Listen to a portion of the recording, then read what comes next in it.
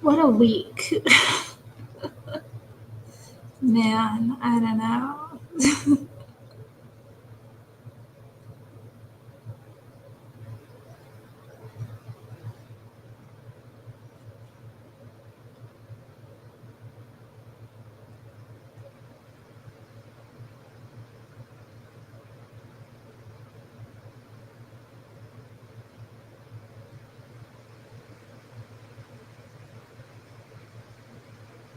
My computer's making some noise, actually. I'm kind of... Okay, well, we'll just see. I'm just working on my drawing, so I thought I might as well go live, see who's on. I told myself I wasn't going to work late today, and then I did. Why do I do that? Why do I do that? You know? I was like, I'm going to leave early tomorrow. And then I was like, oh, it's 5:30. I was off an hour ago. I don't know. I don't know why I do it, but it's over now. I'm not going to think about it for a couple days. Just unreal this week. Could not focus. I don't want to say I couldn't focus. I got done what I needed to, but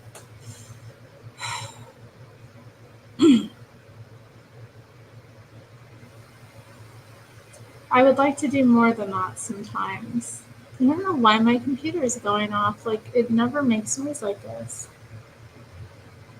Huh.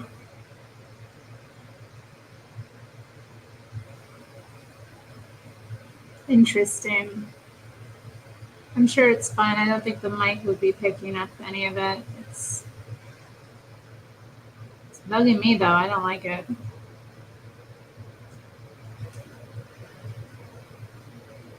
Actually, I should put this up here. Good. Oh. You know, winter is getting to me. Had my power go out midday. That was exciting.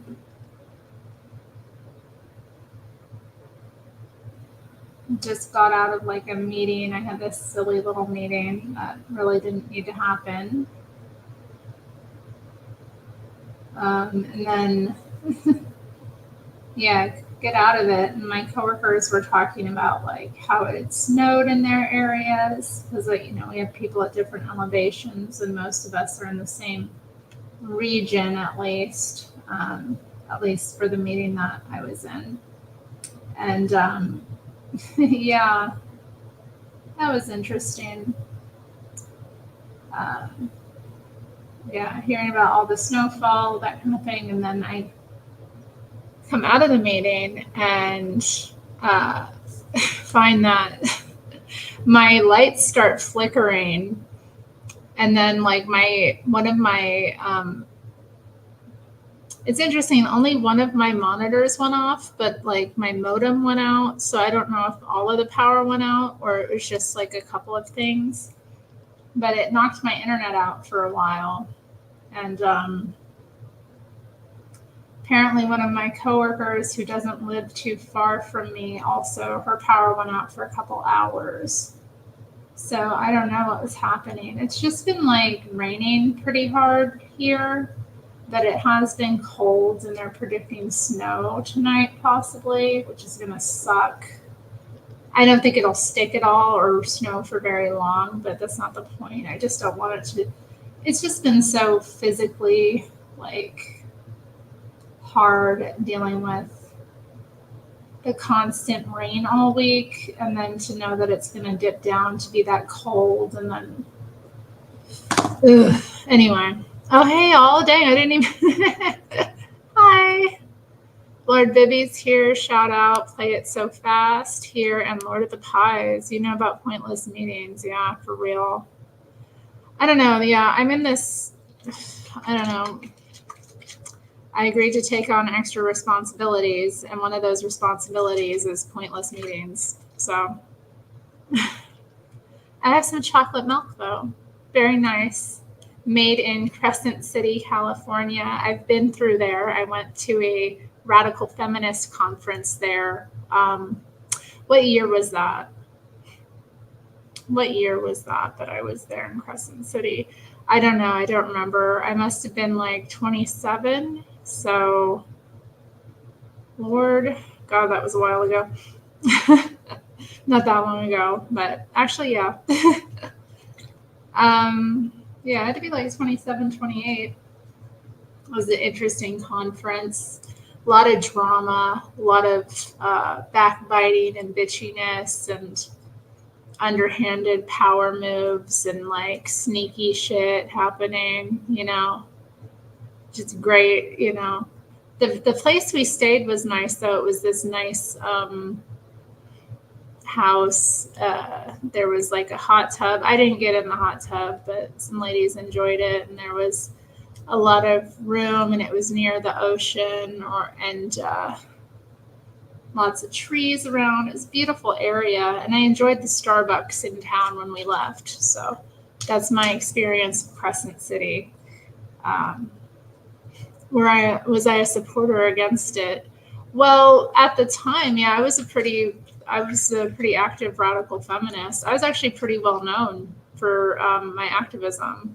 I went to a conference in London, RadFem 2013, and I sat next to there was this workshop, and I ended up sitting next to Sheila Jeffries, who's a very famous radical feminist, like radical lesbian feminist, has been around since the 70s, involved in activism since then. She was part of for decades, and she's, a professor and writer and all that, she's an global activist. I think she was involved in an anti-trafficking organization. So anyway, and I sat next to her. I'd met her before at a conference in Boston. I met her at the Stop Porn Culture conference, but I ended up going to RadFem 2013. I went, hey, here's my women's symbol tattoo. Although I see it more as a symbol of Venus, but so yeah, ended up sitting next to her, and we're waiting for the workshop to begin, and all of these women who knew me from my social media and my Twitter basically came over. They walked past, they walked right by her, even though she's sitting next to me. She's extremely famous, well known, accomplished woman. And all these women came up and be like, "Are you Terri Strange? Oh, it's so nice to meet you. I love your Twitter." Da, da, da. It happened several times, and I was super embarrassed because I'm sitting next to this real person who's actually done things, as opposed to me BSing on Twitter, talking smack to people on Twitter. So yeah, that was a funny moment. So after it happened for the third or fourth time, I don't know, it was weird. She leans over to me. She's like, "I've met you before, haven't I?" Or "Haven't I met you?" And I was like, yeah, we met in Boston. Anyway, later that night, there was a soiree, and I came in a little bit late, and I was sitting by myself, during the dinner and that kind of thing. I was just kind of sitting on my own and kind of just not talking to anyone, because that's kind of how I am. But she pointed at me and waved, and then she said, she was like, "Come here," and she made me sit next to her. And so I got to chat with her. That was pretty cool. She was nice to me, and there were some women that were nice to me. And I did make some friends in it, but honestly, it's a bad scene. Okay. It's a dark world. The whole, cause these women have they have some good politics, and they're right about certain things, but the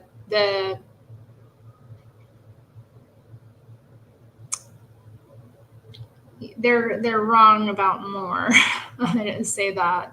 But yeah, I got sucked into that. You campaigned for John Kerry. Lord, that must have sucked. What was that, 2004 that he ran? 2004. Yeah, 2013, RadFem 2013. It was a nice time though. It was a good thing to go to. And it was just so much drama though, so much backbiting and like backstabbing. Again, another thing. And actually we had a RadFem event here, and that was also a lot of that. It's just, it's not,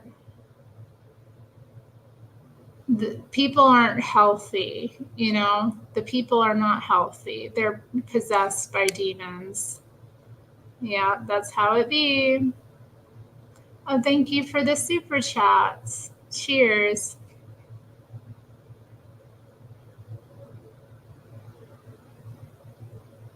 Hmm.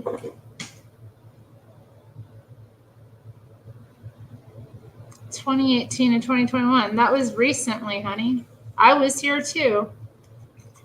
But you never ran into me? Yeah.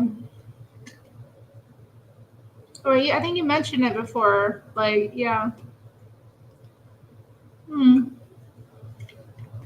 What a mess. I mean, I didn't go around anything that was happening. As soon as things started to kick off during the pandemic, I was like, I don't care anymore. That's when I started, 2020 was when I started to have like my awakening, where I like came back to Christ, and I like, came out of not all of my false identities, but they started to I got sick of all of them. And I just kind of started to like, stop identifying with them.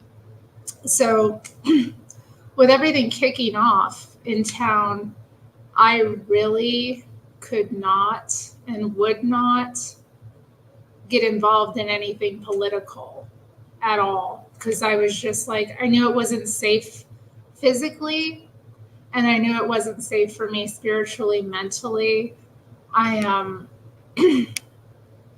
couldn't do it. I couldn't subject myself to it. And I feel that way now. I mean, I went to like a big rally when like Roe versus Wade was overturned. There was a big like march, and there were several massive marches and rallies around the city the day of or day after. So I made my little sign, and I taped it to my little mobility device.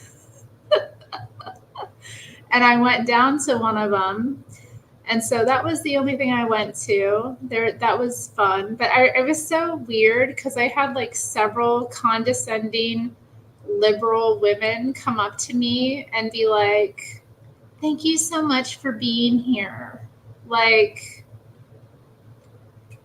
what the hell? What? Why are you thanking me for being here? Like, what? So I think that was like was it the last rally I went to? Yeah, maybe that was the last like rally or march I went to. Yeah, I think so. And that was, yeah, I know. Like, it is condescending because it was just like, I'm here for me. I'm not here for you. I'm not like in solidarity. I mean, I was in solidarity to an extent, like, but I was also like, I'm here for me. This impacts me. That's why I'm here. Like, I don't know. People can be condescending sometimes when you're in a chair. Like, I've been seeing this gentleman recently, and I don't know. There's been a couple times where he's like, where I don't know. It just comes up like little things. People will be like, I don't know. They'll be like, oh, he told me he was proud of me because of my attitude about like how I go about my life when I, go out using a mobility device. I don't know. We were talking about like using the elevator and like how I get out of it. And I was like, well, people have to get out of my way. I'm the VIP here. I'm, ow, sorry, y'all. I am in pain today. That's the thing. I'm tired of this rain. My bones are screaming. They're screaming. Oh, God, it hurts. Okay. Yeah, I am. So, yeah, I was like, you're proud of me? And then, like, we went out, like, for dinner last week. And as I was getting into my device, because I was actually able to get out of it and get into the booth, which was nice. It's nice when I can do that at a restaurant. It doesn't always happen. But yeah, he was like, I got back in the thing and the waiter came over and was kind of asking me about like being in pain and that kind of thing. And he came over and he was like, yeah, she's a real trooper. I was like, oh, hell no. So I don't know. I'm going out with him again tomorrow night. So we'll see. But I kind of like a trooper. You're proud of me? Like, come on. Like, I don't know. I have a positive attitude. I have a positive attitude about my limitations, and I don't let my limitations hold me back from enjoying my life. You know what I mean? But I also don't want to be like condescended to by people. And it's like when it does happen, I don't know if people realize they're being condescending or what. And also a lot of time, I really hate it when it's people who are worse off than me. You know what I mean? Because that happens a lot too. Like I'll just have like random insane people who are like so clearly not at my level. Just they're not at my level as a human being. And they'll be like, oh, you poor thing. Well, what happened to you? Or stuff like that. I'm like, don't go up to a stranger and ask them personal questions about their condition, for one, you rude ass. And also, don't feel sorry for me. There's nothing to feel sorry for. My life is way better than yours. If anything, I should feel sorry for you. But I would never feel sorry for some stranger and then go up to them and like, I don't know. People are rude. People are rude. Anyway, I'm sorry. I wanted to respond to something Lord of the Pies said.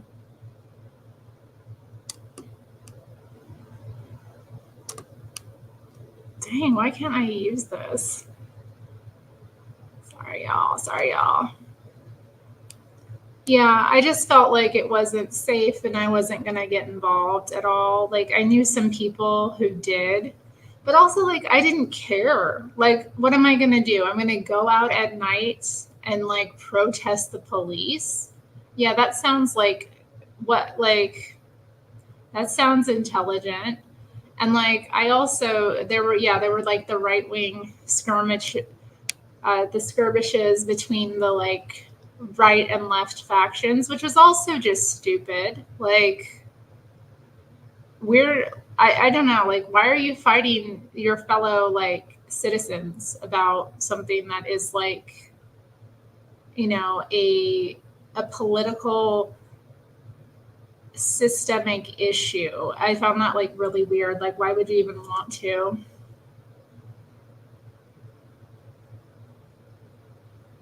Yeah, it's so sad. That was very sad when that happened. Then the guy that like killed him, I can't remember his name now, but he got snuffed too. Like that was a total we don't know that he killed him. It's not clear like who killed him from what I understand, but there was like a guy who was like a main witness and possible suspect, and he got taken out too, like up in Olympia. like he fled the situation and then he ended up getting himself perished as well, like by, ugh.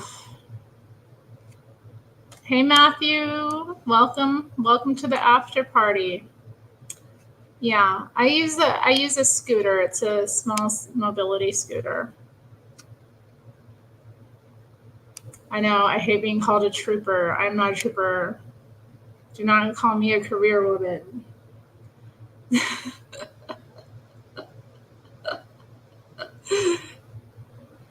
It might be funny, maybe in a couple years time, I'll make some like baby doll t-shirts, since, the 90s, 2000s are coming back. I could see myself making like a trooper shirt, like baby pink with like pastel purple and like bubble like writing. That would be cute.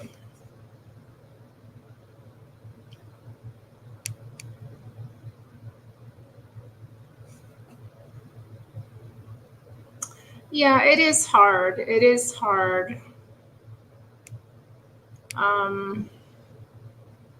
He's a former gymnast.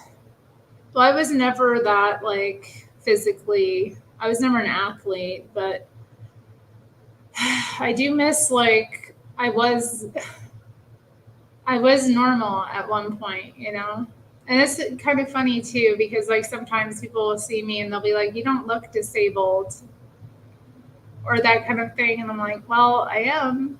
Like, I am.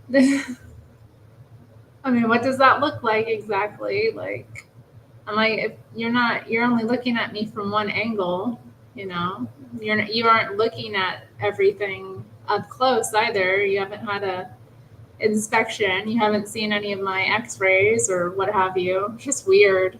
People are very weird, but it's something, it is what it is. And I do have a positive attitude about my life, and I just try to do the best I can with what I have. And I live pretty well, and I live a lot better than many people who are physically capable, which to me is just like astounding. I just think sometimes like the biggest ways that people really hold themselves back are mental. It's not physical.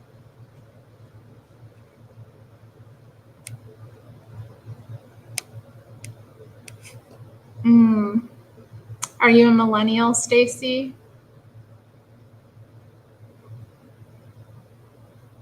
I'm literally a mom. What do you mean? I wonder what I said. Yeah, it is hard sometimes. I do want people to see it. I do want people to recognize it, but I also don't want to be like, yeah. You're so thoughtful. Thank you. Yeah, it's, yeah. It's just, it's interesting. It's an interesting experience to have of being different in some way, but most of the time people don't even, I think in some ways it kind of has liberated me and made me more, it has. Before I had the mobility device, I was in so much pain all the time. I didn't go out much. I didn't have much of a social life, and when I did go out, I could only do so much. I don't like this comment. I'm going to put the user in timeout. We don't like please don't say discussing things on my channel. Yeah, you're so inspiring. You're such a trooper.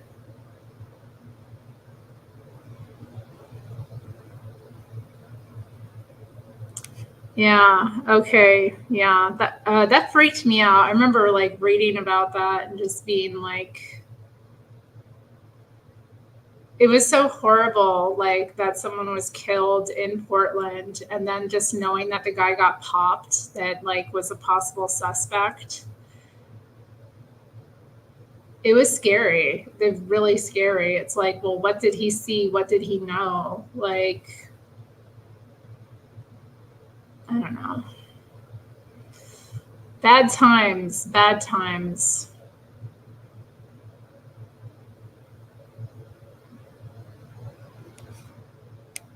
Yeah, DC seems like an interesting place. I've never been to DC. I find that really odd. I want to go sometime. I think there's like some cities I need to visit still in the US. Yeah, I've never been through DC. I want to see all the like stuff. You know, I want to go to all the memorials.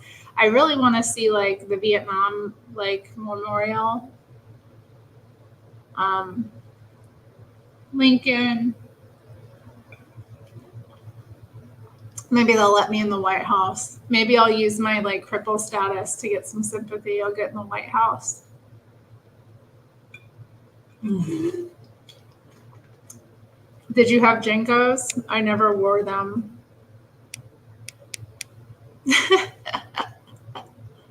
Oh my goodness. Oh my goodness. I don't drive, so I don't have that actually. Who was it? Who was it? Because I didn't know. I didn't see that they left another comment. I only saw their comment about fisting, and I was like, not tonight. Did they say like it looks like they had another comment? What did they say? Who was it? Who do you think it was? I want to know. I'm all intrigued. Yeah. Oh, that's too bad. Yeah, I know. There was a shooting outside my apartment. Man, that was scary. My friend came over. Mimi, hey girl. How you doing tonight, sis? Yeah. Is this what I don't know. Is this attached to your channel? Because you did that like amazing video today. I loved it. Oh, we're just chilling. We're just reminiscing, talking about whatever. I don't know. I was doing some art, and I figured since I'm sitting here, I'll go live. We've been talking about like reminiscing about political strife in the country.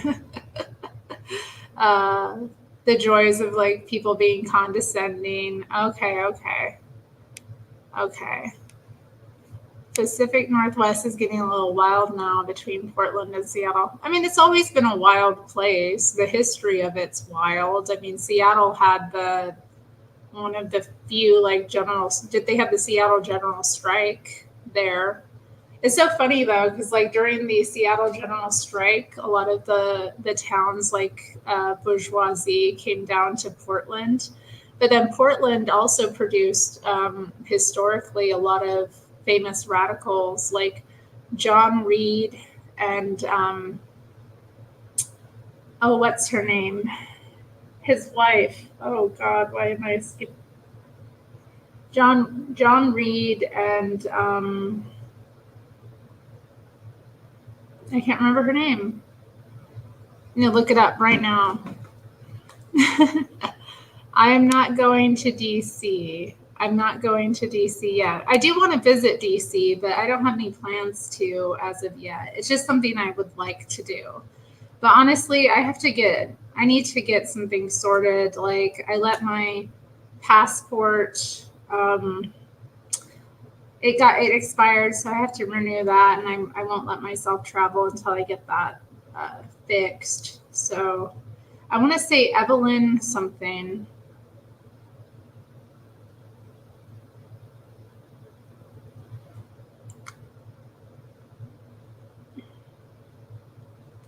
Louise Bryant. That's it. Louise Bryant. So yeah, John Reed, he was an American. He was from this area. So was Louise Bryant. They ended up going to Russia and participating in the Bolshevik Revolution. And John Reed actually ended up serving on some Soviet councils and working in their government. And he died there, actually, and ended up, he's the only American that was buried in the Kremlin. So it's pretty famous. And he's, out of Portland.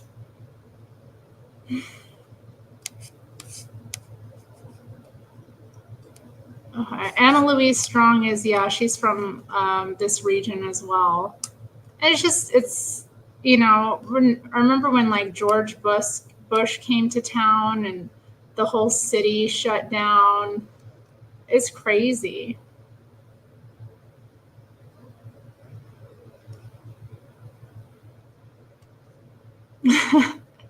One place you will never experience much crime is in the Northeast. Yeah, it seems nice up there, but a bit cold.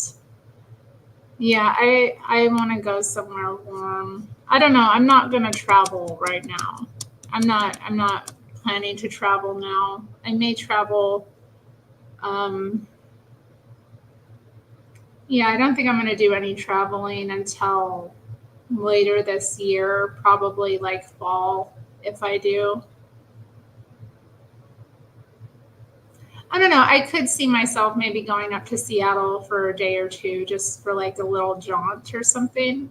Because I have fun going up there. It's easy and it's easy for me at least, and I can go on my own too. So I kind of like that when I can take a little trip on my own. Oh, nice. I hope you have fun. That's right. Like the video, people. Come on. Yeah, I haven't read it. It's what's it called? 10 Days That Shook the World or something like that. I found a Spanish copy at this radical bookstore. It's called like Mother Foucault's here in Portland. Mother Foucault. So just whatever, but it's a really interesting place. Like you go in and they have all these like different socialist periodicals, and then just the books. There's tons of books. They're all stacked on top of each other. They're barely like, they're not really sorted or organized well. And I was just going through different things there, and I found a copy of it, but it was 10 Days That Shook the World, but it was in Spanish, and it was printed in Cuba. I almost bought it because I kind of have a affinity for buying things like that. I have some books that were published in the Soviet Union as well. Like if I see like certain periodicals, like, and so yeah, I have a copy of like Mao's Little Red Book, and that was published in China. And then I do have some writings by Lenin, Georgy Dimitrov, and I think I have another one. I don't know, but so I have a few books that were published in the Soviet Union. So like if I see something that was like published, I don't know. I just if it's in a country that's like,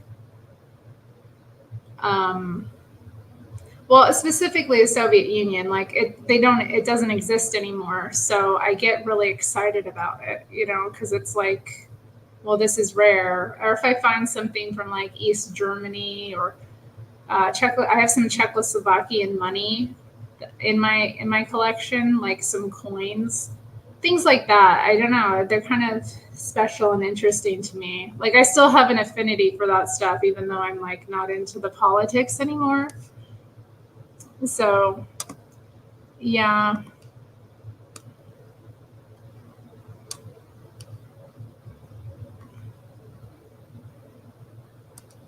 Oh my goodness. Have I ever been to Victoria, Canada? I've never been to Victoria, no. I've been through BC, like I've driven through BC from Alaska to Washington. And I've been to Vancouver a number of times, but I haven't really been outside of that, and not as an adult. But I have heard really good things about Victoria. I'm going to come out right now and tell you I don't like Star Wars. I don't like it. Do not like it. I'm irritated by Star Wars.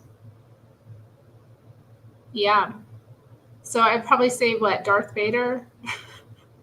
Like, I don't like Star Wars.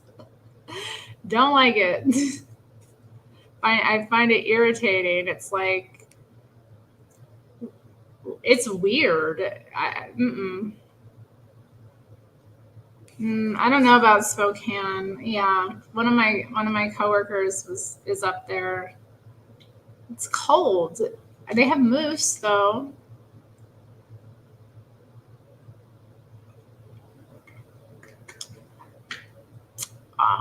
I know Mother Foucault. They're really pushing it. I mean, it's a neat little shop though. I was surprised at everything they had. I mean, uh, yeah, that's kind of why I want to go to LA too. Like I enjoy LA. I've been there before. There's some sites I haven't seen there. I still want to visit the Hollywood Forever Cemetery and like visit like the old Hollywood star graves, things like that. And I have a close friend that lives there, so it'd be nice to see her. But I definitely want to visit Bond. Like that's my thing. I'm like, I want to go to a women's forum, and then I want to go to fellowship on Sunday. I'm sure they did have Derrida in there. Oh, cool. That's cool. Yeah, prized as Elf. Lord of the Pies. Oh, he put on his picture. Look at that nice picture. Aw. Okay, yeah, Mimi. I don't know. Star Wars is so boring. It's so boring. Oh, I'm having trouble giving up. Yeah. I I don't like it. Like I guess I kind of liked it when I was a kid a little bit. So I'm trying to remember who's my favorite character, but I still think it was Darth Vader actually. When I was a kid, like I think I just found him cool. I liked when he like killed that dude with his hand without even touching him, or like I don't know if he killed him, but he choked him. I liked his outfit. Oh god. I can't get into Star Trek either. Like I've tried a couple of times because people are all like, "Oh no, you gotta watch it." Like, and what was the one in the '90s with like Patrick Stewart as the captain? Um, People have told me that's the best one, but I've given it a try, and I just watch it, and I'm like, this is so not it. It's funny though, like it's not like I'm completely against like space. I mean, things that take place in space because I got into that like show, The Abyss. Is that what it's called? The Abyss? No, I don't remember, but it was like a Prime series. They've done like multiple series of it, and it's about like the different planets all kind of discovering this new system that they can enter, and colonize. But I like the idea of like they have like the Earthlings versus the Martians versus the Belt people, the people who live in the asteroid belt. It's fascinating, and then they have like colonies and like mining on different moons of Jupiter and that kind of thing. It's fascinating. And they all have like different accents and different cultures. Mm. But anyway, yeah, I don't know. I got into that, but so I'm not against space stuff entirely. But you were in LA last week. Oh my goodness! And did you go see Bond? Did you visit Bond?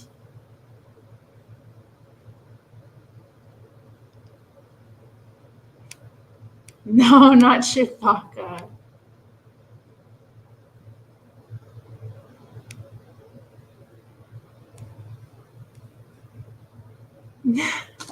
Oh, I love California. I mean, I do. I've always liked California. I love Californians too. They're so fun. People here hate Californians though because they blame them for driving up the cost of everything and da da da da and like they don't know how to drive. But like Oregonians drive like old women, you know?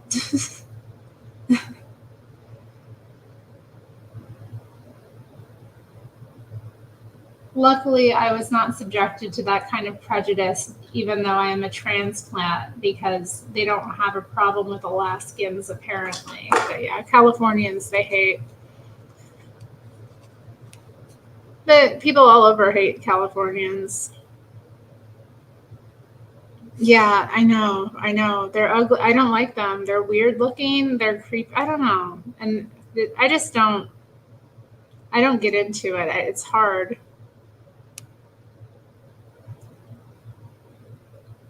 You went to Arkansas? Arkansas? Where's that? What? You left the West Coast? Okay, yeah, y'all are already doing the Arkansas joke.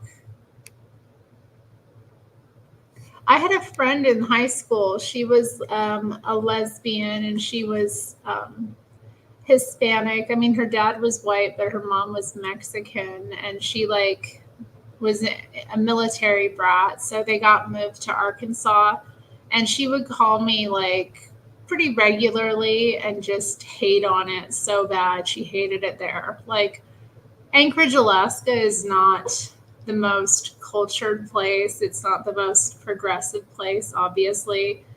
But man, she had a hard time in Arkansas. She was just like, she couldn't wait to get out.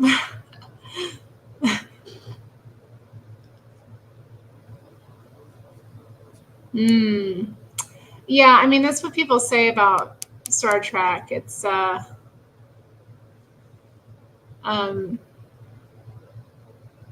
they deal with all these different social issues. And yeah, I don't know, but I can't get into it, Matthew. I just can't. I've tried. I've tried. Oh, 100-year-old home in Oregon made with that old timber. Oh, you should have just invested in that because in a few years it would be worth like double it, and then you could buy twice the amount of land in Arkansas. Arkansas.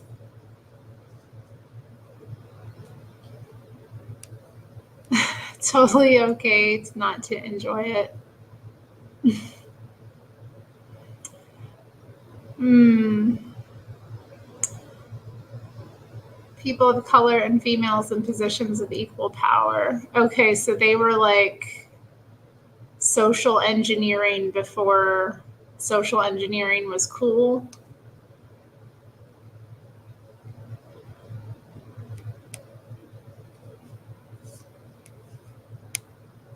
Yeah. Well, I think it's also just this was bound to happen.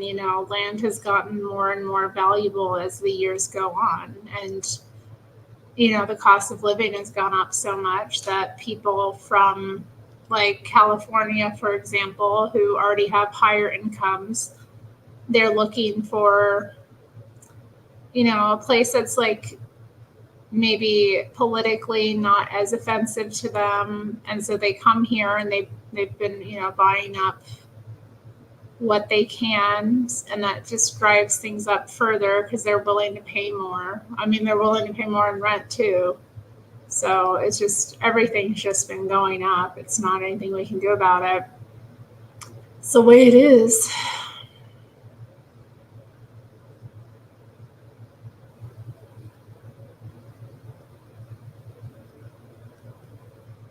It's too cold to be progressive. We need firewood. Uh, Man, I hate firewood. I love having a fire. Like, there's nothing more luxurious than having a fireplace and having a fire. It's wonderful. They're fun to build, but man, As a kid, I had to stack wood all the time. Oh, I hated it. Hated it. And I hated like just my dad would like grab me, you know, on the weekend. Wake up in the morning, he'd be like, okay, we're going here. And then I'd have to spend all day stacking wood in his truck while he like was cutting it up with his chainsaw. I hated the sound of it. Like I hated the sound of the chainsaw. Like every time it went off, I just like had a visceral reaction to it. It was so awful.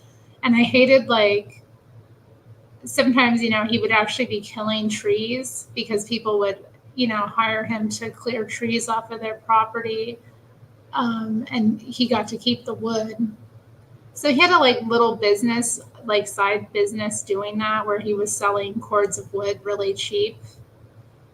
But yeah, the unfortunate thing about it is like I had to do it, it's just it was also during like one of the most awkward times in my adolescence when it was the last thing I wanted to be doing, because I was becoming a woman and I had all that anger and rage about that. My body was just like weird and I don't know, like I just hated it so much. And I got so dirty doing it. Like I'd go home and I remember like taking an oxy pad to like clean my face and it would be black. And I'd just be like so enraged. And I started noticing like skin issues I was having from it during, again, the worst part of my adolescence. And then, so I'd have to stack the wood in his effing truck. And then we get home and I'd have to like take it out of the truck, right? And stack it somewhere else. And then if he sold some of the stuff, I'd have to stack it again. I hate stacking and hauling wood. I hate it. Hate it. I can't do it anymore, but man.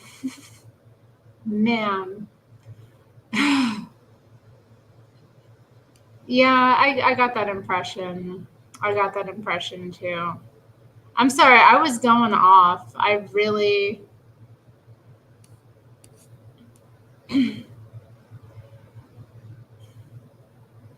Well, I did have it recommended by a feminist. Like, so I'll say that. She was like really adamant about it. Like,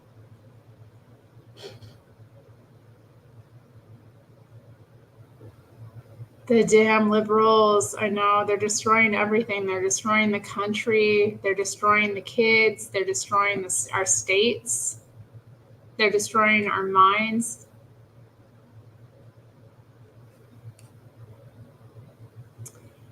Can you explain this? People need to learn how to leverage being poor. JLP knew how to do it. I don't know what you mean.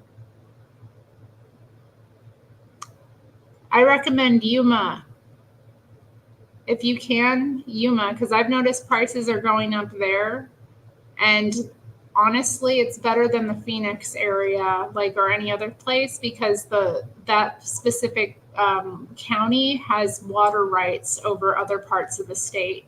So somewhere in that region, it's better in terms of like living in the desert. I mean, there might be other places too, but I'm partial to Yuma since I lived there, and you got kind of that old West charm to it.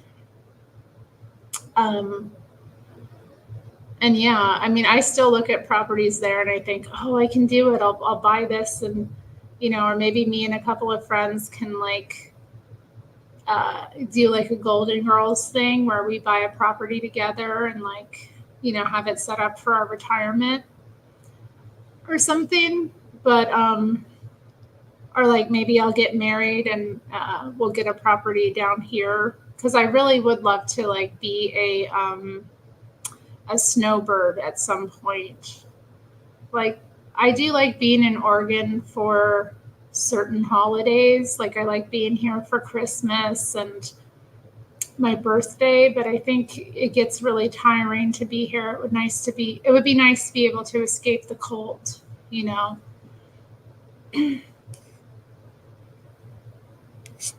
Okay, yeah. I like these two. Have you seen the Serpent Queen that came out about what's her name? Come on, brain.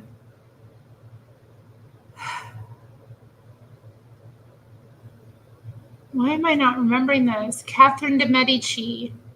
I think it's so fascinating that Europe had all these female rulers at the same time. Like, um, there was Catherine de Medici ruling France. There was Mary Stuart in Scotland. Elizabeth in England. Um, yeah, it's just fascinating. But I really love that actress. I think her name is Samantha Gordon that plays Catherine de Medici, and I think she did a great job. And yeah, it was fun to watch. I get into those as well. And there was all those series off of the Philippa Gregory novels. I really loved The White Queen. I think that one was the best one, but they've done like The White Queen, The White Princess, The Spanish Princess. Like they've done those series. But my favorite of all time, Elizabethan. It's an Elizabethan production. It's from the 70s. It's called Elizabeth R., starring Glenda Jackson, who passed away last year. It is the best Elizabeth like series ever. Okay, it trumps any Elizabeth film. It trumps any other series I've seen about her. It is so well acted. Glenda Jackson just has such an authority as an actress. She just is so believable as this queen. So it goes through like all of the kind of like upheavals of her life and how she eventually, ascended to the throne and the things that she dealt with in her rule, which was just incredibly acted. And I thought it was so, I mean, Elizabeth is such an incredible figure to like really think about. And the way she ruled and the way she kind of won people's hearts more than anything, like it's so fascinating. I mean, the people really loved her. They really like loved her. And prior to her rule, England did not handle female monarchs well, and this was something that her father was like really worried about. I mean, it's why Henry, tried so hard to produce a male heir. It's why he went through all the trouble of, trying to get a son, because he was very concerned about the stability of his country. We kind of look at it and now, and it's kind of horrific to us, but he was trying to do what was best for the nation, because he knew that if he left his throne to his daughter Mary, like it wouldn't be good for the country. And Mary was not a good ruler as well, but like it's just so. I think Elizabeth, she was very well educated. Like she had very strong men around her that really worked to support her and were loyal to her, which I think mattered as well. I mean, a ruler is only as powerful as the people around them. But she kind of like, you can tell that because she observed so much in her life and during her father's rule, you can just see how it shaped her. And I think the series Elizabeth R is just phenomenal. But anyway, I'm going off.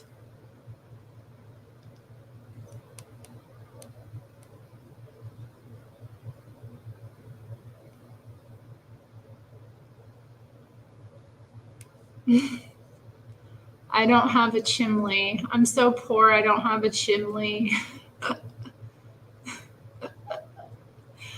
I'm so sad. What will I do without a chimney? You have a fire pit? Yeah, those are nice too. Those are nice. You chopped wood. Yeah, I hate doing man things. I don't like doing man things. I never have. But my dad was always like, "Stop being a wuss," and just like made me do them. And I'd be like, I'm traumatized. Like I was always. It was so hard. It was so hard. It was so hard. I had this like,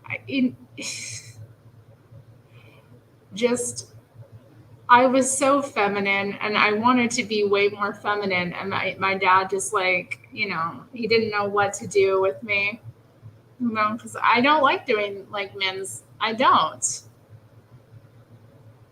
I'm not incapable of doing, well, I kind of am now. I mean, I'm kind of in a position now with, you know, the condition of my body that I can't do things, and that's also something that I've learned just from dealing with that, that it's okay to not be capable all the time. It's okay to need help.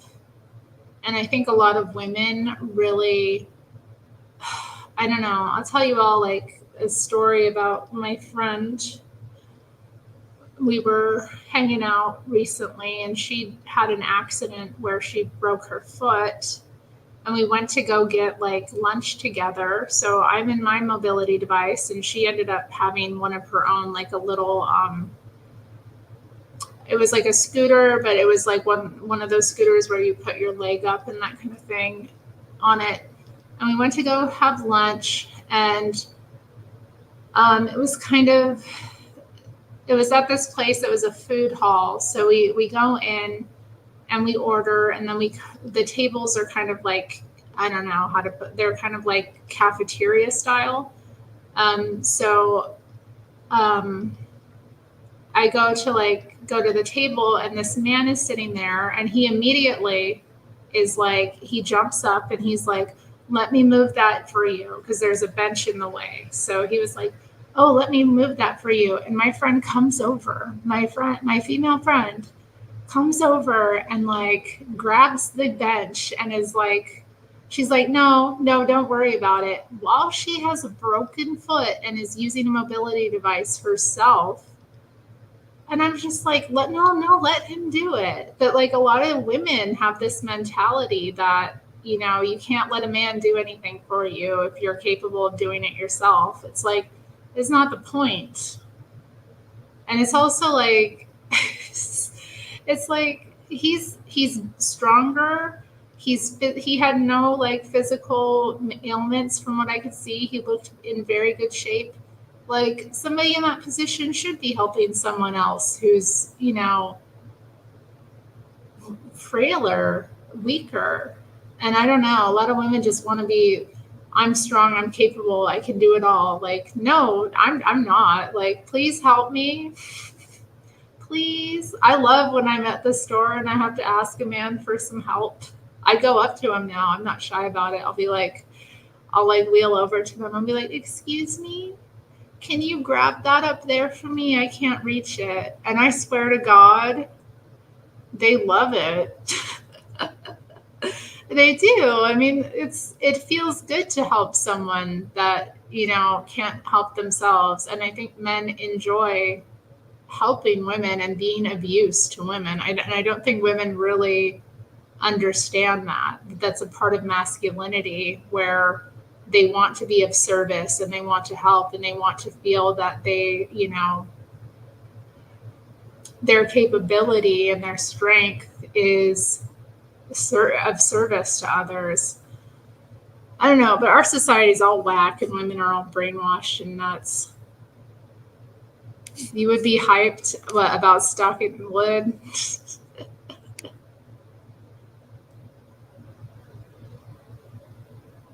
Mm-hmm. Oh yeah. Yeah, but they're good people. The Mexican people are good people. Like, especially down there. They're like salt of the earth. They're very traditional. They're very neighborly as well. I mean, when I lived in Arizona, like most of the people, I mean, everybody that I met was pretty neighborly and like Christian in that way, like help your neighbor, look out for them. But I have to say, like, the people who I befriended the most and who like extended themselves most to me were of Mexican descent. Like, they were like, oh, do you need any help? Can I, let me do this for you. Let me hook you up with this thing, that kind of thing. Like, they were very welcoming. And yeah, I'm still friends with some of them too. I keep up with them.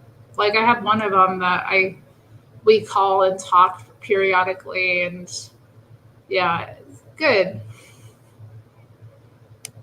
Arizona's so ugly though.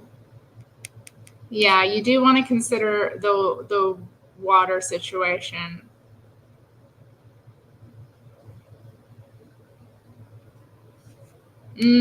Okay.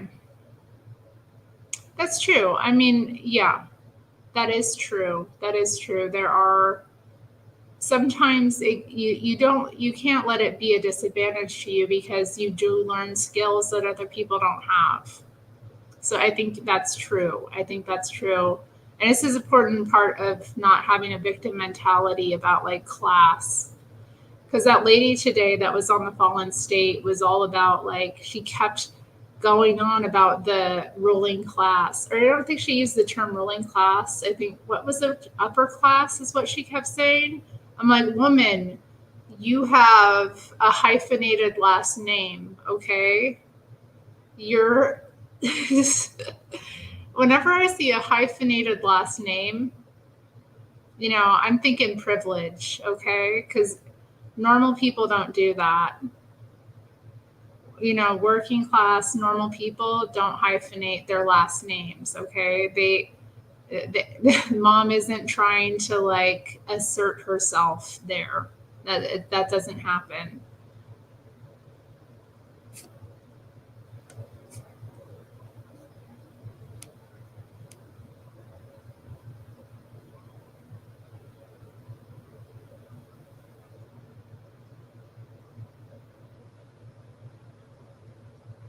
Katerina Sforza.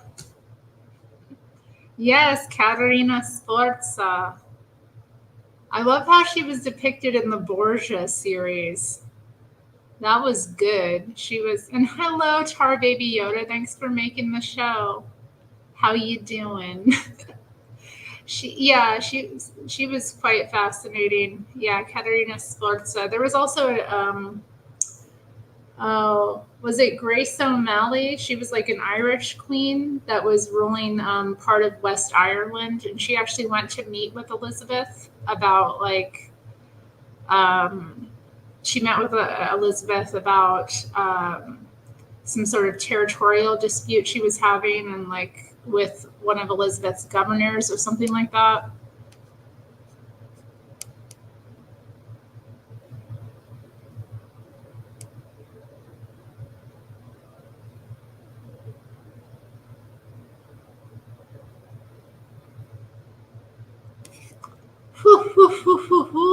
Dang, 498K, baby. Yeah.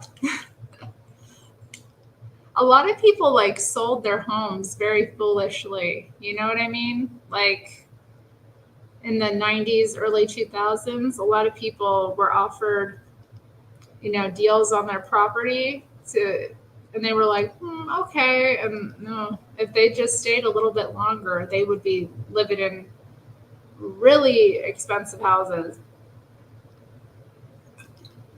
I had a friend who grew up here in like the Irvington area, and her mother held on to the house. Like, she ended up dying in the house, but she held on to it until, I don't know, it was probably like, when did she die? 2016, I think, was when her mother died. So she ends up inheriting the house and sold it for like, I don't want to say, but a good chunk of money. Like this house that she grew up in, and And so she was able to buy like land and house and property out in the country and just set up a completely different life from that. They're gentrifying Hawaii. It's horrible. Yeah, the Medici are fascinating. Catherine de Medici is very fascinating. And it's just kind of obviously they weren't nobility. They weren't like of the aristocracy. They were a merchant family that rose in power. So it's interesting though, but the King of France was very adamant about arranging the marriage of his son to her. Just because, and she didn't even really grow up around her family. She was being like held in,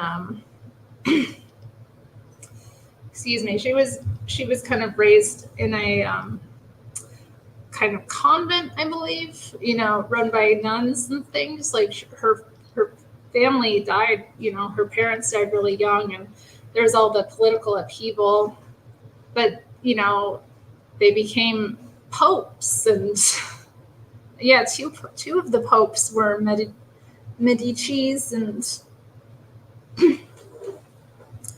they really changed the face of Europe, and we're so behind the Renaissance. So yeah, I just think it was interesting that he was very adamant about marrying his son off to her. I think he knew that she would be an asset, and she was. She ended up ruling France, once her husband died, and, her husband and son, and, it was kind of tragic though, too, like her kids, her situation with her kids and how many died, and Manciello.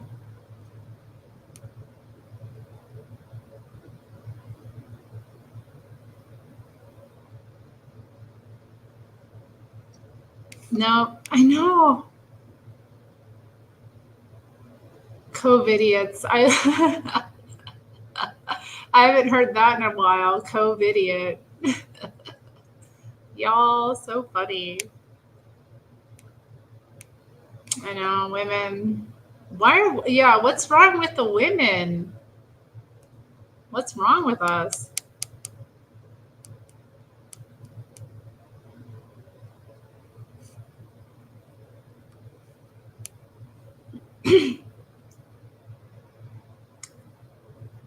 Well, I don't know about that. See, like a woman being concerned about a man expecting something for helping. Why do women feel that way? If I ask a man to grab me something I can't reach on a grocery store shelf, why would he expect anything from me? I think a lot of women are paranoid about men. It's paranoia is what it is. They're like, he might want to have, and he may want to have sex with you, but you are not required to give him sex for doing you a small favor. And this, when did women also like not recognize our own power in this situation as well? Like they're supposed to be doing things for us. They're supposed to earn us. I don't understand that mentality. We are to be earned. Okay. A man has to be doing things. He has to, help us in some way. He has to be improving our lives. He has to be showing us he can take care of us. And you don't earn a woman by like grabbing her something off of a grocery shelf. Stop it. Hey, why are you being violent? Baby, I don't want to uncross my legs. They hurt.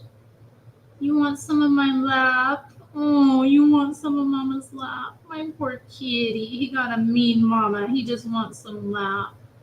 He just wants some loving. She been working all day. She ain't been paying attention to him. And then she up here talking, running her mouth. All right, come here, baby.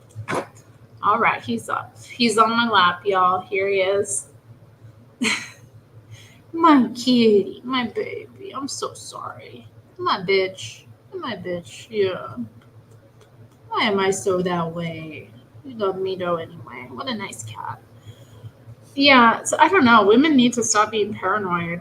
Like, and also, like, I don't know. I've heard women be like, I always pay for dinner because I'm not, he might expect to have, to want to have sex with me. I'm like, well, that's his problem. Like, what kind of man, really, like, what man rationally thinks that because he's bought you a few dinners, that that's enough to get into your pants? Like, really? Like, come on. Give me a break. And it's also, it doesn't matter. Like, it's just standards everywhere. Like, it's wild. But it's something that women have done to themselves too. Like, women have caused this to a large degree because they've made it so easy for men to, have quick, cheap, easy sex. Sometimes they don't even have to do anything. Yeah, I know. I know. Well, that's fine. I mean, I think, if you are of a certain class, it's okay to hyphenate your name because it's the joining of two people. But I just think, this woman was going off on, like, the upper classes. I'm like, honey, honey, you're of privilege. Like, not saying she's, a ruling class person. She's clearly not, but it's just silly. It's always silly when people. Yeah.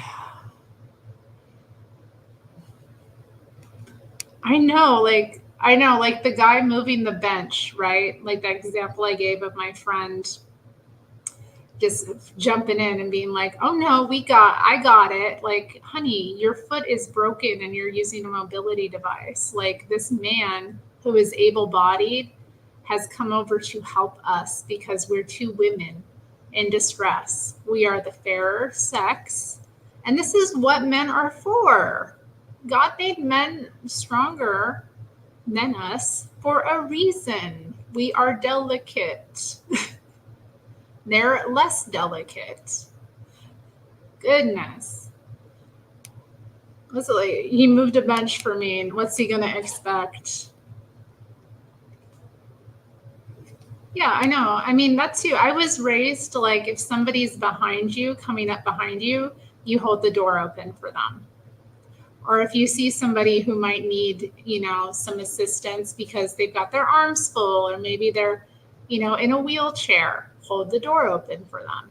It's just polite. Yeah.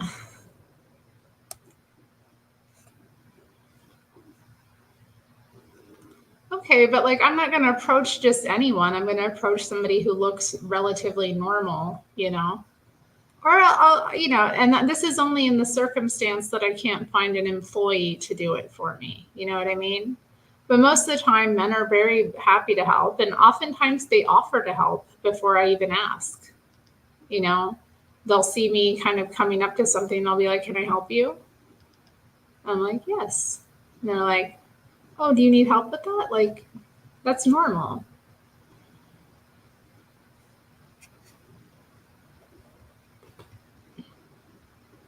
Yeah, it's the erosion of traditionalism, and I think just the erosion of manners generally. You know what I mean? Because a lot of it's just manners. I mean, this is manners. Whether regardless, let's take the like gender thing out of the equation, the man woman thing out of the equation. Like, it's normal for somebody who is physically capable to help somebody that is less capable in a civilization. In a civilized society, or even in an uncivilized society, this is how humans generally behave toward one another, with altruism. That's the foundation of it's the foundation of keeping our species going. Everybody does their part. If you can do something for someone who can't do it for themselves, or if you can help, you should. You are such a baby. Look at you. Oh my God, you're being a ham right now. Look at this little ham. You ain't no kitty. You a ham. You a ham. You a damn ham. Who's a ham? Who's a little hammy boy? He's on a ham. Look at you. You love it. Yeah, you love mama. Oh my God. Who knew? How come I'm so lucky I got the kitty? How come I'm so lucky I got a sweet kitty that loves to cuddle, that loves me. He's been really happy with me too because I've been giving him chicken. He gets meat, not just like the canned pate stuff anymore. I've been buying pulled rotisserie chicken, that they shred up or they take off of the old rotisserie chickens at the store. I've been buying that up and giving it to him as one of his meals every day, and he loves it. He loves it. He never has any problems too, because I was noticing he was starting to, like, if he ate his pate too fast or sometimes it would bother his stomach, he'd like be puking. And I was like, this isn't good. So I just started buying him meat and giving him more like actual meat. And that has been something that he really loves. He really loves it. You love getting real meat, don't you? Yeah, you do. Because you a killer. You a little killer, aren't you? Yes, you are. I'm so proud of you. I'm so proud of you, you little killer. You kill the little animals, all the little animals. You kill all them little critters. I'm so proud of you. Nada was cooking during next stream.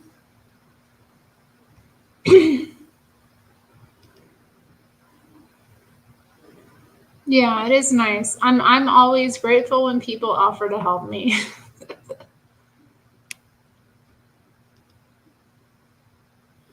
Yeah, I know. Oh, it's awful.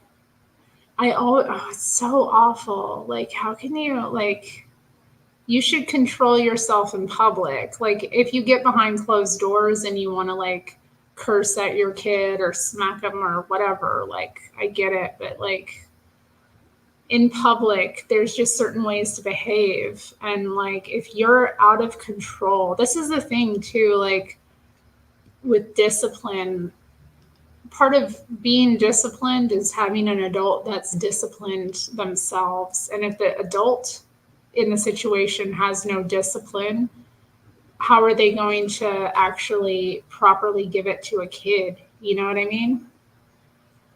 And they're just out of control. They're like running off, cursing in public, smacking them. I'm like, what are you teaching your kid?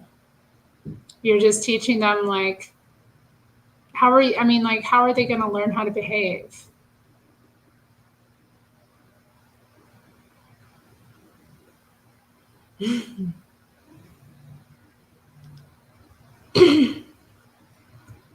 Oh my goodness. I used to shudder when I saw parents cussing at their children.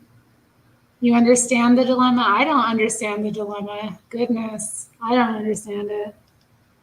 But I don't know. I don't have kids, so I don't want to judge too harshly. But, like, I think, for me, it would be very important that my children would know how to conduct themselves in public, and if I can't be in control of myself in public, how are they ever going to learn themselves? If you're mad at your kid because they're acting out in public or that kind of thing, like, then you should know how to behave in public too. Oh, Lord, this is such a real image. A woman with 3 or 4 kids in her pajamas and a hairnet. It's real out here. Like, where is shame? Like, why don't people have shame? Like, why do you go in public looking like that? Like, I don't understand it. I don't leave the house unless I'm looking right. You know what I mean? I don't leave the house unless I'm dressed. Like, how do you go out in public in pajamas? How do you leave your front door wearing pajamas? I mean, maybe if you're going to a pajama party or something, but like, really, how do you go out of the door in sleepwear and a hairnet, and you bring your kids out with you? Like, you're not, what are you teaching them? And like, also, it shows no regard for yourself. But I think that's part of it, because, you know, I tend to get judgmental when I see that. But then at the same time, I have to remember, like, this woman probably has no regard for herself. So if she has no regard for herself, how can she like consider others? Because if she cared about herself at all, she wouldn't be going out looking like that. And women always justify it with like, oh, I don't care what people think, and da da da da da. Like, I'm just gonna do whatever I want because I don't care what people think or what they have to say about it. And like, you know, like, you should you should care to a certain extent, because it's just respectful. It's like, it's not even about, you know, caring about their opinion. It's that we're in a civilization together, and how you show up sets the tone for how people treat you. And so if you show up like you don't care, and you don't even respect anybody else's opinion, and, you know, everybody else is like uninteresting and unimportant to you, which I think that's the thing I don't that's the thing about it, is like, you're disrespecting yourself by looking like that in public. But you're also disrespecting everybody else, because you're basically showing and saying to them that you don't care to make an effort, and you don't care to like make people comfortable. Because like, I'm uncomfortable when I see somebody looking crazy in public. I'm uncomfortable because I'm like thinking, okay, what's going on here? Like, I don't even go to the corner store. I will not, if I'm not dressed, I'm not leaving the house. And dressed means, you know, dressed. It means I've got on day clothes. I have on appropriate clothing. I have on, you know, my hair is done. My makeup is on, you know, my outfit is coordinated. I don't understand how people like go out any other way. You know, I'm clean. I, you know, also dressed, I'm clean. I don't go out in anything that's not clean. I make sure, I even make sure my mobility device is clean. Like, anytime before I go out, I always like check it out. I'm like, oh, you know, there's some stuff here. I get like a paper towel and wipe it off, or I'll do something. Like, I make sure when I leave the house that I look my best. So I get really irritated that other people don't too, because a lot of people don't. Like, they don't care, because I don't care what other people think, because I don't care about society. It's just, there's no standards. It's a shame.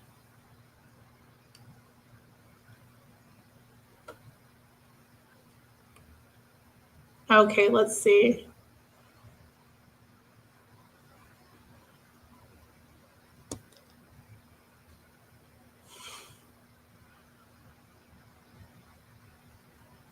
I know. I know. Sometimes like a dog will bark at me and the people will be like, stop like that. I'm like, you're just making more noise. The dog is startled. It's okay. I'm not scared of your chihuahua.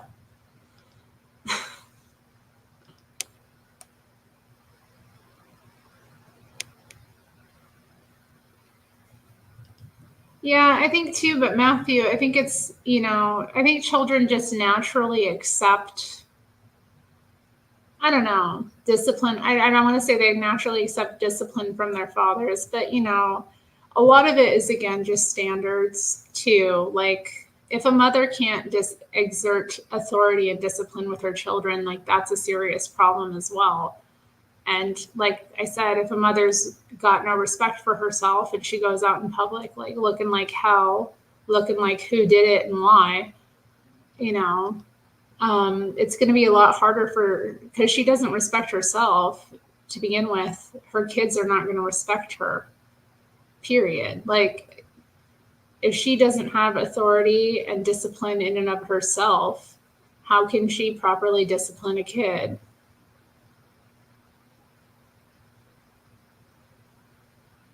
Mm-hmm.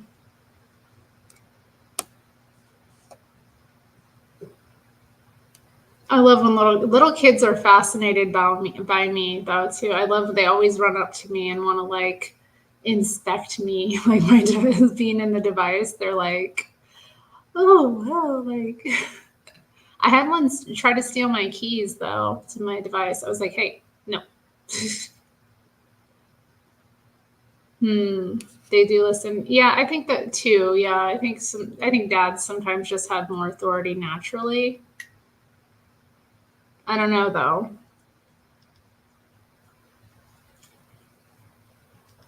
I hope so though. I mean, that's the natural order of things.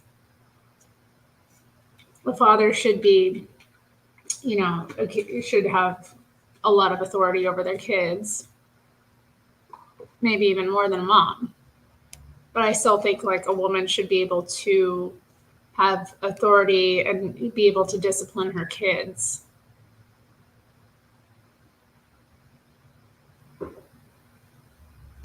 Alpha dads have the look. Shout out to the alpha dads.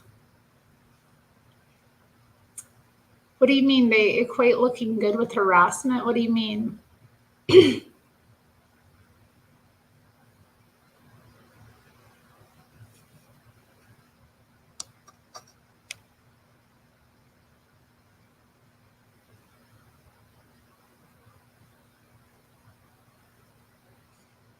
I do too. It's just it's pleasant, it's pleasant and it shows like when you have regard for yourself, it shows regard for everyone else.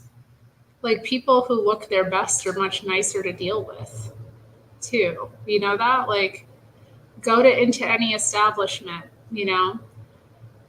if you look like who did it and why, if you look like you just got up out of bed, you just rolled in there, you're wearing your flip flops, your pajamas, your hair is not done, or it's in curlers, or it's in a hairnet or a bonnet, or some BS like that, and you got a gaggle of kids around you and they're all like crazy, like it doesn't really give the impression to anyone else that you care about them. So it's psychological for people. The people that look nice and are present themselves well and make the most of what they have always do better.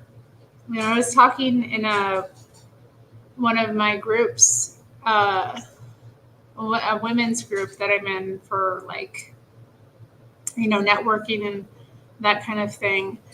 And we were talking about the concept of aging and like women, losing their, what's it called? Like, our attractiveness or our supposed value goes down in age, those kind of ideas. And, we're really talking about, or we've been like really discussing the importance of always looking your best. Because if you look at like the most, elite women in the world, the women who are, upper class, the women who are, members of the ruling class, they look their age. They don't chase every single trend. They're not like trying to look like anyone else. They make the most of what they have. And they look the best they can with what they have. And they embrace, to a certain extent, their natural features, and they look right, and they're valued anyway. But I think there's something to like just the level of regard and respect you have for yourself, the way you carry yourself, and the way that you present yourself to others, it communicates a lot and it will increase your value. Because, like, if you're a young woman, if you're a young woman and you don't do these things, because, I obviously have been a young woman. And I've always been a bit this way, but not completely. There were times when I was a young woman where I looked, more just bad than others, like fashion faux pas or just not dressed my best or like wearing ratty shoes or things like that and like not caring and that kind of thing. Um,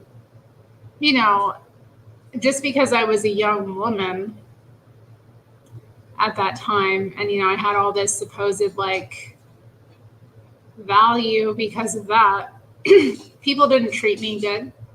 People didn't treat me better. But now, that I'm a bit older, and I do those things, I'm going to be treated better than like a 20-year-old who looks like she don't care and is dressed like whatever. I'm going to be given more and people are going to value me more. It's the more you invest in yourself, the more other people are going to value you. That's just it. That's just it. Your value really comes down to how much you value yourself and how much time, effort, and care you put into you. Anything else is just superfluous and worldly. Was he black? Was who black? Why the chat always bearing race? Because we got some crazy.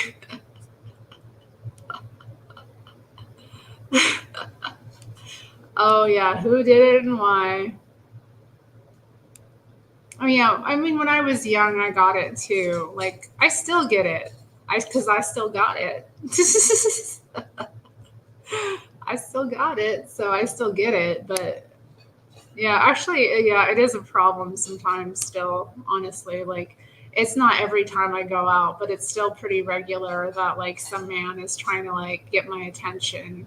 Although I find they're less offensive than they were when I was younger, because, like, when I was really younger, like, when I was a teenager and, like, in my early 20s, it would just be, like, vulgar. Men would just be, like, or it was just like constantly like telling me to smile or just doing little stupid things to get my attention or like walking past me and saying something vulgar. That happens a lot less. I mean, I don't think I've had anything vulgar said to me in years. But yeah, I will have guys like try to like still get my attention and bother me. And like, I just, I think I deal with it a bit better now too. But again, like it's looking good. You don't have to look like you're soliciting to look good. You know what I mean? You don't have to have it all out there to look good.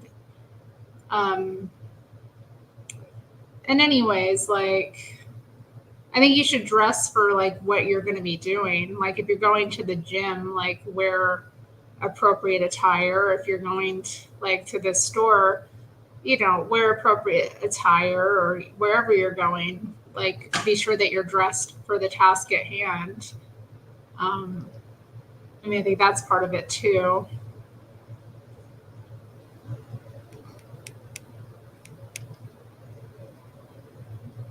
Mm-hmm. Poor American dad's getting psyoped.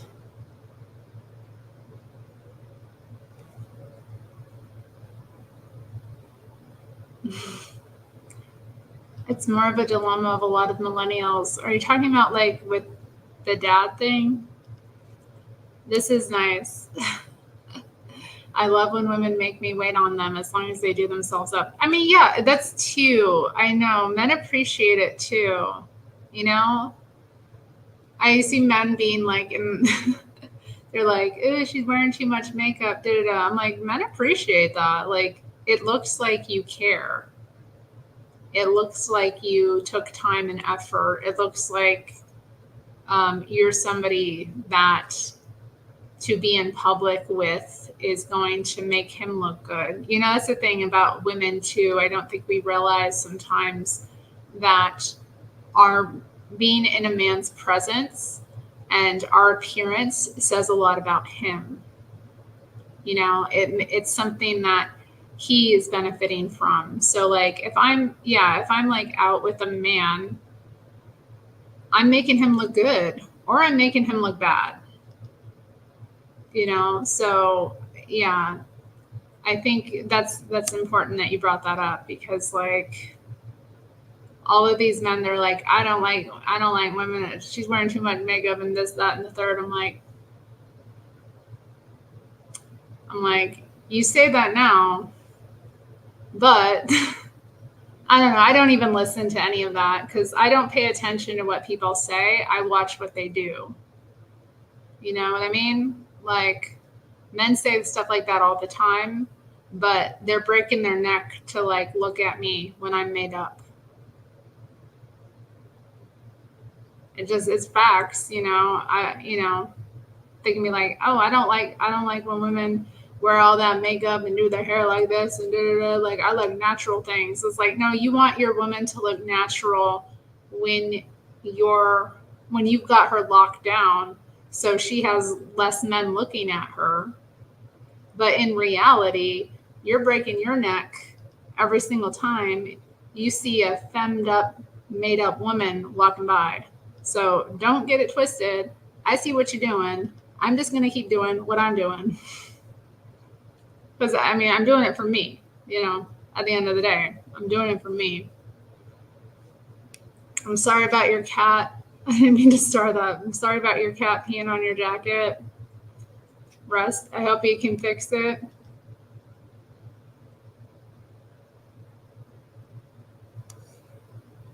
Oh, this is nice. Good old baking soda and vinegar.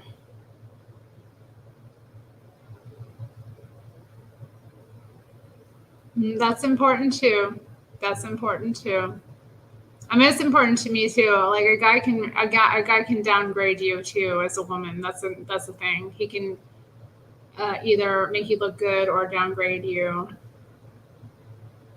Because like if you're like a good looking woman with like a troll of a man, you know, that cannot be good for you. So I've had trouble with that too, like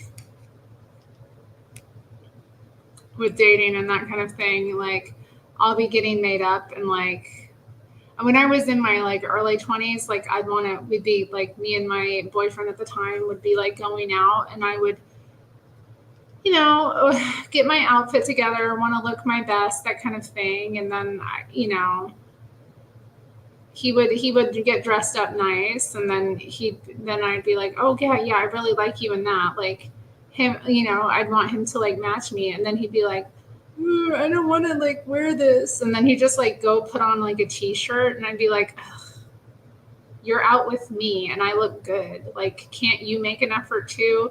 Like, is it really that hard to wear a button up?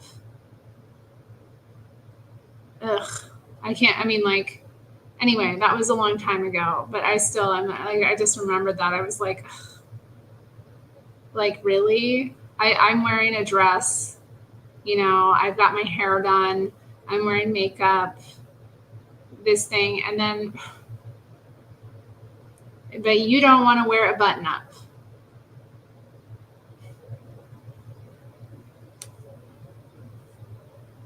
Mm-hmm.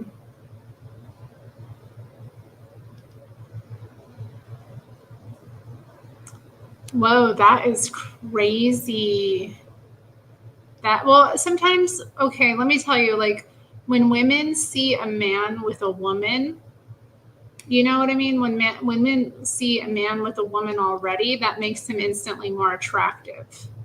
Okay, so like, you'll notice this with women. They'll like if a man shows himself to like be out with a woman and he knows how to like be proper and a gentleman, that makes you more attractive to other women. Like it's like, okay, well if he got her, like, maybe he'd do that for me. But I don't know. I think that's really weird, and I'm not that kind of woman. I don't do it. I won't do it.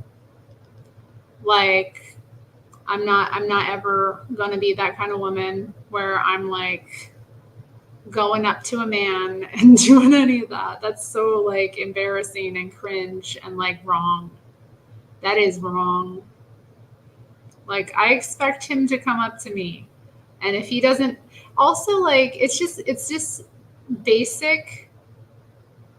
It's just basic, in terms of setting up a relationship in the right way. You're asking if they're getting thirsty nowadays. I think that's part of it. I also think a lot of women,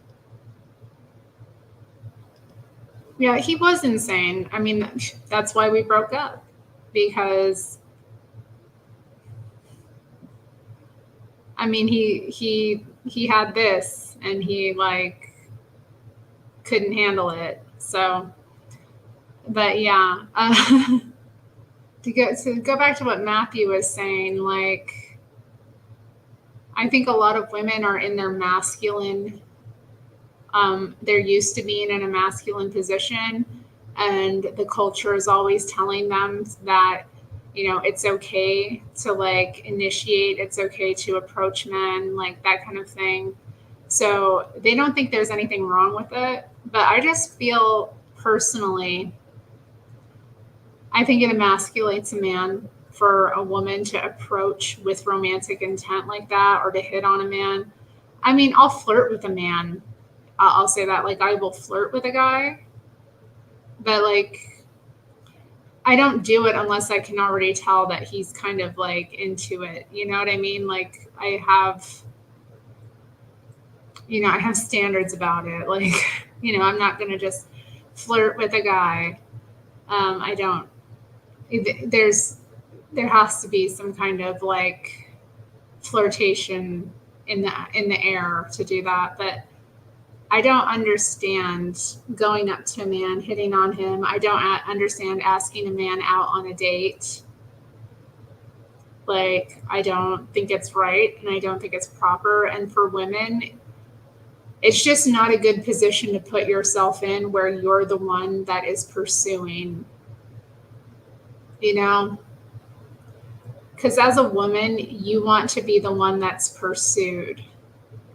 And if you're not the one that's pursued, then he's really not that into you. So for me, like, it's always just been, if he's not interested in me enough to be romantically pursuing me, it's not a good idea for me to overstep and like put myself in the position where I'm the one that's more into him.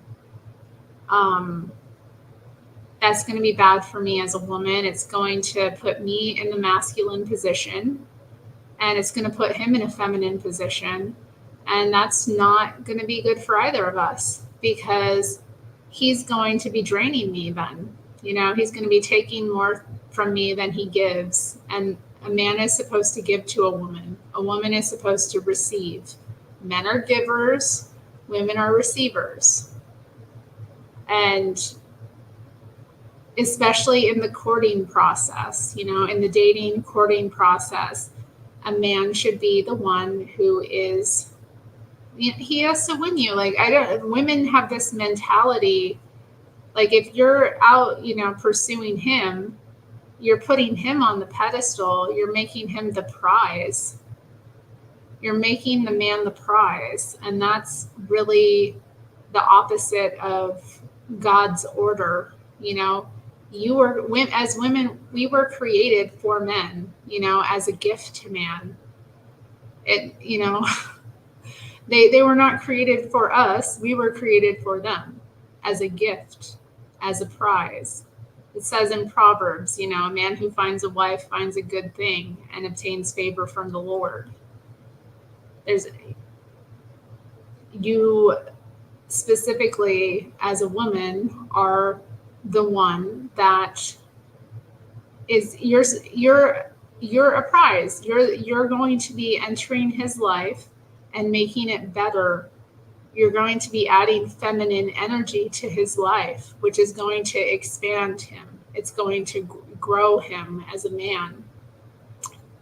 You know, women push men. Women, when a man has a woman in his life, he's pushed to become greater than he was at the beginning.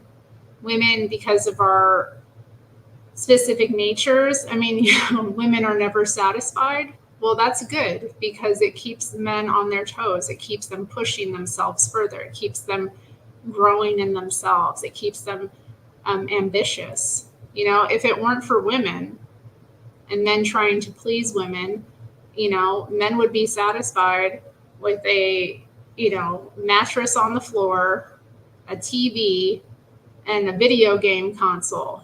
You know what I mean? Like those really sad, like, you know, those like sad little footage scenes, you know, of the bachelor pads. Like men would be totally content, you know, with very little. But a woman forces a man.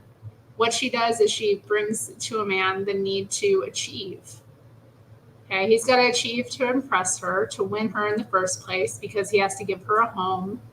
You know, he has to give her an environment that she can flourish in, that she can, you know, live in, that she can be a woman in. Okay, like this is just the natural order of things.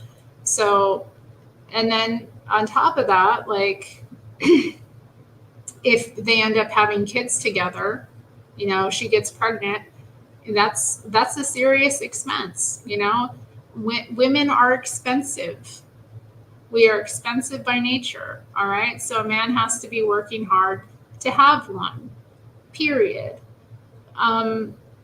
So I feel like, yeah, when we do it out of order, when a woman takes that position of being the pursuer, she's taking the whole natural order of things and turning it on its head and making him the one that is going to be receiving. And it's really negative. It's negative for her, and it's ultimately negative for him, because if he as a man is in the feminine role, he will never achieve or become who he could if he were in the masculine role. You know, a man being in a masculine role pushes him to greatness. It pushes him to uncover his real strengths and talents. You know, it does. It pushes him to grow as a person. And I just, why would a woman want a man that's like in this soft feminine role of like receiving from her and like taking from her? I'm like, honey, you're a woman. Stop. It's just, it's weird. It's emasculating and it's weird. So for me personally, I don't approach men that way. I don't ever hit on them.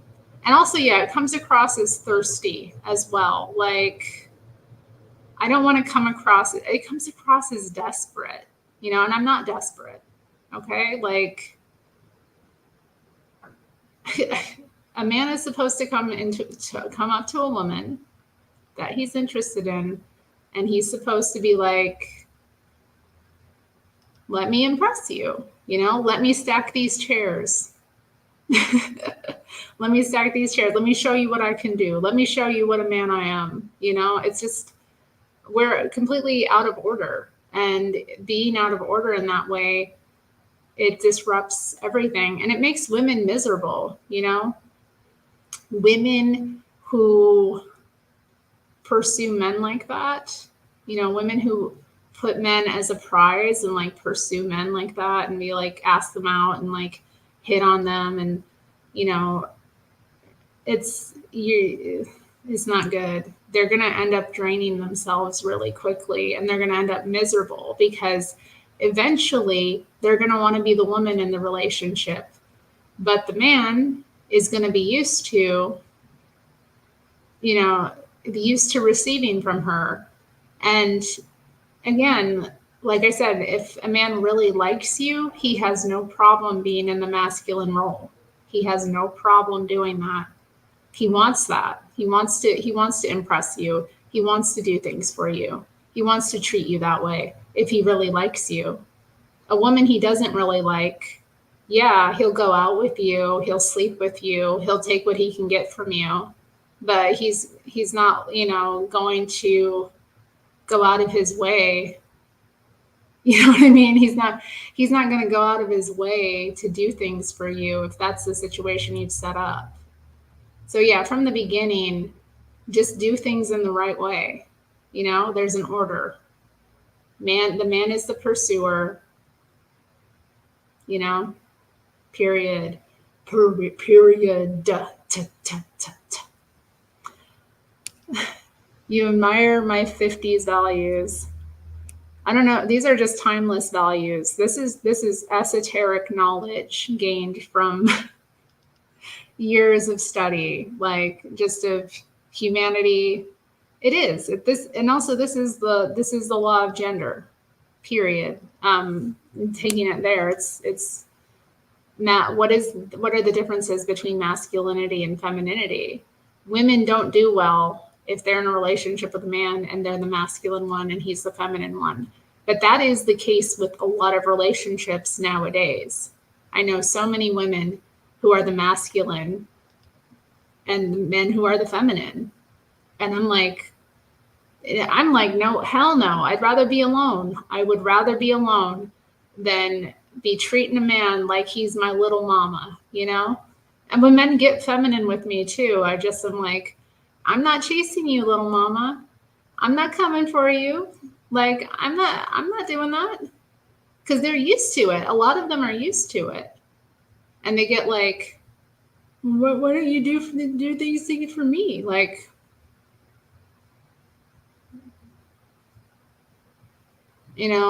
my presence adds value. Going out in public with you makes you look better than you ever would look. Like, it's just a lot of women don't even have that mentality about like how valuable they actually are and how good they make men look. Like, you make a man look normal. Men are weird. Men are weird creatures. And like, they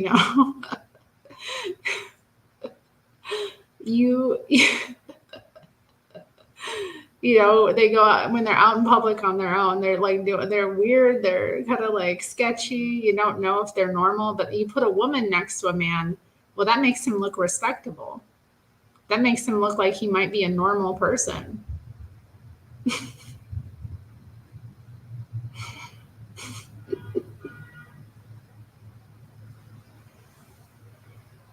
Women who lead are trouble for men. Yeah, that too, because it's like, I don't know. I think sometimes, different people have different temperaments. I think there's room for that. Maybe a woman would be in a position where she has a specific talent that the man doesn't have. Like, let's say she's better at doing a certain thing than a man is, just by her natural temperament. But like, overall, she shouldn't be in the leading position of the relationship. She shouldn't be in the leading position of the household. I want to say that with regard to certain things, I do think a woman's, in terms of like keeping a house, running a house, that's generally her role. Like, so she should kind of be making the decisions about that, like how the chores are done, when they're done, like how things are done, the running of like meals and that kind of thing. I think a woman should be given, kind of run over those things, given rule over those things, and managing household accounts, things like that. But like, in terms of the whole unit, like, he needs to be in charge. He needs to be the one that's at the helm, guiding and steering it, What would JLP disagree about? I'm sure he would disagree with me about a lot of things. I disagree with him about things.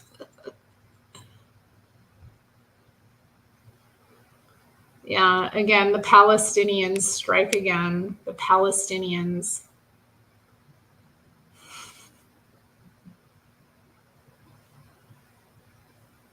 She acted like it wasn't your decision. No, I've seen that too. I've seen women do that too. They're like, no, it's like, that's really too, like, I think too, a lot of women get spoiled too, because they're used to leading. A lot of, again, there's so many males, grown little boys that women are used to like dealing with, and they get comfortable like being these guys' mothers, and they think they're in charge. And so when they deal with like a real man, who is in charge of himself and his life and has some like dignity and self-respect, they don't know how to deal with it. They're like, no, I'm in charge. I decide when and how things end.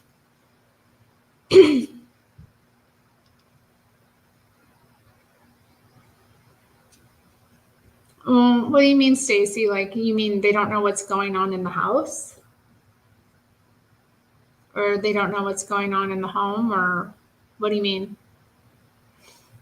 I mean, again, I think, there should be a delineation of roles. And so, like, the woman's role should be in running the house. But when I talk about, like, a man's leadership role, like, he's in charge of the family.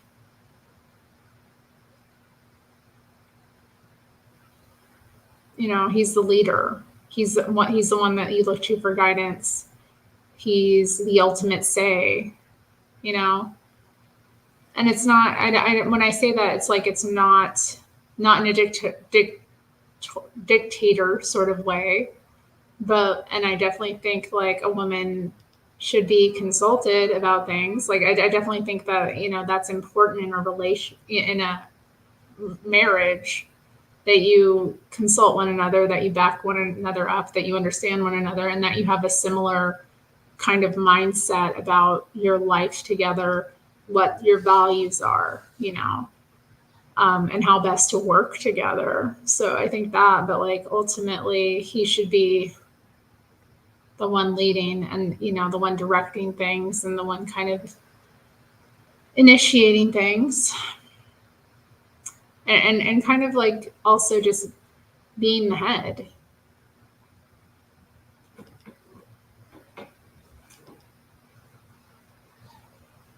It's important. And I think it's important for like if there's children in the house too. Like if there's children, they need to see that from their father, that he's strong and that he's not ruled by, a woman, that he's not being henpecked to death, that he has a sense of manhood and character, and that when he speaks, he has authority, and that his woman respects him and listens to him and like trusts him as well. I think that's really important, especially like, we're talking about a situation for kids. Like, it's really damaging to children to see their father be emasculated by their mother. It's very damaging, and I think a lot of women do that to their husbands. The mother becomes like the mother of the whole house, and her relationship towards her husband is not very different from her relationship with her kids. And she treats him not very different than she treats the kids. And that's just like so cringe and horrible. And it isn't healthy, and it doesn't model something that the kids can really aspire to, because you look at that and you're just like, you're going to get all kinds of bad ideas. And then, it's not good.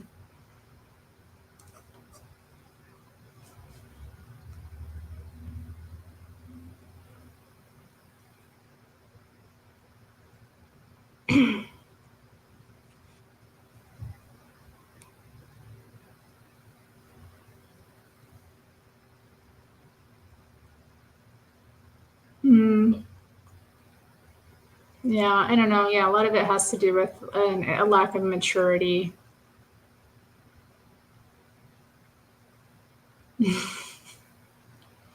That too, yeah. That's being in a feminine role. That again, mirroring is very feminine. Wow, this is an interesting insight. They turn into some kind of object instead of a force. I think there's like, I think sometimes men find that comfortable. You know, they find it comfortable. They found their little role that they feel comfortable in, and they kind of, I don't know. I mean, some men just enjoy that. So like, it's beta. It is beta, and again, I don't. There's a lot of good beta men out there that are good husbands and fathers, and they take care of their families, but they're still, um, you know, it's a bit emasculating.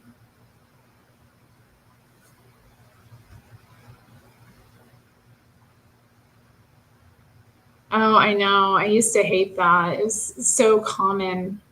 It's so common. Like, oh, there's so many shows like that where the guy is just an idiot, and it's like this doesn't happen in real life. And also, like, it's a terrible model too. Okay, so like, and you know why I think it's happened? No, they aren't. No, there aren't. Terry Savalan, good beta men, she says. Okay. When I say beta, I mean he's not a natural leader. He's more of a pack animal. Okay. So when I call someone a beta male, I'm saying like he's not alpha. He's not like, not every man is an alpha. Alpha men are rare. Real alphas, men who are leaders, are rare. Okay, a beta is more of a pack man, where like, and a beta man can be a good man. He can be a good person. He can do the right thing in life. Okay, so like, but again, it's his temperament. He does not have the temperament to lead the way an alpha man does.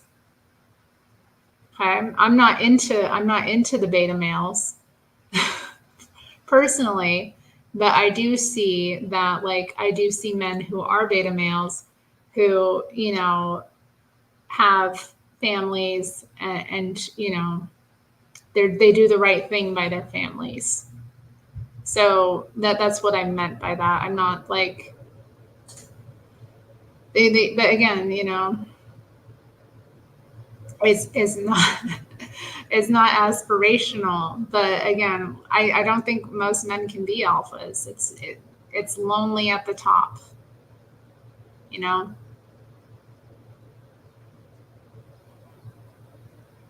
And when I talk, yeah, I still think that the role is important. Of like,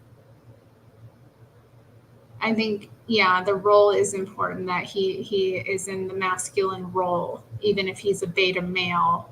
In his home, he should be in the masculine role. So, um, which means he's like protecting his family and providing for his family. Um, I was gonna go off about like the brainwashing in the media. I started to notice it when I was a teenager, and it really bothered me. There were shows like Everybody Loves Raymond and like The King of Queens, and I just found it so. There were other shows too. I can't remember all of them, but like, the man would be a total idiot, and he was just so lucky and privileged to be with this intelligent, cunning woman who's also happens to be like way hotter than he is.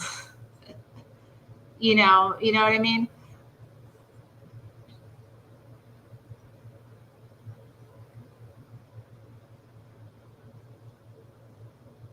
Okay, yeah, this is interesting. Yeah, dopey husband. Yeah. Yeah, it also encourages disrespect of children. I mean, like, I think our media really does do a lot to just create conflict in the family unit. It's turning children away from parents. It's turning women against men.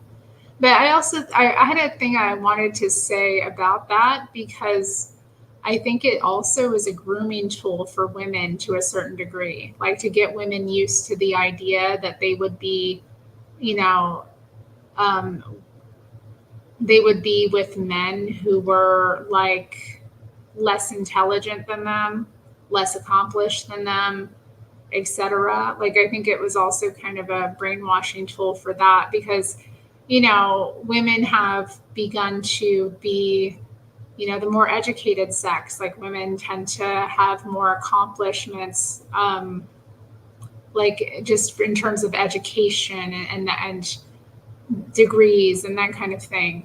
And so, since that was like a shift that happened in the culture, and now women are actually, like, in many ways doing better than men, which is really, it's just kind of interesting thinking about this stuff, because, like, I mean, boys and men are really struggling. I don't think we think about that or talk about it much. And like, feminists want to completely disregard it, but we're in a very negative situation as a society if women are more accomplished than men are, because women want to be with a man naturally that is more accomplished than them, but that's not what's available. So I think, like, some of these programming, let's think about that word, television programming, is about grooming women who are maybe smarter. And I hate to use the word smarter, because just because you're educated doesn't mean you're more intelligent at all. It has nothing to do with intelligence. But, in these programs and shows, the woman is more intelligent than the man. The man's like dopey and oafish, and she's like, and he's lucky that he's in her presence. I think, part of that was about kind of getting people used to the idea of, like, seeing a woman who's a doctor with a guy who's like a security guard. You know what I'm saying? But it doesn't work, because we're supposed to be equally yoked, right? Again, let's go back to biblical things. So we're, as a nation, really in trouble if women are all, like, way more educated than men are. How are you going to tie your reins together and go through life together if you're not equally yoked? So it's devastating. It's devastating. We're all like, yay, women are getting educated, but, like, if we're getting educated more than men are, that's not good. It's not good for women, and it's not good for men. Anyway, let me go back. The wives are like, single mothers. Yeah, for real. I haven't seen this. I don't know what you're talking about. A TikTok girl who was bragging about the credit card guy and her dad. Who is the credit card guy? What?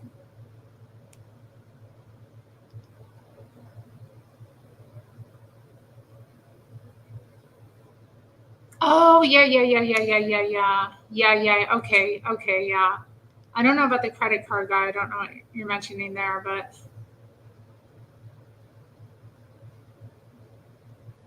yeah, I saw that. I didn't. Did JLP cover that? I saw it covered in a few different places. That was pretty. It was just so stupid. It was so obviously scripted. And, I honestly think her and her father were in on that together. I do think her and her father. I'm just going to say that. I think that was completely a setup. So I'll just say that. Oh, okay. It was another video she did.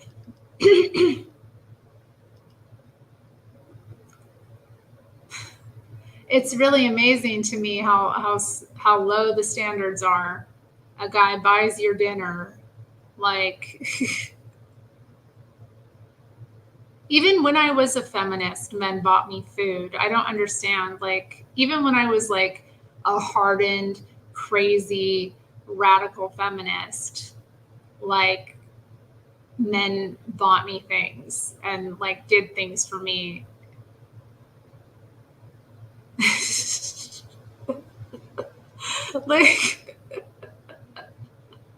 like really he bought me dinner, like honey, he's supposed to, like,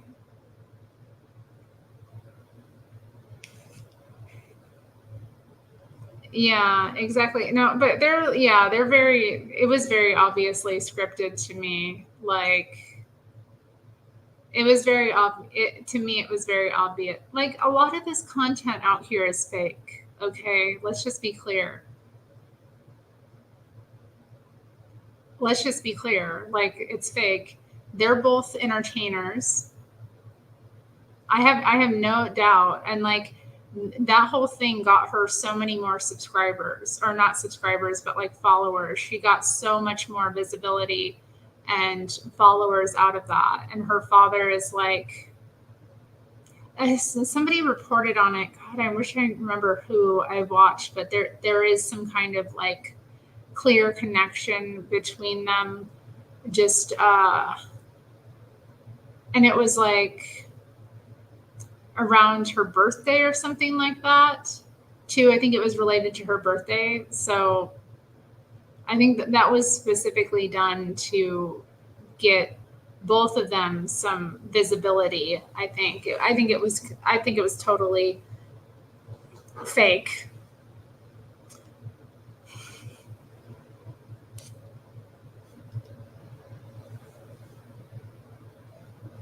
Hmm. Okay, yeah, Bubble Landia thinks it was a publicity stunt. I totally do.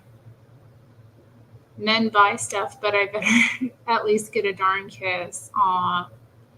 I mean, it depends. It depends on what you bought. Depends on what you bought. You bought me dinner? No, because you were going to go out to eat anyway. I know a lot of women, like, I don't know. I always think about, like, did he go out of his way to do something nice for me? You know, just think about that with things like, and he paid with a credit card, like, he's getting mileage points on his credit card so he can go on a flight. Like, oh, he, just, I think about that too. Like, sometimes men just want a female companion, and it does to them. It's like, it really depends. Like they're just looking to have a female companion, but they were going to go do whatever they were going to go do anyway. So it's like you, you know, you're doing something that benefits you. To me, it's always like, is he going out of his way to do something? Is he going out of his way to do something for me that is special for me? Is he doing it to consider me, or is he like wanting to go on a trip with me, or is he wanting to go on a trip anyway and he was going to go anyway, but I'll just be the woman that tags along with him? A lot of women don't think about things like that. And then they think, oh, well, I should sleep with him because he just spent all this money on me. And I'm like, honey, he got free, he got free tickets. Okay. He flew you out for free. He put you in the same room as him. He didn't spend any extra money on you. Like, and he didn't do it for you. He did it for him. So I think, like, yeah, women sometimes devalue and don't think about that. Yeah, no, I agree too, Thomas. I agree. Or get separate rooms. Make sure you have separate rooms. Because I've traveled with male friends. I have. I have one male friend that I traveled a couple times with, but we had separate. Okay, just for chastity purposes. So I don't think it's necessarily like, I think you can go and like experience and have a good time with someone, but make sure that make sure that there's some space.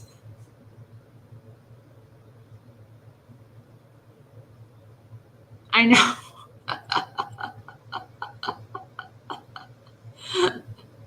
Well, yeah, we'll give her that, but she's the Hollywood writer, so she better write one hell of a script. Steak ain't cheap. Oh, Matthew.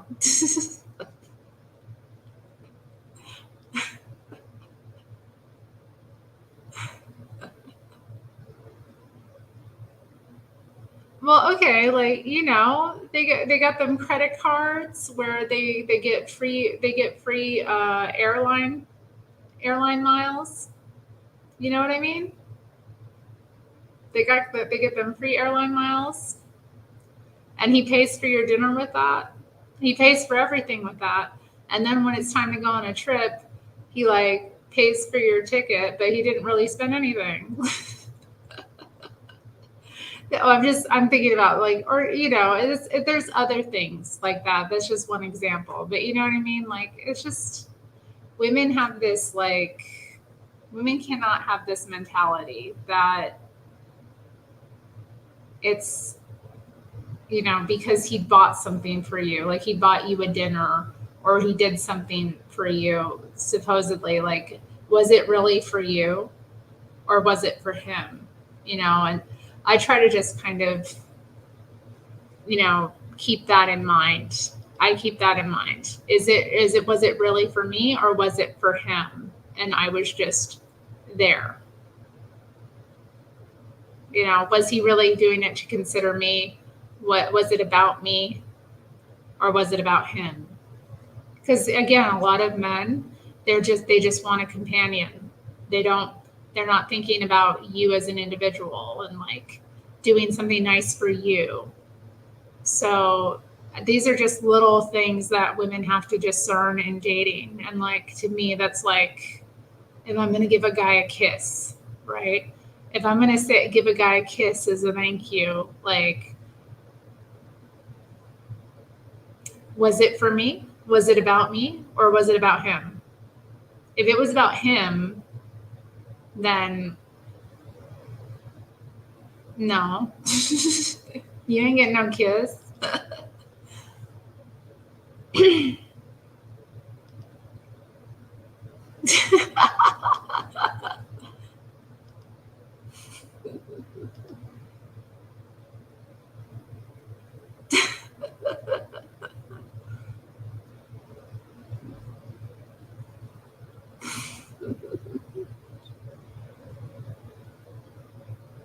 Yeah, we do.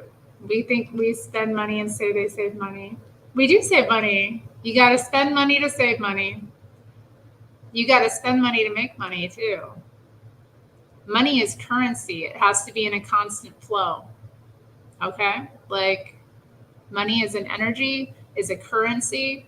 It has to be flowing. It can't be stagnant. Okay? You should have the savings, of course. Savings is important, but you want to keep your money moving.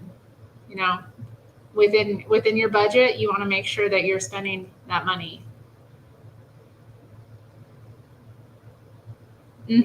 See, Sal knows. If women know when to spend money. Okay, if we get a good deal on something, we're gonna take it. I think Matt Walsh covered this. He was talking about like girl math, girl math, and he was talking about like the lamp his wife bought, but she got a nice lamp. That lamp was an investment. She saved money on a lamp. I mean, sure, she could have bought a lamp that wouldn't be nice. Again, this is what women offer. Okay, so like, she's creating his home. As his wife, she is creating and maintaining his home. Of course, you could just buy something for function alone, and sometimes that's necessary too, but sometimes it's much better to do things in mind to set a environment. You know, women build nests, you know. This is again what women offer. We take what men have, we take what they give us, and we elevate it. We create more. So she, you know, she got a good deal on a really nice lamp. You know what I mean? She got a good deal on a really nice lamp that's going to be a piece that when people enter their home makes them look sophisticated, makes, you know, when he has to bring people into his home, they see how she has curated his home and it makes him look sophisticated, stylish, you know, tasteful, as opposed to just like utilitarian and functional is what it is. I think this is, you can't tell me.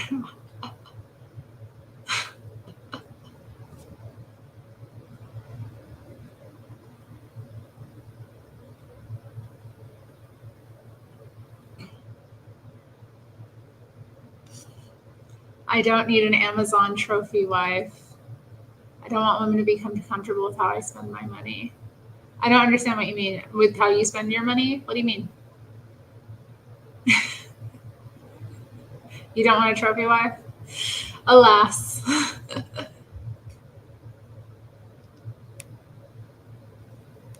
Women inhabit nests, men build them. Okay, well, your nest is much nicer with a woman in it. All right, you built the nest, but what did she do inside of it? She made it a home. She made that nest a home.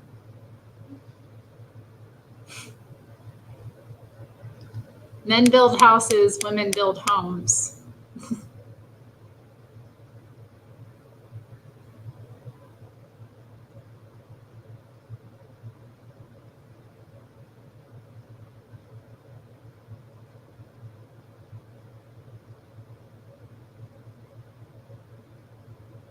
I'm having trouble following y'all. Was this personal or was she fulfilling a role that would be interchangeable with another woman? Are you referring to, I'm not sure what you're referring to here. I guess I don't know what you're responding to. Sorry.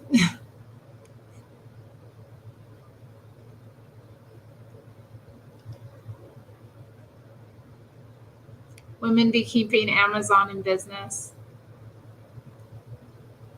I love Amazon. Hey, Amazon does my groceries every week. Like Amazon delivers my groceries every week. I wouldn't be like, I've been an Amazon like Prime customer for a long time. They've been there for me. Like they bring me my food every week, all kinds of things. Like I'm not a chronic Amazon shopper. Like every now and then, you know, I'll go on there and get things. But I mean, you know, they are helpful. They are a great resource. Their business model works.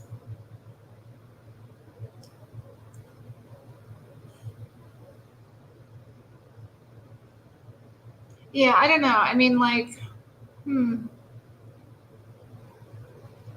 they really do have a great business model. I have to say, I'm not. A lot of people hate on Jeff Bezos. I think he's a genius.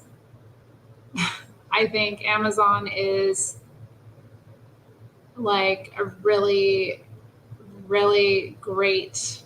They provide really great service. I mean, I've gone off about it before, but like in terms of my needs as a consumer, there's a lot of things I can't do. Like I can't drive everywhere and go like get things. I can't carry things, you know. The fact that I'm able to have these things delivered to my home is so helpful. And even with groceries, I can't go to the store and do like a regular shop like a normal person. I need to have my groceries delivered.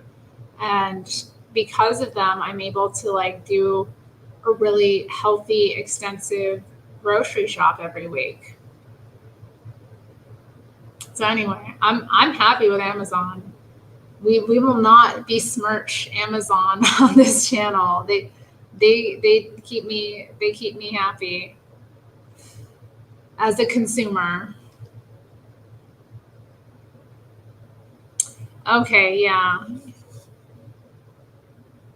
Yeah. Okay. Well, yeah. I think that's important to discern as a woman, because sometimes men just want female companionship. They want someone nice to look at that's sitting across from them. They want like a charming companion. They want someone that other men will maybe be kind of like jealous of if they go out in public. So you really do have to discern, like, is he doing this because he cares about me and likes me? And also, a dinner is like nothing. Okay, like really, it's nothing. And women are like this girl with the credit card, like, I felt the feminism left my body when he paid for my meal. Like, how sad is that? How sad is it that you as a woman are in that position where a man buying you a meal, like, for one, has you questioning your whole belief system? Like, really, a man's never, like, men don't buy you meals? And it's also sad to me because she's a young woman. She's very young. So she's like in her prime fertility age. And she's still like, she has this mentality of, or she's like saying something so ridiculous, you know? But yeah, that one is scripted too. I think it was scripted. It's fake, you know, and that's the thing. Like, you can't trust a lot of this content, okay? Like, just because it's YouTube or TikTok, these aren't necessarily normal people. They're not necessarily average people. So always like question what you're seeing, because a lot of it is just like, it's, we think that like mainstream media and Hollywood isn't getting in on and using these things to make money. Of course they are.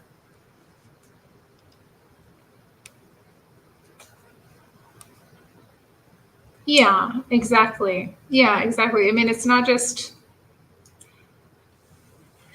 you know, sometimes a man, like, well, you can usually tell the difference if he like is really into you versus not. But like a meal, I don't know, it's just not enough to me to warrant a kiss. Like, maybe if it's been several meals, you know, after a few meals, then we can like think about like a kiss, you know, because I mean, it's just, again, one meal, like, and I'm gonna kiss you. Oh, like, no. And besides, if it was easy to get, you wouldn't want it anyway. You know what I mean? Like, make him work for it. He's gonna appreciate it more if he had to work for it. You know, and there's like, I hear about like women go on about like, not just women and people in general. I hear them talk about like a 3-date rule where like people go to bed together after 3 dates. Like, they sleep together after 3 dates. I'm like, really? That's all it took? That's all it took? That's all it takes? Like, I don't know where the mentality is. Like, I don't know where the, like, make him work for it. You know, let him, you know, if he really wants to like get his rocks off that bad, there's a woman out there who's going to be desperate enough to, like, you know, let him go do that with the woman that's pursuing him. Let him go do that with the woman who has no standards. But don't ever be the woman that's that easy to get, you know? If that's bad for you. That is not, that devalues you so much if you make yourself that easy to get. I mean, you're letting him like get intimate with you, like you're letting him inside your body. for the price of 3 dinners.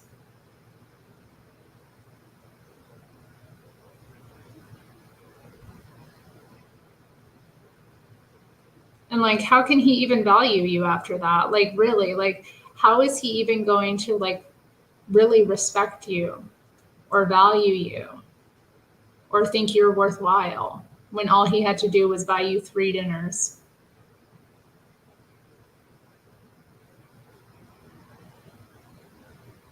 How's he gonna like consider you like someone of virtue? I mean, maybe it works for some people, but like to me, it's like, how can you even be comfortable with a man that you barely know, who's barely done anything for you, who hasn't proven himself as a man to you? You know, he hasn't proven to you that he really cares about you. He hasn't proven to you that he's going to be there for you. He hasn't proven to you that he wants to help you in life, that he wants to, make your life easier. He hasn't done anything to warrant that. You can't just be like, so I don't know. I mean, again, it's this has to change. This cultural phenomenon of it being so easy to get a woman really needs to change, because it's not good for us. It's not good for us and it's not good for them. Because again, femininity and masculinity are two polarities that feed one another. Okay? So if a woman isn't in her if she's not in her femininity, which means she's receiving and she's expecting to receive, if she's not requiring that, and making it, a standard in that, then he's not in his masculine energy. Okay. And if she's not pushing him to do more and to show more and to prove himself, he's not doing it. It keeps him weak as well. It makes him a weak man as well. I mean, again, a lot of our problems, I think, with gender, and people not knowing their roles, does come from the kind of lax and rampant free sexuality, free love that we have kind of had since the sexual revolution. That's really kind of, I think, in many ways, it's put women in a masculine position and it's put men in a feminine position, and we aren't learning, like our grandparents might not, but like grandparents, great grandparents, the difference in those relationships was, there was a lot more expectation that a man would have to prove himself before a woman would be given to him, and it was seen that like, you were a prize, you were in that position, like, because he wasn't getting sex, or maybe if he was getting sex, he was getting it from the like, the town hoe, the community pee-pee. He was getting it from the community pee-pee.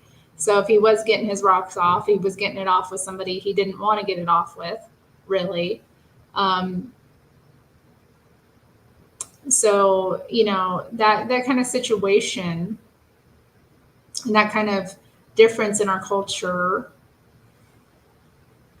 it really has, I think, in many ways, made it so like men are less masculine, because they're not having to pursue. They're not having to prove anything. They're like getting the goods without having to work for them. And like, if they don't work for it, they're not in their masculine. They're in their feminine. They're receiving, they're receiving this their favorite toy. They're getting their favorite toy, and they didn't have to do any math, any work for it. It's like you get to play with your favorite toy, but you didn't even do your chores first. It's backwards. It's backwards. Okay, I'm sorry. I got to catch up with the chat. Let me. Oof. Man, my bones, y'all. My bones, they hurt. And that's another thing with me. Like I'm a cripple. Like you ain't climbing up on me, kissing up on me. You better show me that you love me first, sir. You better show me that you love me. You ain't getting no kiss off of me. Show me that you love me first.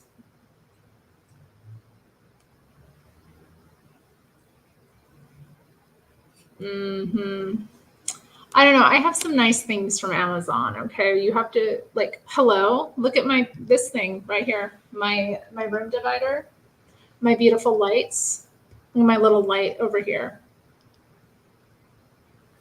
Amazon. My fruit of the spirit poster. Galatians 5:22 and 23. Love, joy, peace, patience, kindness, goodness, faithfulness, gentleness, and self-control, the fruit of the spirit.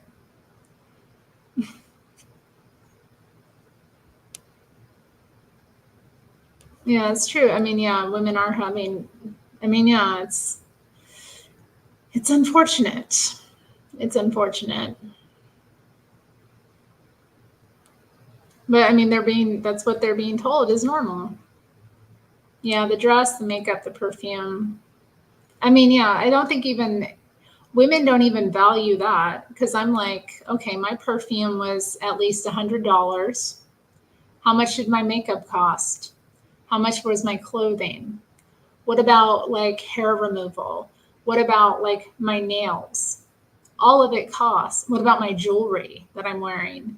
And when I go out looking like I'm all made up, I have my jewelry on, I have my makeup, perfume, I'm well groomed. That takes time and money. Okay. And that's valuable. And so, yeah, I just think like women really devalue themselves when they make it that easy to get. Like, obviously, I have certain beliefs about like, don't have sex out of wedlock, period. But like, even if you're not, even if you're like a secular person, even if you have an atheist, even an atheist woman listening to this should be able to understand like your time and energy and, all of the work you put into yourself as a woman. Like a woman is a creation. Okay. It's not, we aren't just, femininity. All of that is time, energy, and investment, and it's valuable. And so like, when women devalue that and they're devaluing themselves. And I wonder, it's like you spent all that money to look that good, to smell that good, and you're just going to give it away. Like, doesn't make any sense. Don't make no sense. I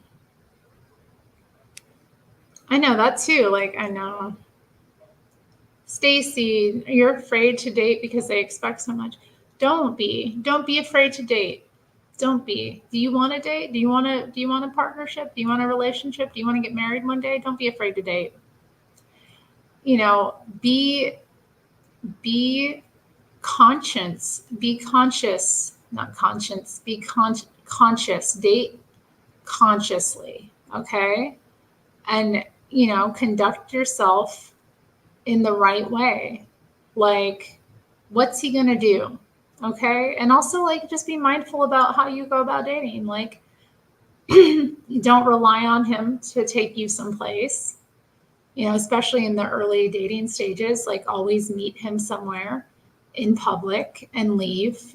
Don't be alone with him in those capacities. Make sure people know that you're going out with someone. But like, and also don't date men that you don't really like know. Like, make sure they have a network that they they're men that you know from real life as well. Like, obviously, don't be meeting up with random strangers. I don't know, Kate. I haven't really dealt with that, so I can't say. You had a couple guys doing that in your youth and you actually had to leave jobs. Oh, God, I'm sorry. That's awkward. Yeah, I agree. Work and pleasure should be separate. Don't do that. Like, it's just, that's so irresponsible. I think some guys are just like completely, I mean, there's people who are sex addicts, and that's what that reminds me of. Like, especially if they're pestering you to the degree where like you have to leave a position, like that sounds extremely like somebody who's dealing with like an extreme issue. That I mean, it's also like your coworker. Like, I understand if you met through work, like, but like not if you're working the same job and you're like equals, you know. Also, like, women just, it's just, that's not a good idea. That's such a bad idea. It's so bad. I don't know why people do it, but I think they're just, I mean, I understand people meeting and like developing kind of like attractions to someone and that kind of thing, but like, again, if you have to work together, you really should just keep yourselves as friends, and like, you know, if you really want to pursue someone, maybe look for another position so that you can pursue them. Yep, we have that hermetic shit. It's, well, yeah, it is. We are talking about the hermetic principles. Yep, I'm a crip. I'm a crip. Crip. I'm a disabled woman. Okay, like, and I'm very delicate. I'm like a delicate little porcelain doll, you know. And if a man is gonna, and if a man's gonna be like, no, I have expectations about how I should be treated, and if I'm not treated in that way, I'm gone. I'm out of there. Like, just, you know. Yeah, I like it too. I have another room divider that's over there, my cherry one that I had before. I had it in my Amazon wish list, and my dear friend, she just like randomly bought it for me. She like pulled up my Amazon wish list and was like, "I got you a couple gifts." So I was like, "Did you give me that room divider?" So I love it. I like that it has kind of the openings. It's a little bit less blocky than the other room divider.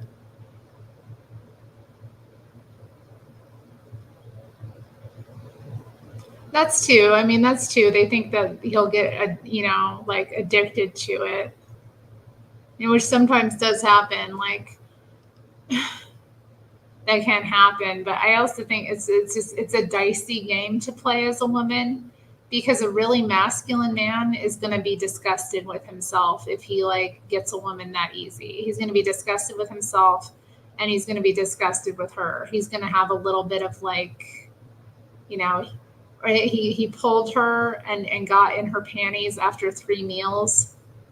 You know what I mean? He's going to be like, kind of like, man, she made it really easy. I kind of liked her, but she made it so easy.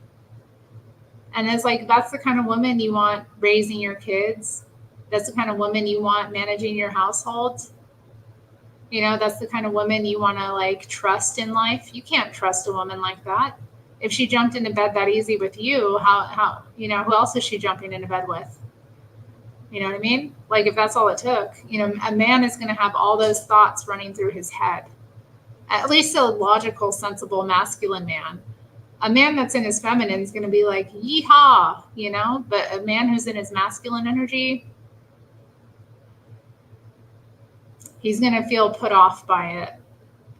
I mean, he might take the sex, because men are men, but like, he's going to be like, he's going to have serious like doubts about that woman.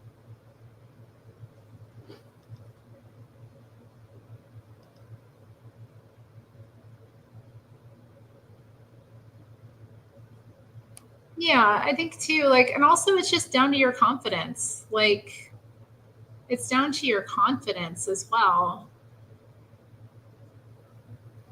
You know, don't, what they expect so much. So what if a man, like, if a man, like, after a first date with you, he buys you a meal, he's gonna be like, so what are you gonna give me? And I'm like, I mean, think about it. How are you gonna handle that?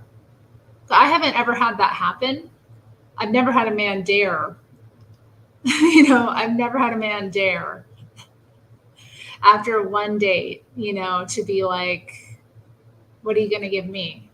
This is again, too, like why you should only date men that you know in real life. You should only date men that are in your real world, who know people you know. Okay? Because I guarantee you, if you know him and you have known him, and you should know him for maybe a while before you go on a date with him.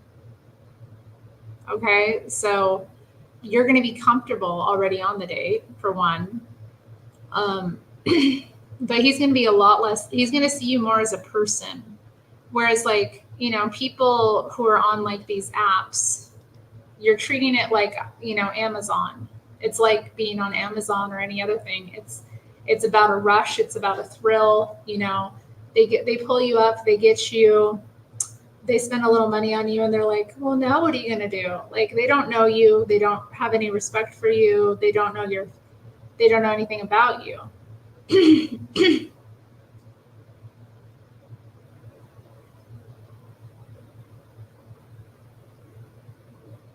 So I just think, yeah, like, just be mindful. Be mindful about how you conduct yourself. And, like, also don't take crap from men. Like, you are a modern woman living in the year 2024. Okay.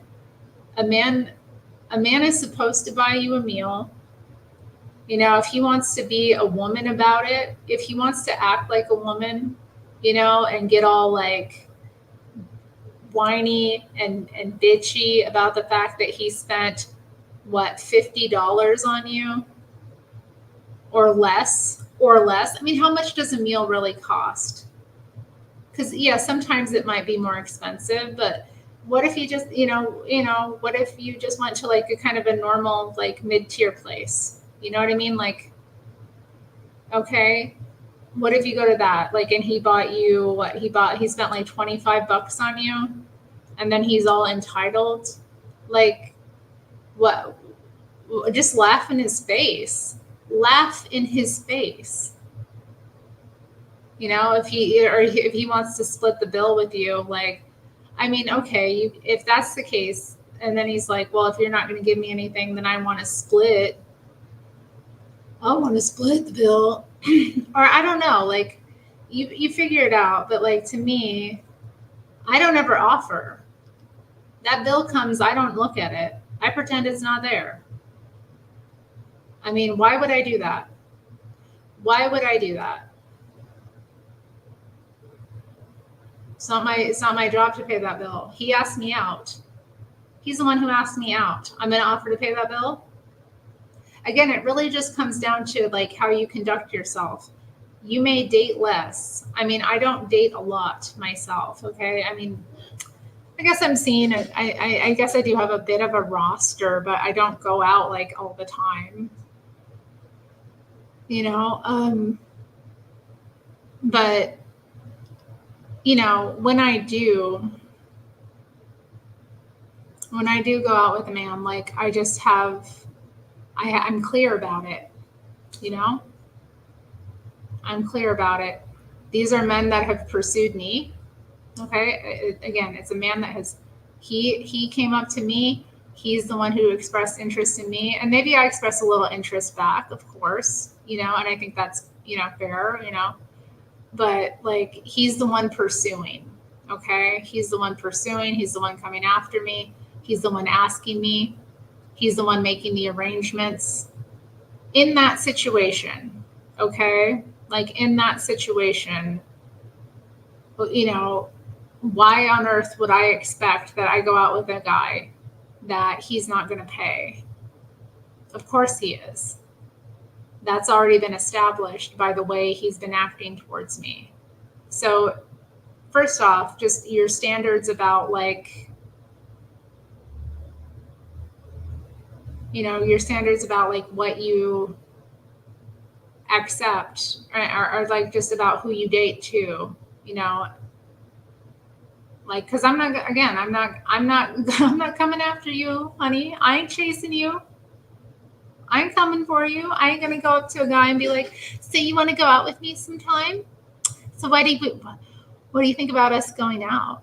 Like, it's gross. No, like if you're not gonna come up to me and pursue me, then I'm not interested. And like in my position as a woman, I'm delicate. I I'm delicate.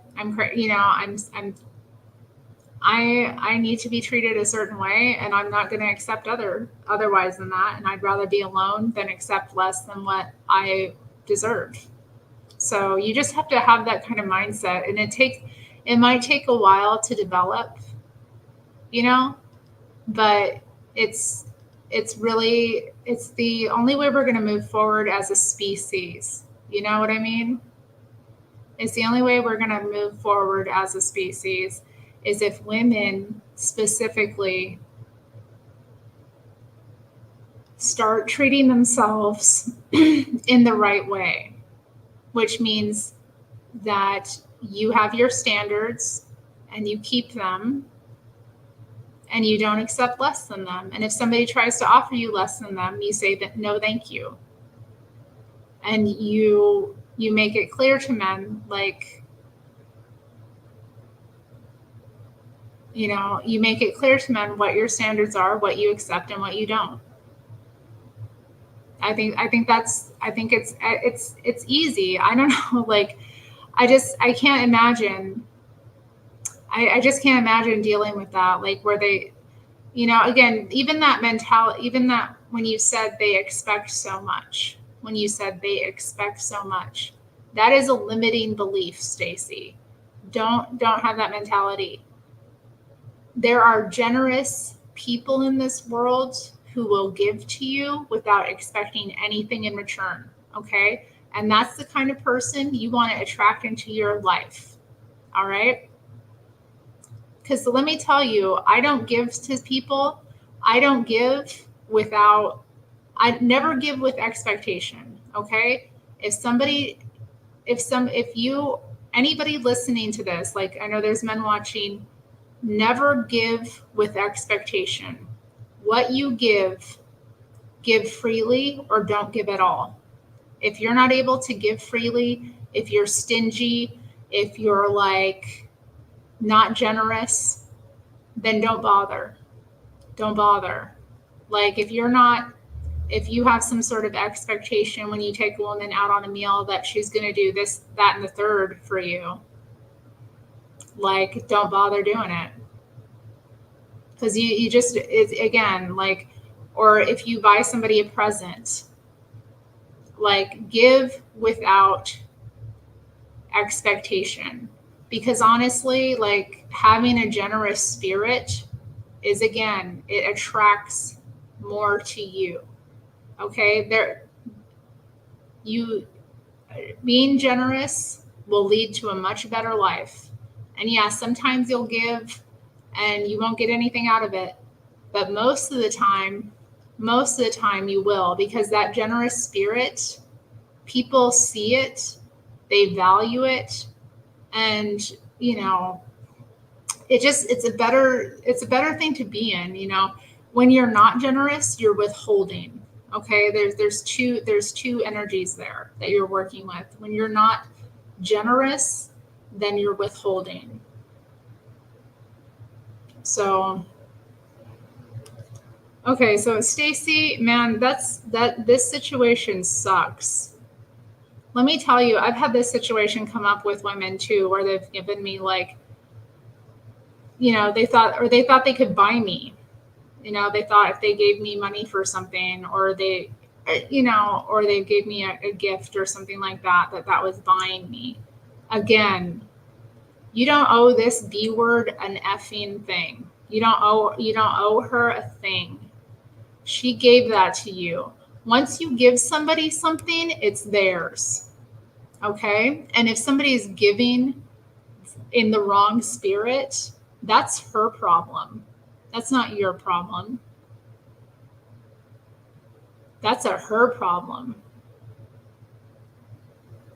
You know what I mean? That is her problem. If she gave to you with the expectation that she was buying you, that was her delusion. That had nothing to do with you. All right? All you owe somebody when they give you something is a thank you. Okay? All you owe them is gratitude. But they didn't buy you. She didn't buy you. You know, when a man buys you a meal, all you owe him is a thank you. Your company was gift in of itself. And anything you give above that, like, is really, it's a gift. Anything you give above a thank you is like really generous on your part. People cannot be, that kind of person, that's a non-generous, stingy ass person who thinks that they can buy people. And that's not somebody you want to be around. Yeah, some prison rules for real. Like,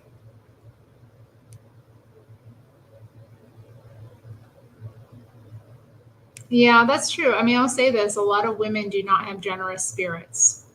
A lot of women are not generous. And this is part of why a woman should not be the leader of a household. She should not be the breadwinner. Because when women earn money, they see it as their money. Women have a real hard time with sharing their money that they earned. They just do. They just do. A lot of women don't know how to do that. They don't know how to give freely.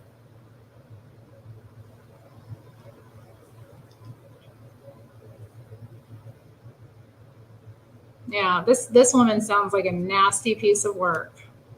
But it sounds like you're out of that situation. It sounds like your former friend.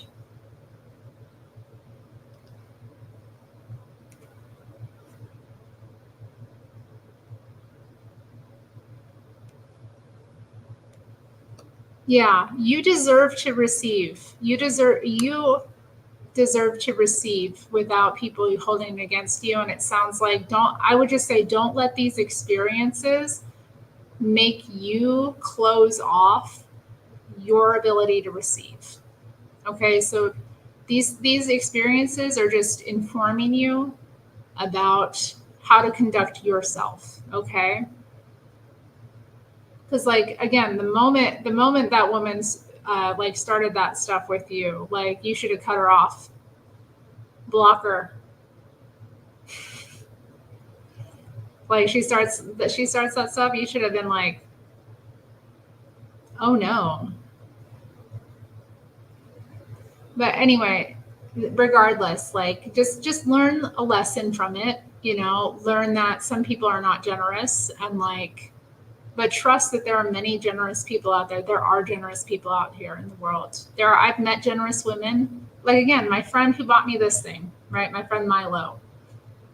She's just randomly thinking about me. She's a bit better off than I am. She's a bit more stable in her life, especially like when she bought that for me. You know, I just moved into this place and, you know, setting up a new life here and that kind of thing. And she thought of me and she was like, I'm going to buy that. And she didn't want anything in return for that except for a thank you.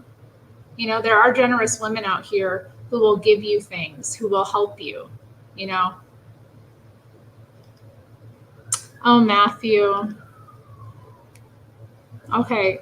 It's always better to give, though, than to receive. All right. It is. It's always better to be in a position of that than to not. And having a generous spirit opens you up to continue to receive in your life. Okay. So just, you know, again, just be mindful about who you give to as well. You know, be mindful about who you give to. It's again, there's a lesson on both sides. Like sometimes you'll give to people and they're not grateful and they didn't deserve it.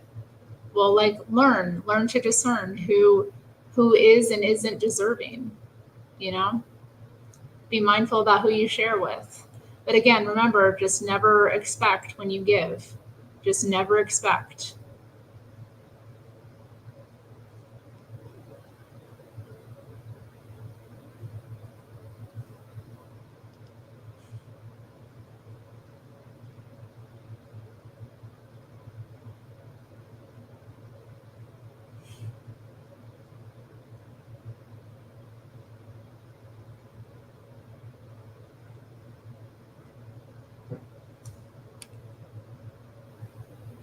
There was something that Thomas said. What did you say?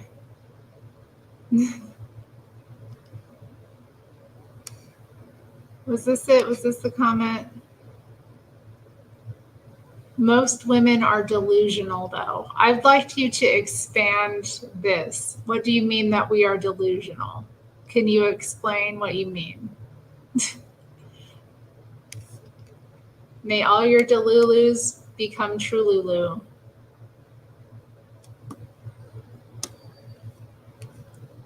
Men have to be more guarded now, just like women, because in very general terms.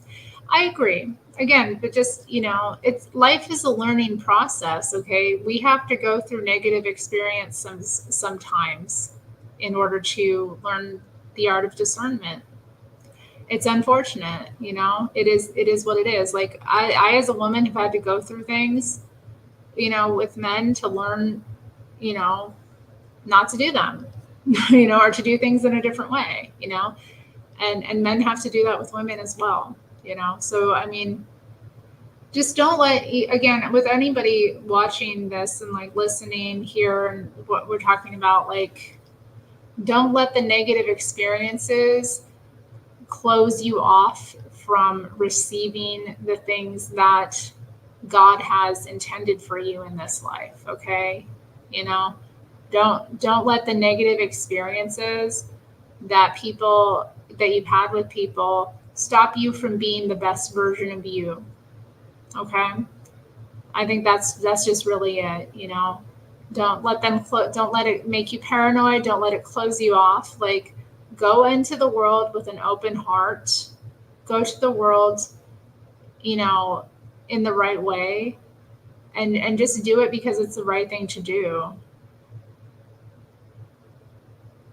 Well, I mean, that's true. Matthew, you're in a position right now, though, like you have people that you're responsible for. You're a grown man with real responsibilities. You can't be generous in the way that like a man who doesn't have your responsibilities does. So I think that's fair.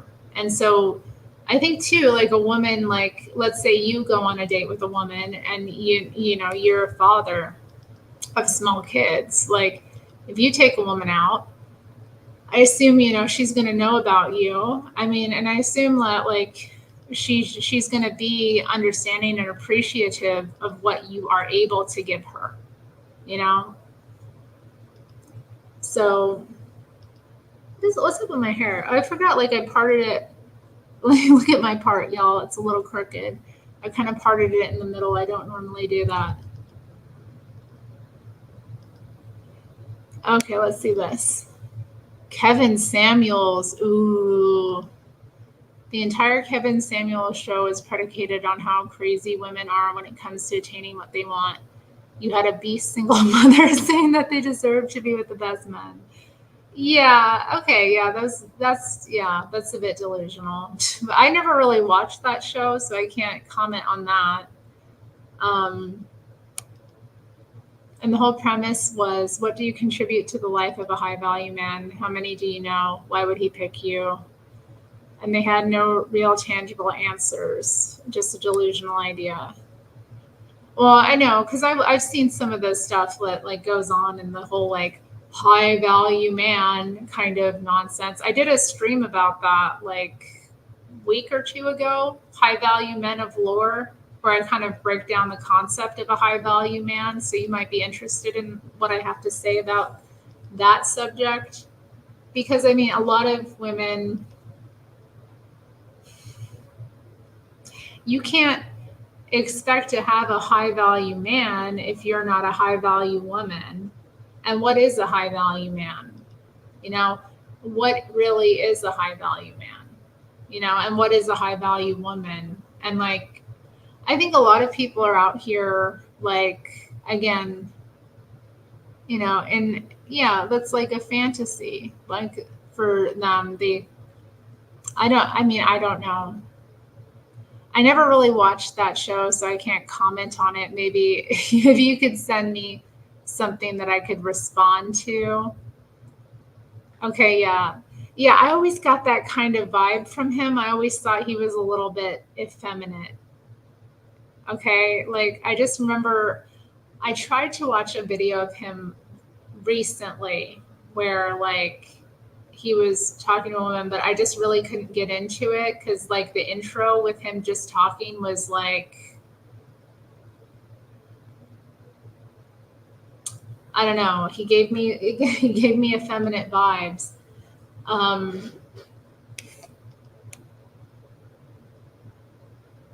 Yeah, I mean, let's break down what that actually means. And I don't think it means the same thing to every single woman. So, like, I don't know how they're defining it. I think a lot of women define it as a high income, you know?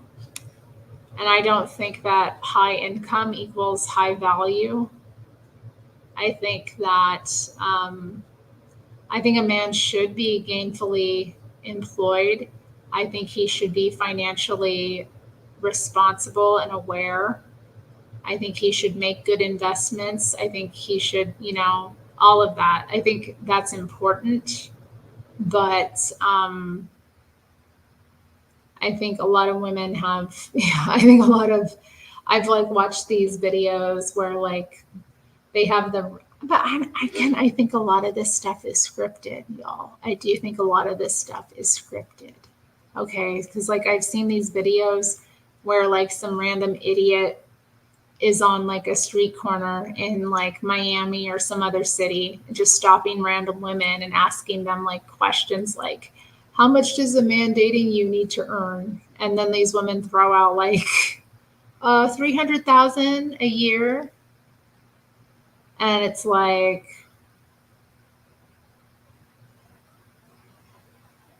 or like they'll stop like random men in their 20s and be like, how much do you earn in a year? And they're giving these like amounts. They'll say what they do for a living, and then they'll give like these incomes that don't match, like, you know, the job, you know, like they don't match at all. Like, oh, I make 75K. I'm 21. I make 75K a year. I'm a nursing assistant. I'm a physical therapist. I make 150K a year. Like, I'm in my early 20s. Like,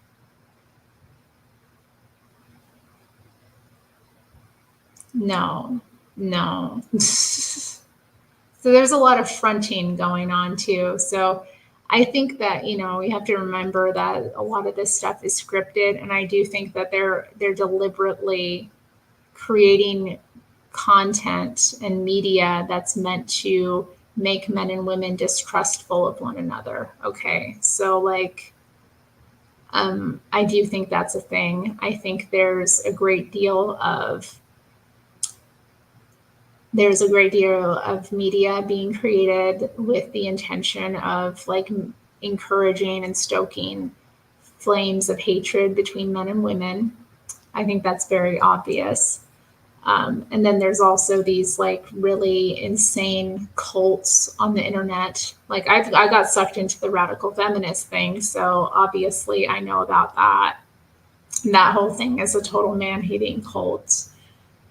But then there's also like, you know, men. There's a lot of that on, you know, with men as well. Like there's the MGTOW and like Passport Bro and like all the other things these things are being purposely done to keep men and women from one another, to keep us isolated, to keep us miserable, to keep us mistrustful of one another, you know, and to keep, again, and then like, it's just, and to keep men and women, like women, it's to keep women in their masculine energy and to keep men in their feminine energy as well, like, so that they never overcome that. it's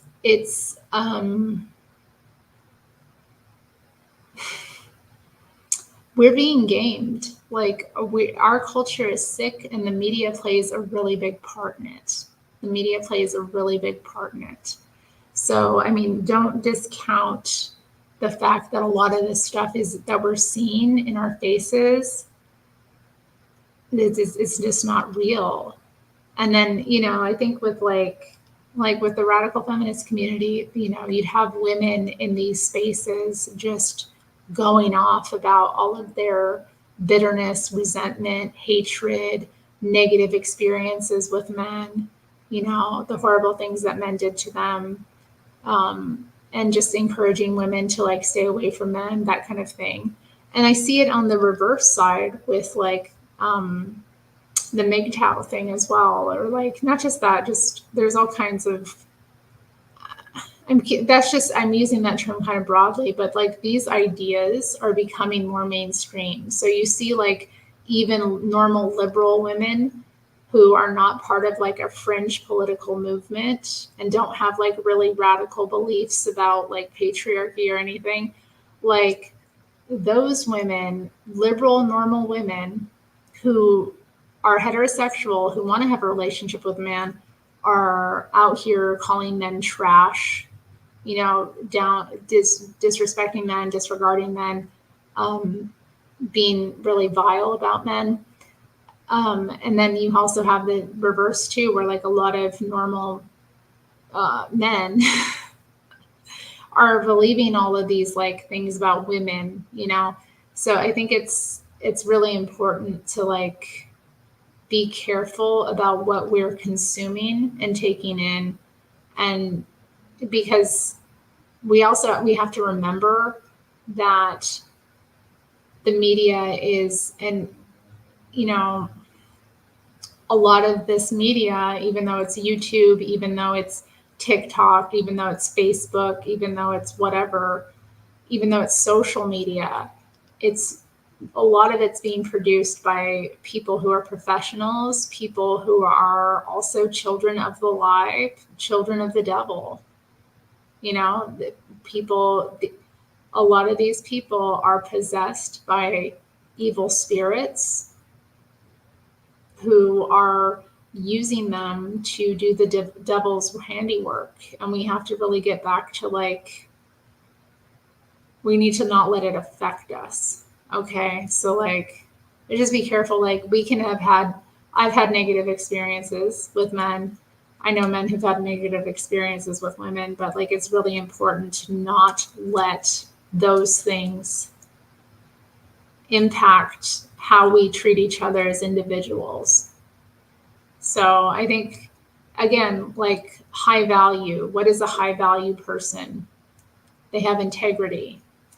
They think for themselves. They have, you know, they have character. They have values. They have virtue. They have respect for others. They try to serve, you know, they try to serve more than they try to be served, you know. They do what they can to make the world a better place, however that looks. You know, they have their priorities in order.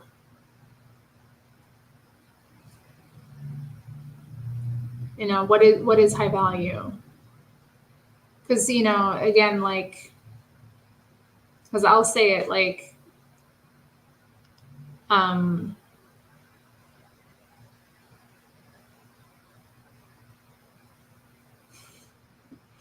don't know. Yeah. I mean, I do see like a lot of women are brainwashed, and they have this like kind of fake hypergamous mind, that they don't even have a hypergamous mindset because they aren't really thinking about what that means. Because like I'm hypergamous. I definitely am. I want to be with a man who can lead me. That's just what it is. Like, he has to be more accomplished than me. He has to be able to earn, but he has to be able to he has to earn more than me. He has to be he has to be better than me. Okay? How can I, as a woman, submit to a man who isn't doing better than me, who isn't, who isn't somebody who I can look up to and learn from? That's kind of how I see it. I think that's the natural order of things. So, like, that to me is just like, I'm consciously aware that if I'm going to enter into that kind of relationship, a serious marriage with someone, he needs to be somebody who, I respect, who I know is, someone who in all ways is able to lead me. A woman can't submit to a man unless he is above her. And I think kind of that's kind of the thing. And it's not about an income necessarily. I mean, yeah, he has to have a better income than me. Yes. He has to be able to provide for me. Yes. But it's not, it's not, I don't have like these really outrageous kind of like expectations that he has to be earning this much, and he has to have this kind of career, and he needs to look like this, and he's got to be 6 foot tall or above, and he's got to, like, no, none of that. But I do think too, like, I was talking with one of my friends about this recently, because she kind of came to the awareness, like, she dated a number of broke men. She dated a number of men whose finances weren't not in order. Okay. And when a man's finances aren't in order, nothing else in his life is in order. So I don't know. I think there's something to that. I think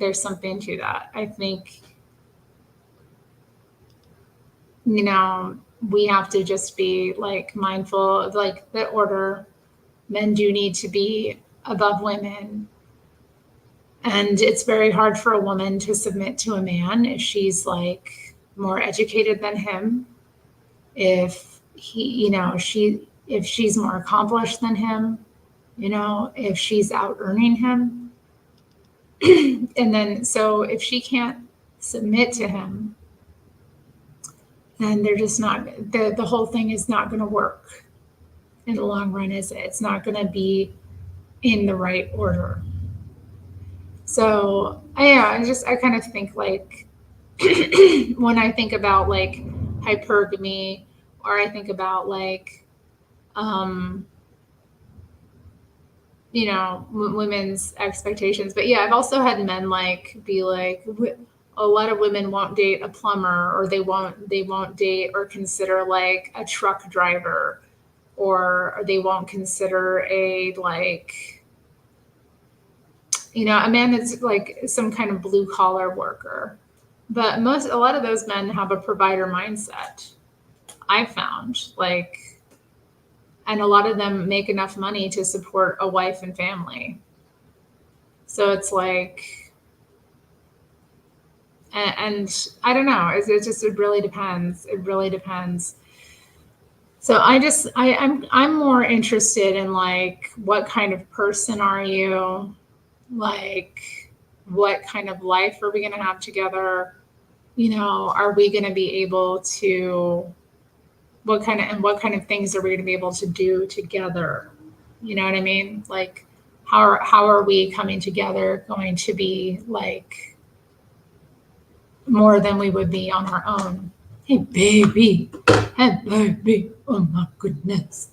You love me. You love me. I'm your human. I'm your human, and you love me. Is that right? Hey, baby.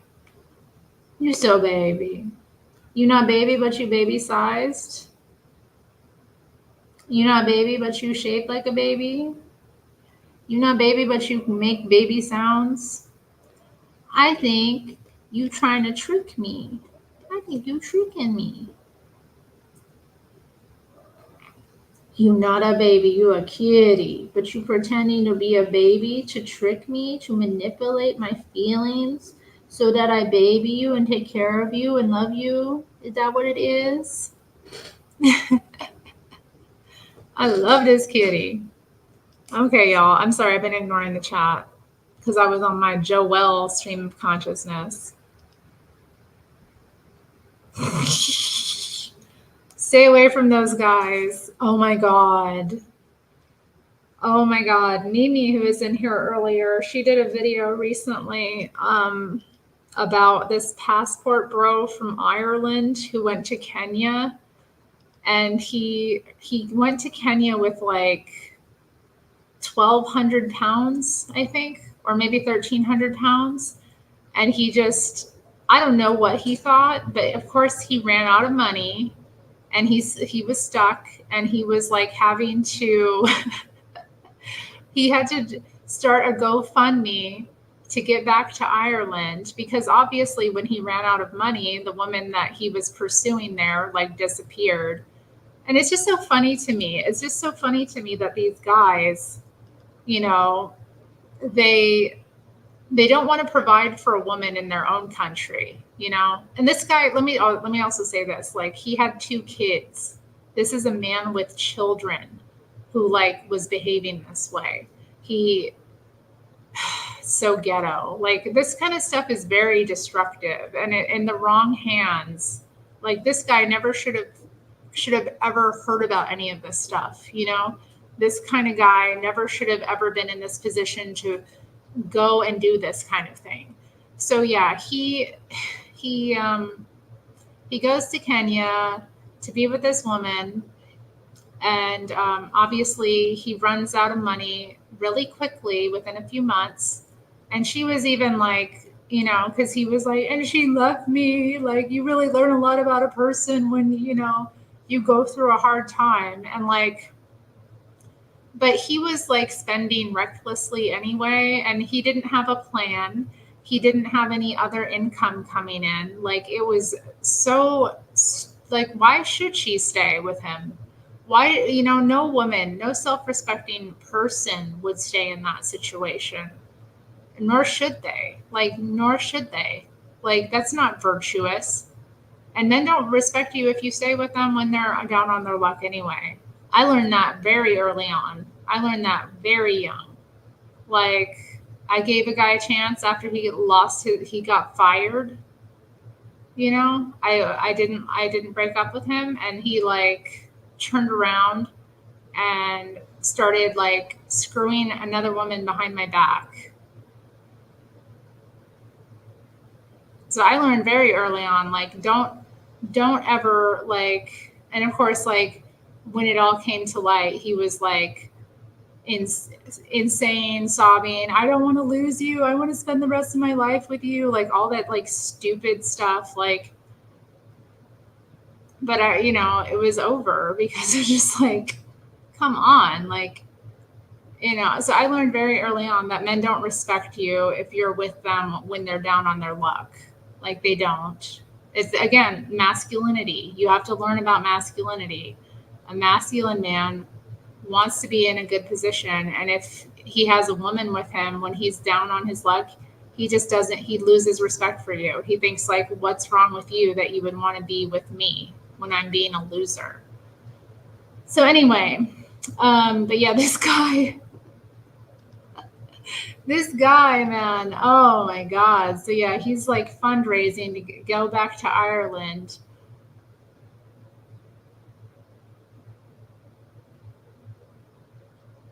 And it's just amazing to me.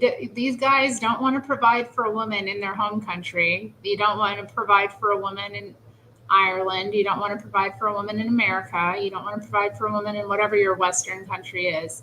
But you go to the third world and you immediately are leading with your pocket. You're taking your wallet out, you're paying for everything, and I just think it's a way for broke men to feel like masculine for a minute. I honestly do. It's really not a thing to get involved in as a man. It's not. A lot of it is like just men doing sex tourism. Okay, a lot of it is just men going to countries where they can buy prostitutes very easy.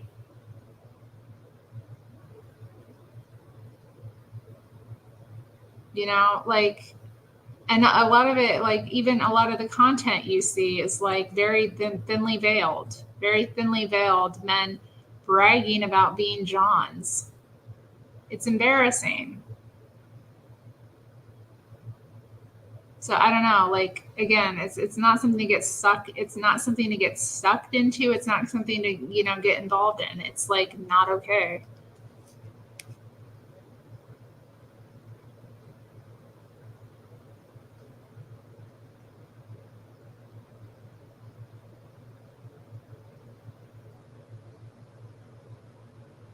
Y'all have been chatting. What are you talking about? Oh my God, Kate going off.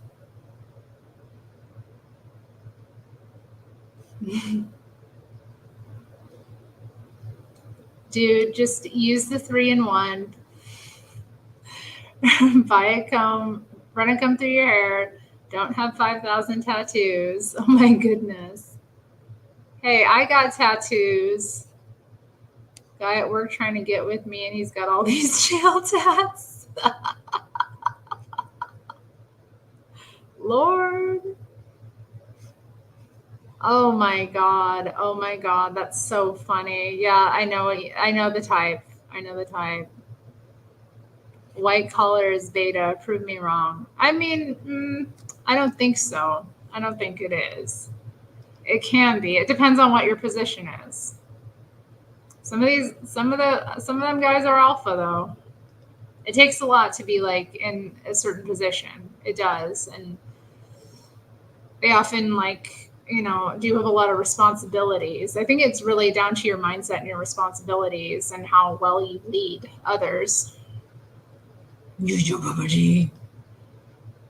I do love Prince. Okay, I love Prince. I was in love with him when I was a little girl. Like I remember like just staring at him. I thought he was like so beautiful. Like I was like, oh, he's just that I'd never seen anything like him. Like he was beautiful. I mean, he was a short king too. I love a short king,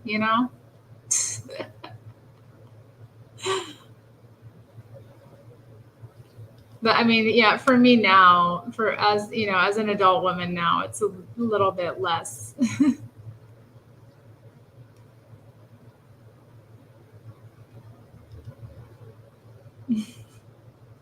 Oh no, I'm not breaking up any twigs. That's not going to happen.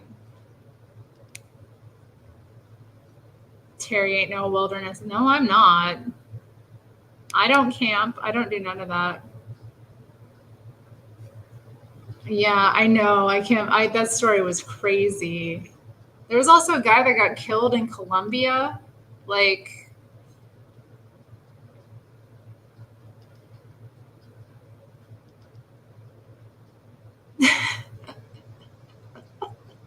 oh my goodness, Kate. Men with their jail tats. Oh my goodness.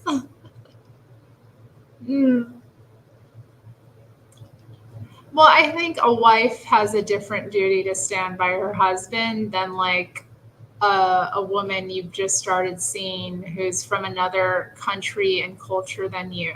And you've just basically, shown her that you're an irresponsible man who can't handle your business and has, what I mean? Like, I think there's a difference between a man, like maybe losing his job. But again, I think in that position or like, maybe he goes through some sickness or something, of course, a wife should stick by her husband through certain things, you know.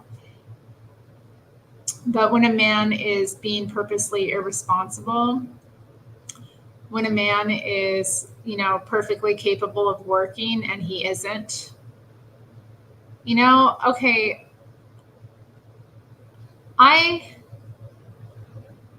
there has never been a time, you know, in my adult life where I haven't had a job and haven't been working. Okay, like, and there are jobs out there, you know. So if to me, if a guy who is capable, able-bodied and capable of working goes too long without a job, that tells me that he's not looking for one.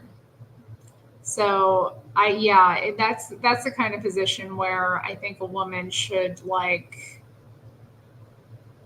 you know, be mindful about the situation, you know.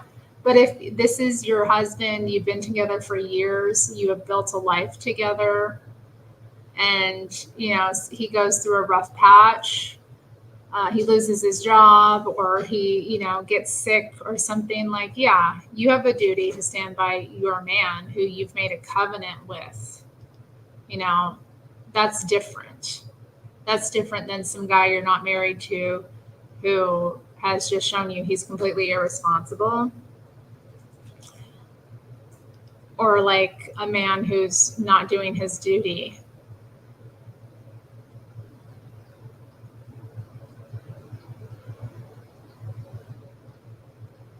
Oh, Matthew is tat free. Oh my goodness. Matthew's so pure.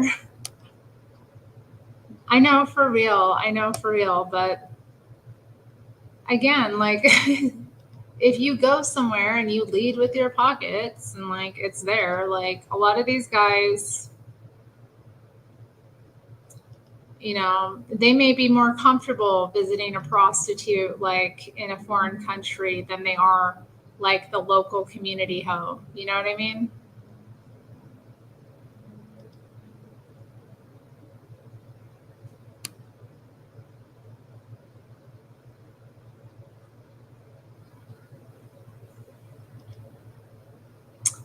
Oh, the KJV. For this ye know that no whoremonger hath any inheritance in the kingdom of Christ and of God.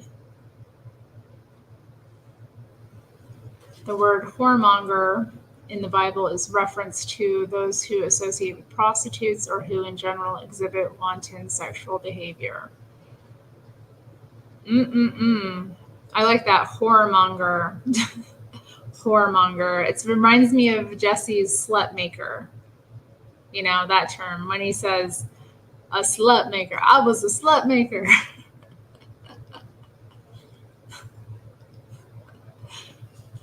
But whoremonger, I like that a bit more.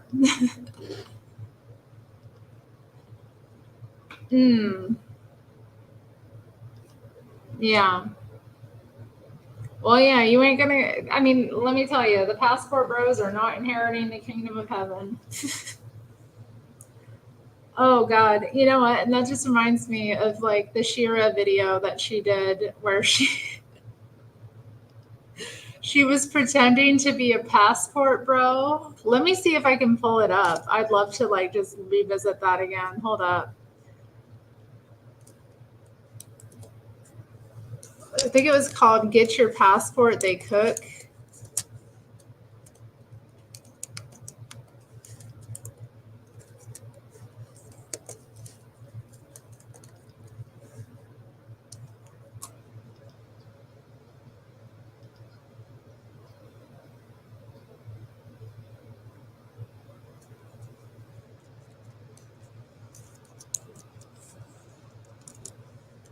We'll watch a couple minutes of it.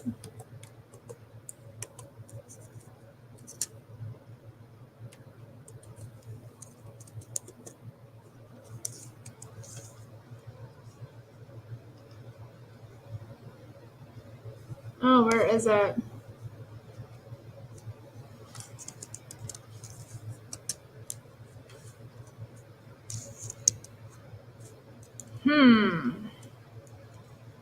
might have to get both of my. Hold up here. We're going to find it.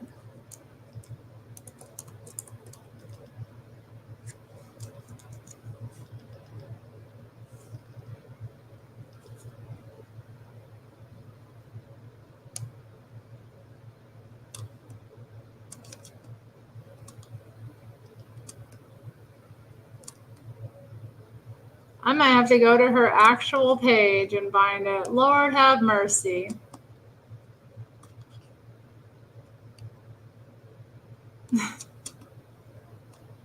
Maybe it's not. Okay, let's see.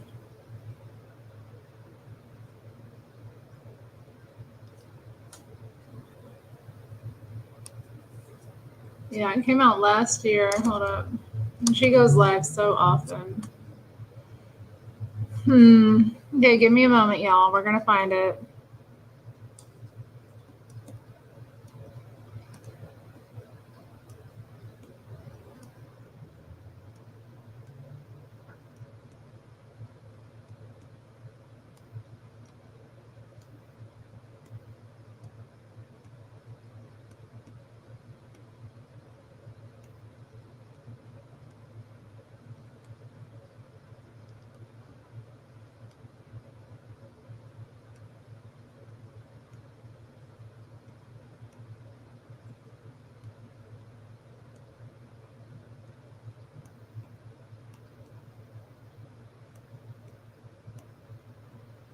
Hmm.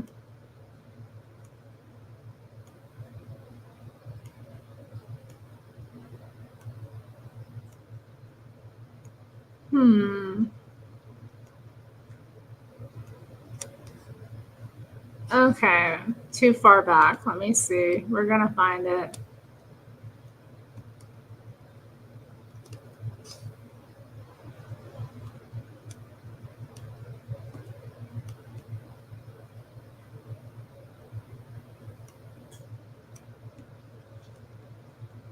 It would be a shame if she privated it because it was so funny. Man,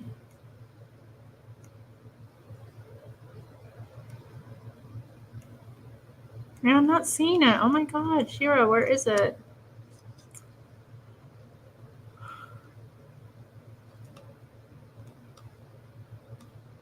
She did like 2 where she was in the low character. Oh my goodness. And I don't see either of them. What a bummer.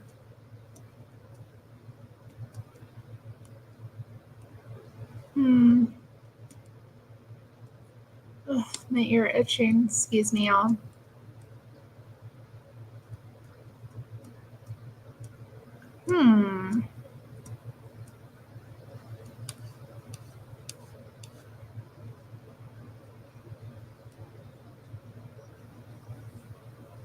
Oh, here we go. The Adventures of Earl Jenkins. Oh no, is this under? You have to be a member. Y'all, I need to get her membership. Yeah, he's $1 million, and then I probably wouldn't even. I would never sell my kitty. He's priceless. He's my kitty. Okay, so she has it.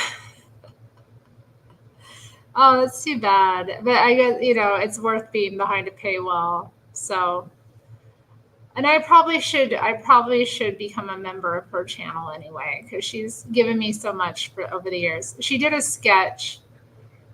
She just did a skit where she put on like a do-rag and and like a fake beard. She got a costume. She put on a fake beard and she was pretending to be a passport bro. She has a green screen, so she put herself in this tropical location, and she was drinking out of a fake coconut, and she was going on about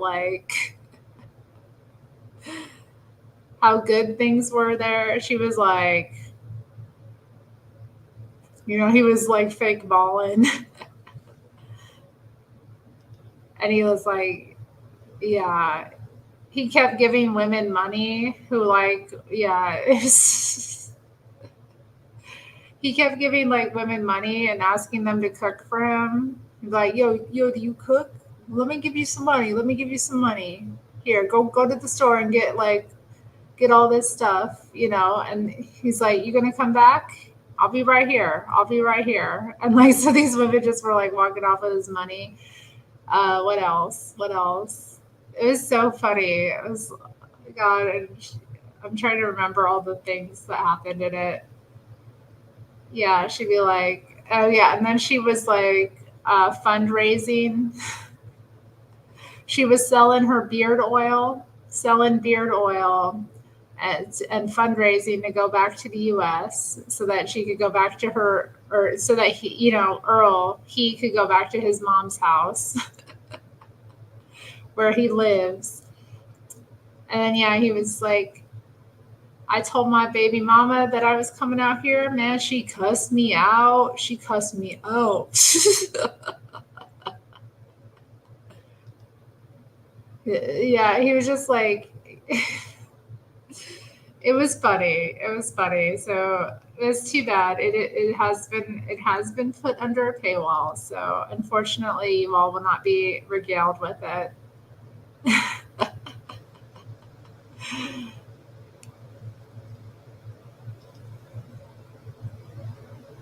Mm-hmm. Mm-hmm. Your sister's a passport bro?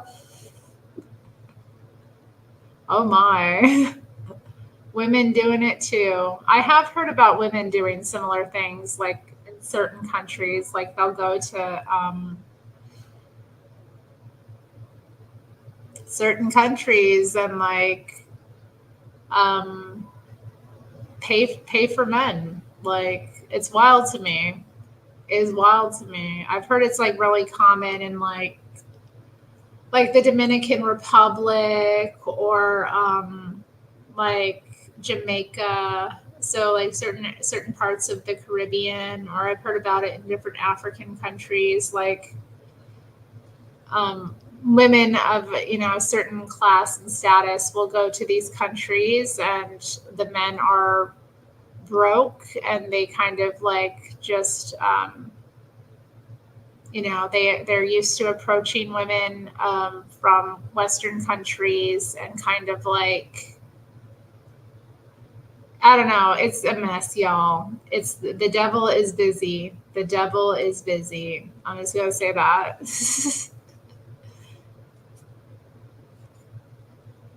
Oh, Big Bamboo. Oh my goodness. I don't know. I don't know if I need to see that. What is that? What are they referring to?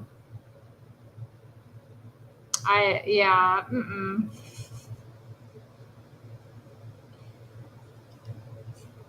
It was with Adele. Okay, I didn't know she was on SNL. What is WEF? I heard the WEF. What is that? WEF? Can you 10K. 10K for a day? For a day? A woman paying for a man for a day? What?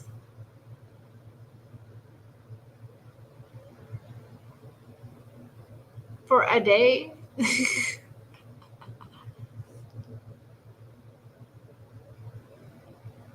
World Economic Forum. Oh, okay. So it's like men. Okay. And women. That's wild. That's wild. Devil is busy making guys and gals rizzy. Indeed. But anyway, I don't want. We got on this topic of like the passport thing, like the passport. It's just, again, what I'm saying. My initial point about people and our shenanigans is that, again, there's just a lot of media content out here that is ruining people's lives and giving them like really bad advice, and people with poor judgment, lack of experience, lack of discernment, are easily sucked in, and then they end up even worse off than they were to begin with. So I think that's just an example of it.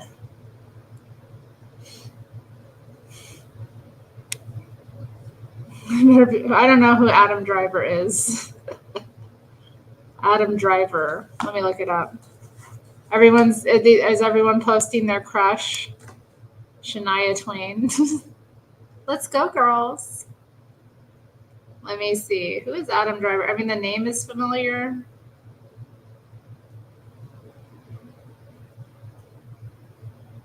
Okay, third name that comes up. Really? Really, Kate?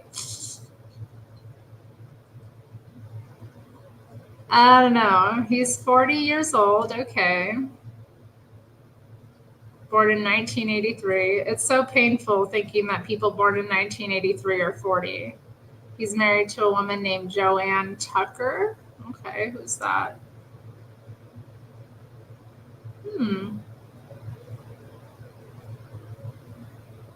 Nice, pretty blonde gal. She's a year older than him, or a little bit less than a year older than him.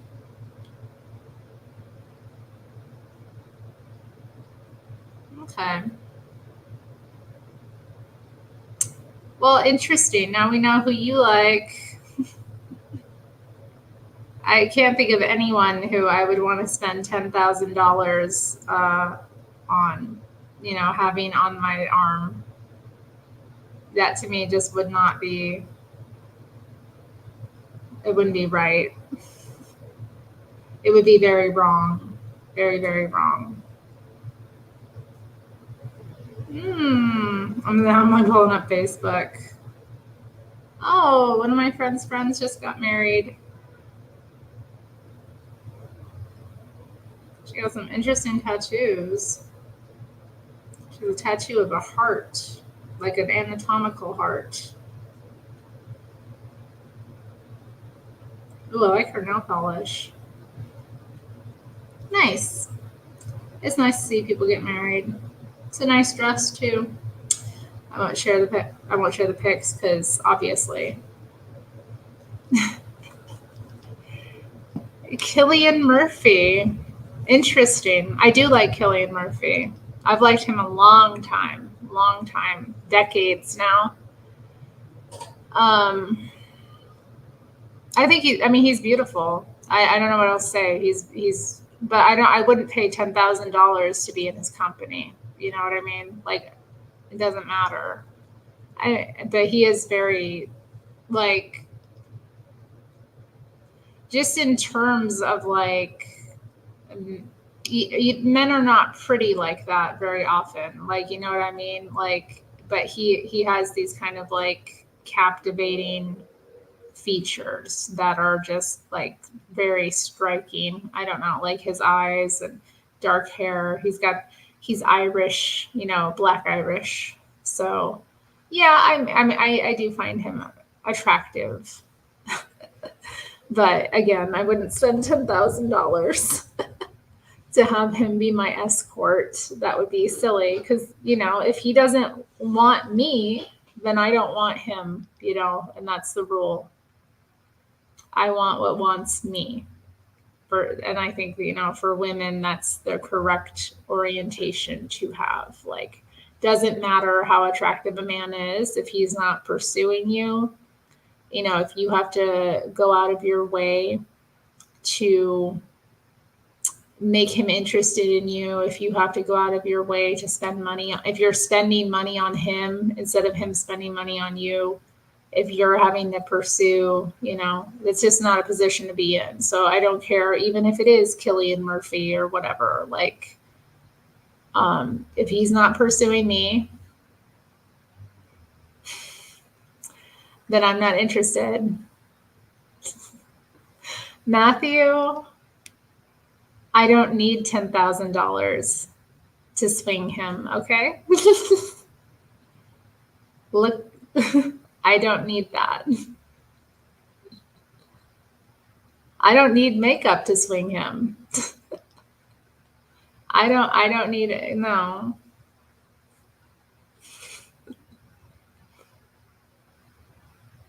If okay, like if I really wanted him,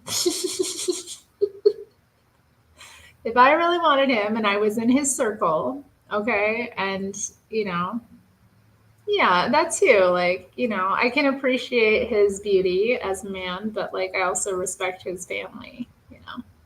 So I think that's nice. I think that's really nice. Yeah, in case like, yeah, no, I'm not dropping 10K on a man. I might drop 10K on, yeah, makeup, outfit, that kind of thing. Yeah, but I don't think I need that because like, you know, obviously. I mean, and and I'm kind of, I don't know.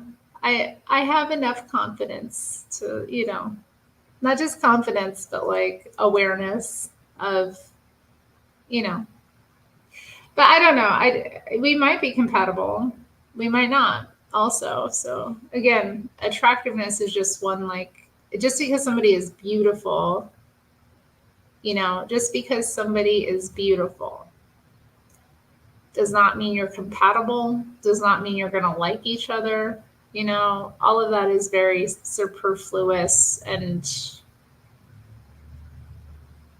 yeah, it's not important. It's not really what's important at the end of the day. Like again, what I find attractive is, someone who is showing me their level of care, you know? I think to me as a woman, like, and attractive men are trouble. You know what I mean? They're just trouble. Like, I would find it like, again, like, as a woman, I feel more comfortable being the pretty one in the relationship.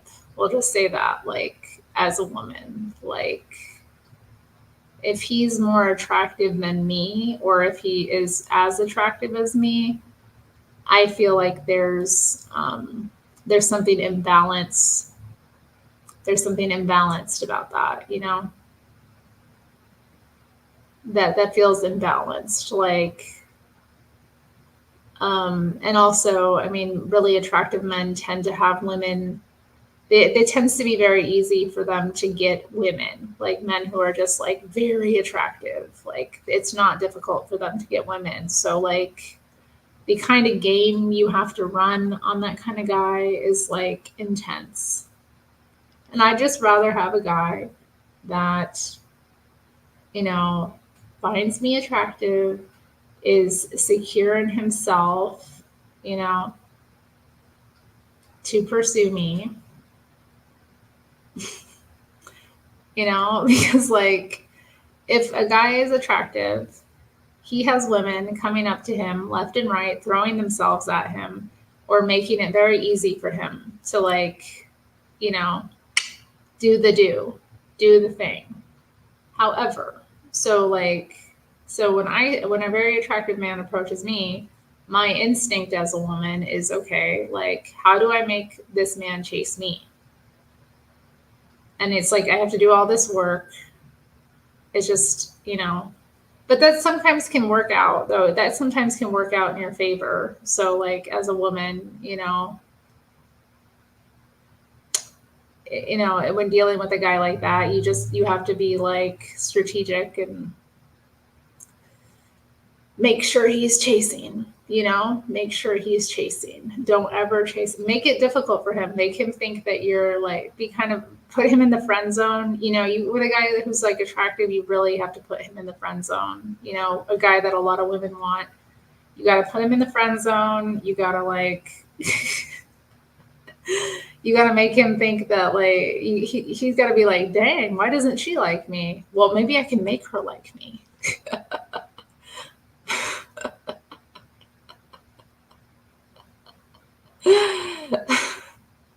And that's work. That's work. Wouldn't it just be better to like not have to do all that? I mean, it might be fun. It might be fun, but like again, like it's better for the woman to be the pretty one. I'm just saying. It's better overall, you know. It's better for you to be the pretty one. And, you know, if he starts acting up, you know, then you start putting him in his place by reminding him of all the options you have. It's been almost 4 hours, Matthew. I get on my little trip. I get on my little trips and I go off. And I haven't done much drawing. But y'all have been chatting, you know. I read the chat and then I get sucked into it. And I've just been sitting here. I haven't done anything. And I have chores to do. I have dishes to do. I have recycling and trash to deal with. I have a messy desk. I have 2 messy desks. Exactly, S.A. Brady. Exactly. It's not, I mean, you want to call it brainwashing. It's just the game, you know? There's a game. When it comes to dating, it's a game. All right. And you kind of have to approach it that way. You kind of have to have fun with it and you kind of have to be strategic. And you also have to know your limitations as well. You have to have a good assessment of yourself. You know, you have to be able to look at yourself and judge yourself like accordingly. So like, you have to know how attractive you are or how attractive you aren't. And if you're not attractive, you need to, you know, again, you have to figure out like, you know, how you're going to do the do. Because like just as a woman, you're naturally attractive to men because of what you have. All right. If you're less attractive, if you're not pretty, that kind of thing. Usually when men approach you, they're going to be approaching you for like multiple reasons. Like they're going to be looking to get something out of you, you know, they might want what you have or something else like that. So in that circumstance, you have to be like strategic and think, you know, okay, what's he trying to get out of me and what can I get out of him? You know, it's a game. You have to kind of learn the game and you have to play it. And I wish we didn't have to play games, but we do. It's just part of life. It's part of the fun of it, you know. Try not to take it too seriously, you know. Don't do anything, you know, that you that goes against, you know, your values and standards and that kind of thing. But like try to have fun with it and just try to be like strategic and, you know, understand the difference between men and women. Men and women are different. They respond, you know, they have different emotions. They respond differently. Men's emotions, you know, as a woman, you need to be able to trigger his emotions. If you want to like, you know, if you want to, if you want to like, you know, bring him to you, keep him coming to you. Like you gotta, it's a game. It's all it is. So like, again, bringing up the Cillian Murphy thing, like, or just like very, very attractive, very handsome men that a lot of women want, a lot of women throw themselves at. Like, okay, like you gotta be completely different to what he's used to stand out. Because if you're the same as everyone else, so that's not interesting.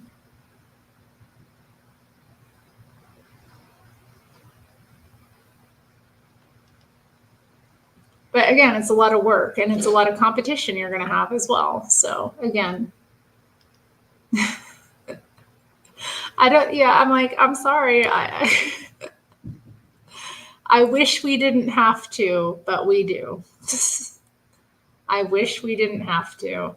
I wish we could just be like completely honest And it's not even dishonest. I don't want to say that. Like, but I wish it were the case where we could just be like open and honest and just like bare our hearts, first thing, and like, and that would work. But that's not how it works.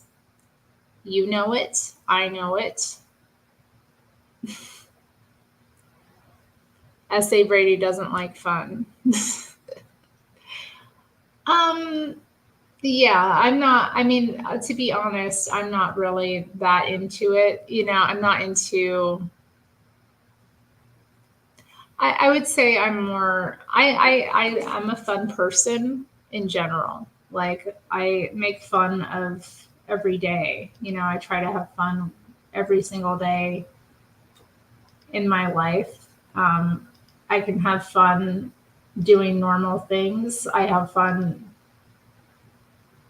and I think I just bring a fun energy with who I am. So I don't know. I don't need to do a lot of like crazy things to have fun. I'm just naturally that way.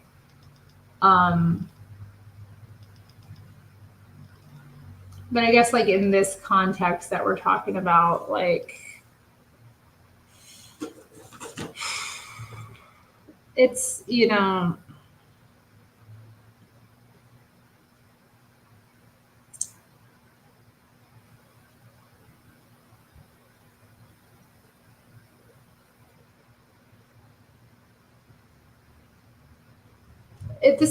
it's about like human psychology. You have to understand human psychology to a certain degree, and you have to understand the way that like most men, you have to understand like the way that men are emotionally, and like what triggers their emotions, and you have to figure out how to make them attached to you, especially if you like really want them, and that takes discernment and that kind of thing. And honestly, like, people appreciate it. People appreciate you like taking the time. People really do appreciate you taking the time to learn them and to like to win them. I don't know. It's an art. It is an art. Some people are just more naturally seductive than others, and some people learn. But one should always have like, you should have an element of fun with dating, like it should be taken seriously. It should be done for the right reasons, with the right aims in mind. But also, like, you should have fun with it. Like, it is supposed to be fun, you're out with someone, you're getting to know them, you should make it fun. That you should, which means you have like an understanding of human psychology, and you have an understanding of this person, who they are, what they're looking for, what they fantasize about. Because like, okay, again, we use the example of the very attractive man that has women throw themselves at him all the time. That is boring to him. He's craving an experience that he hasn't had before.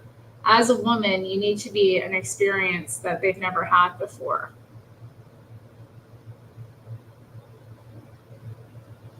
You need to be an experience that they've never had before. You need to be memorable. You need to stand out. You need to have something, and you need to offer something that other women aren't offering. Okay, so if a man is used to like women just being attracted to him, desperate, throwing themselves at him, goo-goo-eyed over him, da-da-da-da, like, if you're different than that, that's relieving, it's exciting, it's interesting. and it's memorable. All right, you want to be memorable. So to be memorable, you have to figure out who he is, and it's just it's an art. It's an art, and you have to take your time as well. Being memorable means taking your time and not jumping in on the third date. So Matthew's questions: will you obey me, woman? Is this what you ask on a first date? Don't ever ask that on a first date.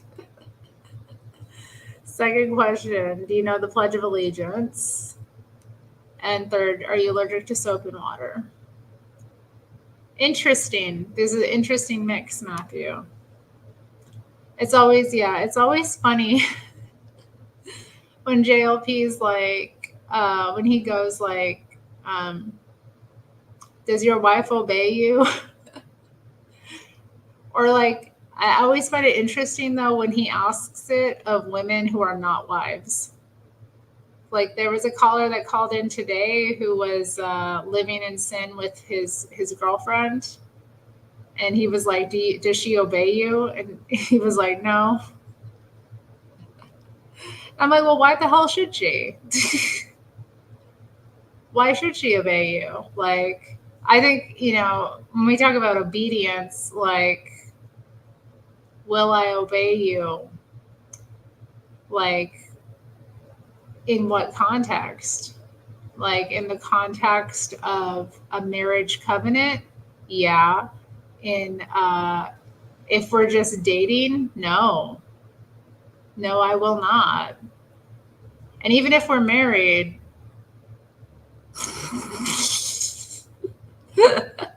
I will generally strive to. But I'm also, it's easier to ask for forgiveness than permission. I'll just say that. It's easier to ask for forgiveness than permission.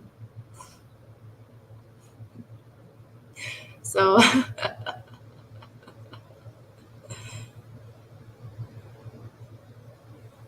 does she? I mean, you should know if she's allergic to soap and water. If she is, like, you'll know ahead of time. Yeah, I love when he asks women that. And, like, it's so funny to see their faces. Do you obey your husband? What do you mean? We're partners? What's a cop out? What's a cop out? What am I copying out about? Explain yourself. What have I copped out about?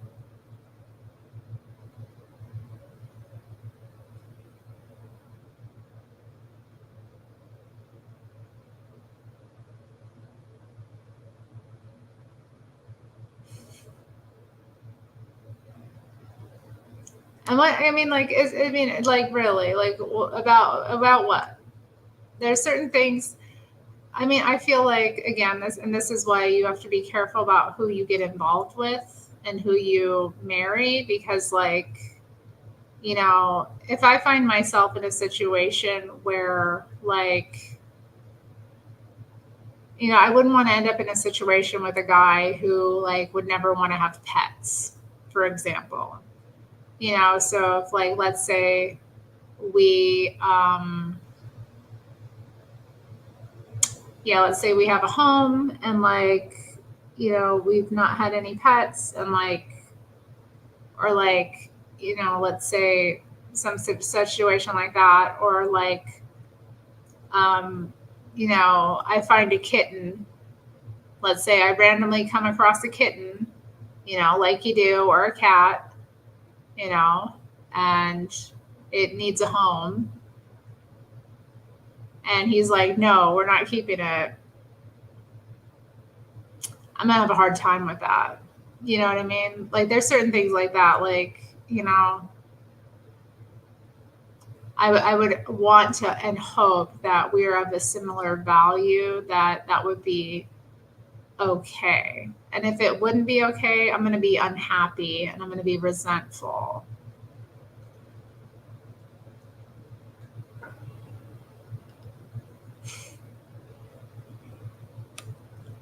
Forgiveness is greater than permission. Exactly. Like, come on. I don't know. Again, explain yourself, Lucy. Yeah. I'm a bit mischievous. Yes. He must love kittens. He must love, must love cats. And also just must love making me because like the happy wife, happy life thing, like I don't want to be nitpicked or like be with somebody like because some of these guys that call in sometimes that I listen to, you can just tell that they're nasty people, you know? And I really don't want like somebody in my life sucking my joy. You know what I mean? I want somebody who like cherishes me and I want somebody who cherishes me and respects me enough to like let me have things my own way to a certain degree. Like and isn't gonna like be some kind of bully or isn't gonna like ask of me things that are gonna make me miserable, like I I don't want somebody who's gonna like because in that situation, like I think I would just leave because I mean that's just who I am. I'm an independent kind of person. I have been my whole life. So, if I find somebody is taking more from me than they give, that's going to breed resentment. And, I don't want to be in that kind of situation. So, like, I don't know. It's something to really think about. It's something to really think about. Yeah, or like somebody like, yeah, I agree. It should be compatibility. And I think it should like women and their kitties. Like, yeah, I mean, I don't know. My mom for like with her husband, just to say like, there were so many years that they went without having a cat. They have cats now, which is interesting.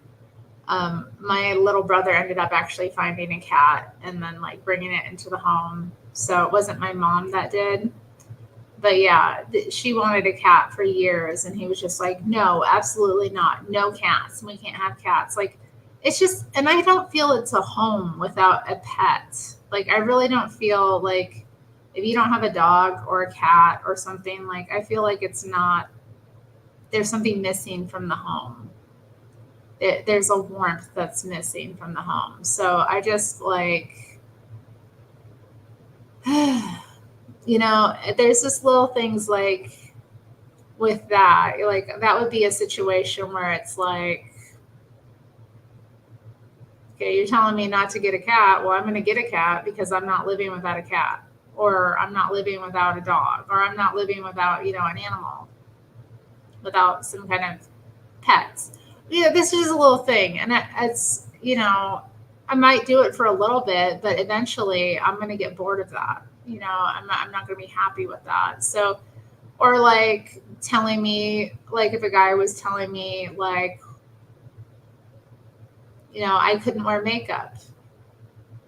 If a guy's like pushing me around like that, like, it depends, it really depends on the situation. And I think like, again, compatibility is important.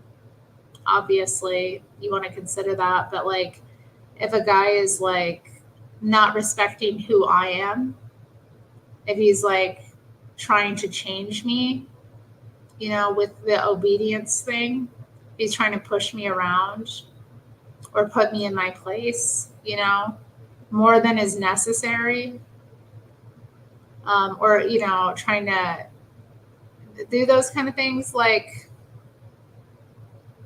I would be very discontent, and I just wouldn't put up with it, honestly. Like I just wouldn't. Like I have a breaking point, I feel like you have your role, I have mine. when it comes to like major decisions, like you have the ultimate say.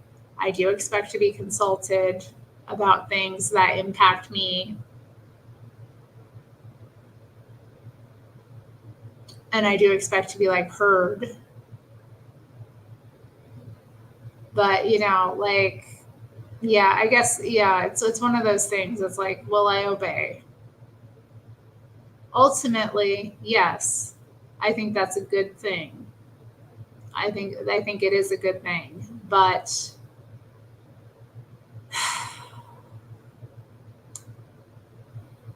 not I mean, there's certain circumstances where I could see, like, if there's a conflict about certain things, I could see myself being rebellious. You know, I could.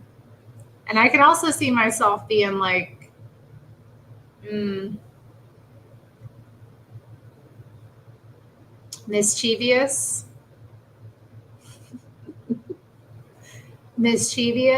or, just down to get my own way. Because, like, again, like, a part of it too is just for me, like, I don't know, my dignity, I guess. I don't know. I have to think about it. It's a difficult question. Like,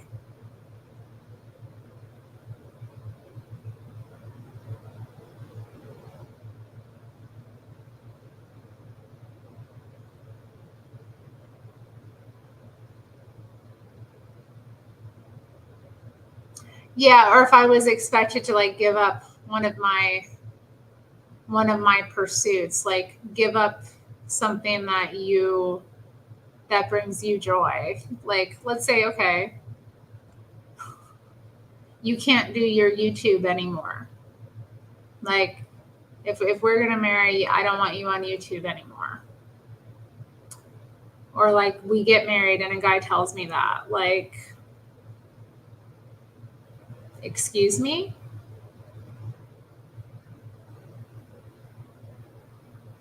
I don't know. It's a lot to consider.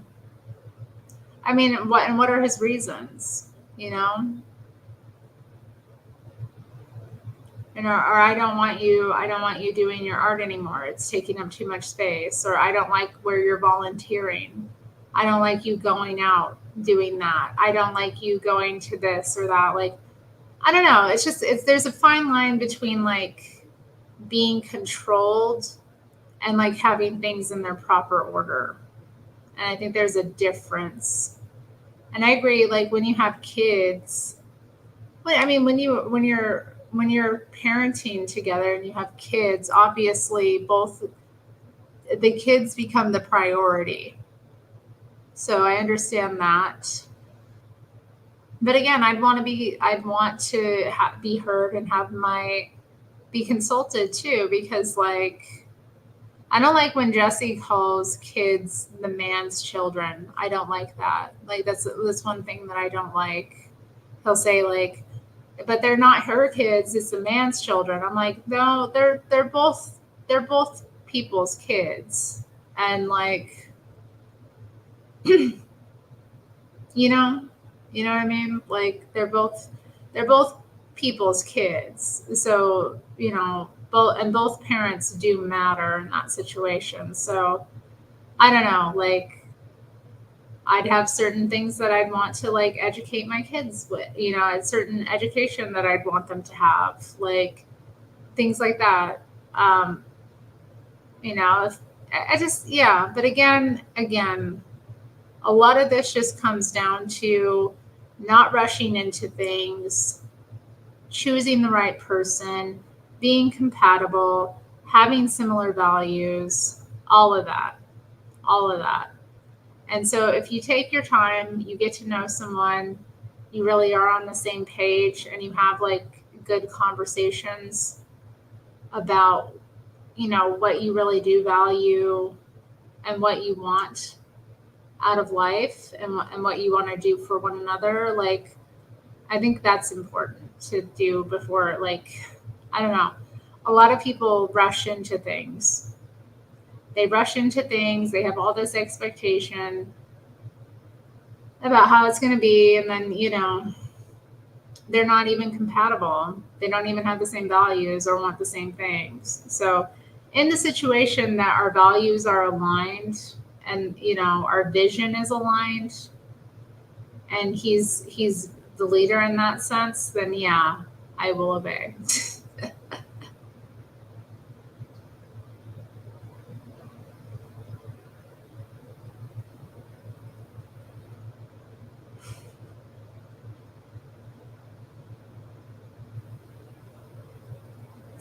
Yeah, I think that's, I mean, again, it's what spirit is it coming from, you know? And I worry with some of these, like, like again, I worry with some of these guys too. Like they call in, that like, does she obey you? I'm like, sir, you are not in a position to be obeyed.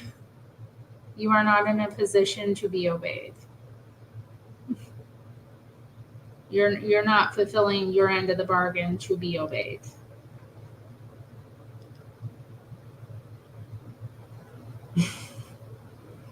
You know, again, we talked about women being delusional. There are some delusional men out here. Like they want a submissive woman that's also a provider, that's gonna work full time and raise their kids.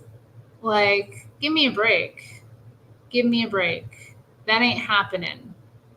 Okay, so like, if you want to be a leader, if you want to be obeyed, you got to be in charge.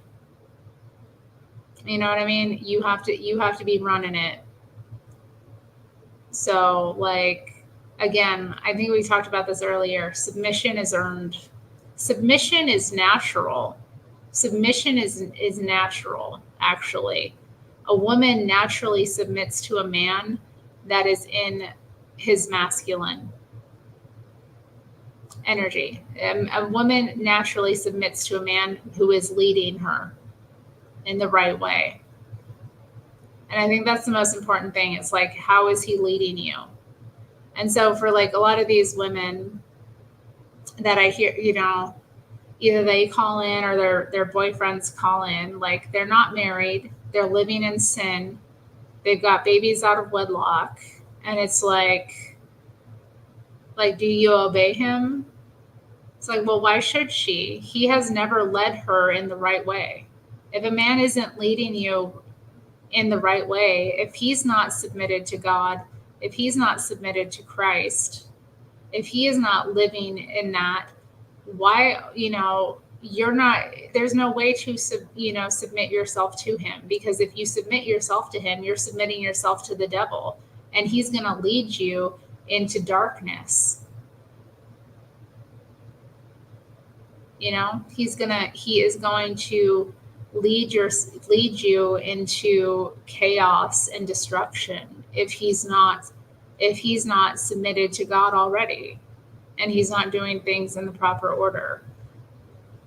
So when a woman is and meets and is dealing with a man who is leading in the right way and is submitted to God in the right way, submission is easy.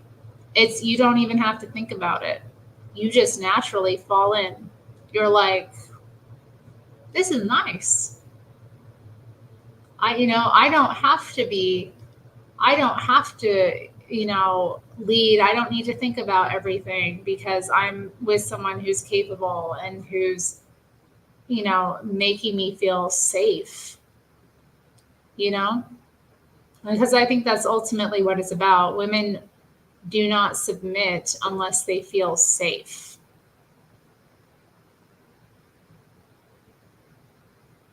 So I don't see why a baby mama what is leading in the right way? Well, like again, like not leading you into sin, not leading you into fornication, not leading you into destruction, but leading you into something better. He's leading you in the right way. Like, and you don't have to be even romantically pursuing a woman to like do this, I think, because a man can do this in the context of just knowing a woman, or, how he interacts with women, like how he deals with them, how he approaches them, how he speaks to them is a lot of it. Like, um, how he responds to them. Like when they say something, how he responds. Like a lot of it is just that. It's like he's doing things the right way. He's approaching things in the right way. He's not, if I'm being silly, for example, like if I'm saying something silly and or like something that is maybe like illogical or fantastical or whatever, he doesn't chastise me. He doesn't, put me down, but he guides me. He guides me gently, you know. If I'm being, bitchy, for example, like, or, all the hell coming out of her, as Jesse says, like all the hell coming out of me. Like, how does he respond to me? Is he patient? Does he not engage with, does he not fan the flames? Does he not throw gasoline on the fire? Does he know when to walk away? Does he know when to tell me no? Does he put boundaries up with me? Like if I go too far with him, does he, or whatever, like in daily life, again, like I said, submission is natural. When a man is just doing things the right way, doing things the right way, doing things in the right way that honors God and that honors you, it's easy. It's easy. It's not a lot of work, actually, because the woman is just safe. She feels that she is protected.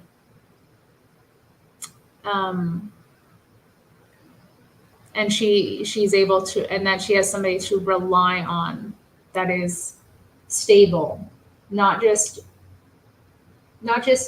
in the material plane. Obviously stability in the material plane is important, but like internally, he stays stable, he keeps his emotions regulated, he is intelligent in that regard. He doesn't deal with nonsense. He does not make time for it or space for it. He's practical. I don't know. I think I've gone on enough, and I should probably get going. Okay, Matthew. Good luck. Good luck with those jailbirds and single moms.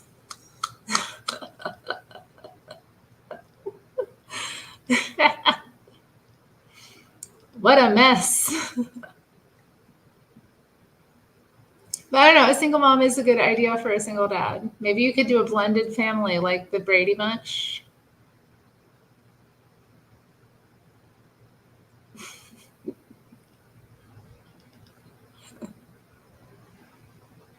Oh my. Yeah, I don't even know that. Like, okay, that's a whole other topic. But I came across this like crazy page on Facebook. I can't even remember the name of it, but it had like all these women's like dating profiles, and it was horrendous. Like I was shocked. I was shocked at the number of women who put their kids, pictures of them with their kids in their dating profile. I'm like, what are you doing? I'm like, what are you doing that you think it's a good idea to put pictures of yourself and your kids on a dating profile for any strange man to see? Good night, S.A. Brady. Like, you really put that up there. You really just put your kids on blast like that. Like, where is your sense of protection?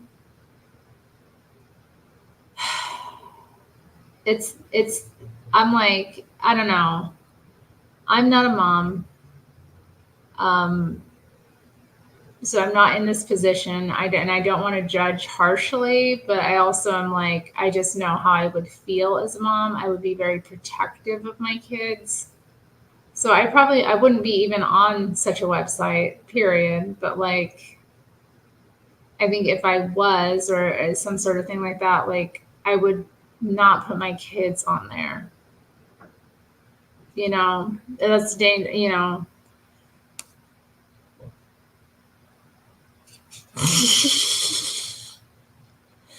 Lord have mercy. Yeah, it's real out here. It's real out here. Well, I mean, they're leading with what they got.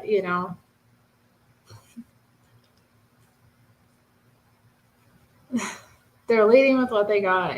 Yeah, it's depressing. It's depressing. Yeah, it is. I mean, that's what Nick says, isn't it? He says it's gay because like Grindr came out before Tinder. And I do think, yeah, maybe it has kind of that kind of promiscuous kind of um, cruising culture that existed in the gay community, like the gay male community previously, has become more common among heterosexuals. It's kind of interesting. And I think I remember a friend of mine, we were hanging out and she was like on her phone, just like going really fast. And I was like, "What are you doing?" And she was like, "Oh, I'm on Tinder. It's a hookup app." She called it a hookup app. Okay, this is a much younger friend. And I was just like, I gave her like a judgmental look and I was like, I thought it was a dating app. Like, but it was interesting to me that she like even like would say it's a hookup app. I'm like,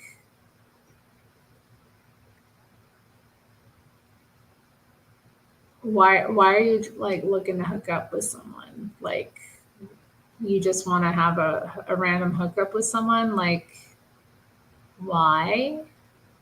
What? Me all judgmental and older, and her thinking that I'm like just jealous or something, as if it's that hard to hook up with someone.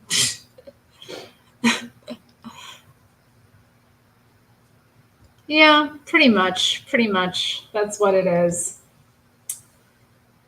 It's no good. Oh, what a nice yawn you have, baby. What a nice kitty. What a nice kitty. He's so handsome.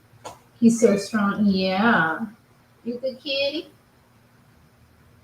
He's so loyal. He got a big heart. He got the biggest heart I've ever seen. You're such a good boy. You're such a good boy. Oh, my good boy is. Oh, he's so good. No, baby. No, no, no, no, no, no, no, no, no, no, no, no. Yeah, Mama's not. Yeah, we're not going to be hanging out here. Okay, I'm turning this off. Come on, babe.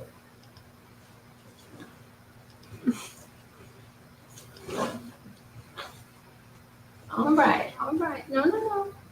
Oh, watch that tail. Come on, baby. Don't mess with me. Oh, goodness. Did you say she's for the streets? I guess. I don't know. I don't want to say that. I mean, she's my friend. I think she's just young and misguided. And yeah, I think that's it. I think she's young and misguided, and she doesn't want to listen to my advice because what the hell do I know? I'm only like 10 plus years older than her, and what would I know?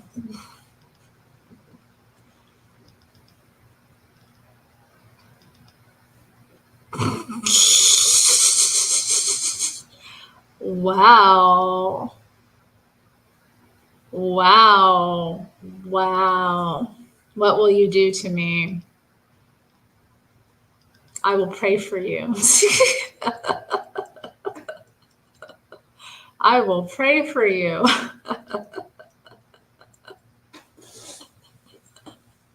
Lord, that is wrong. Yeah, I know. I think somebody suggested that I like try a Christian dating app or something. I was like, what? I'm like, first off, no. Second off, no.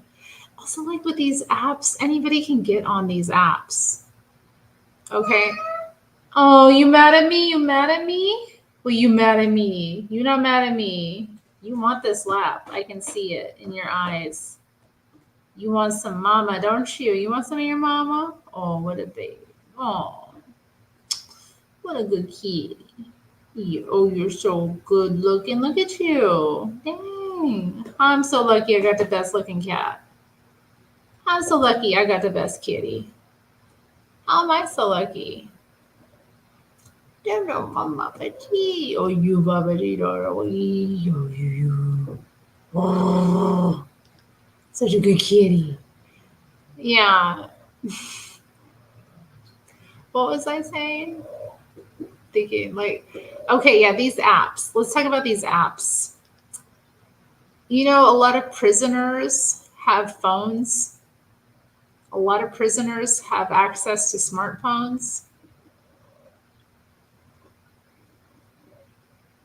You know, you need to be very careful.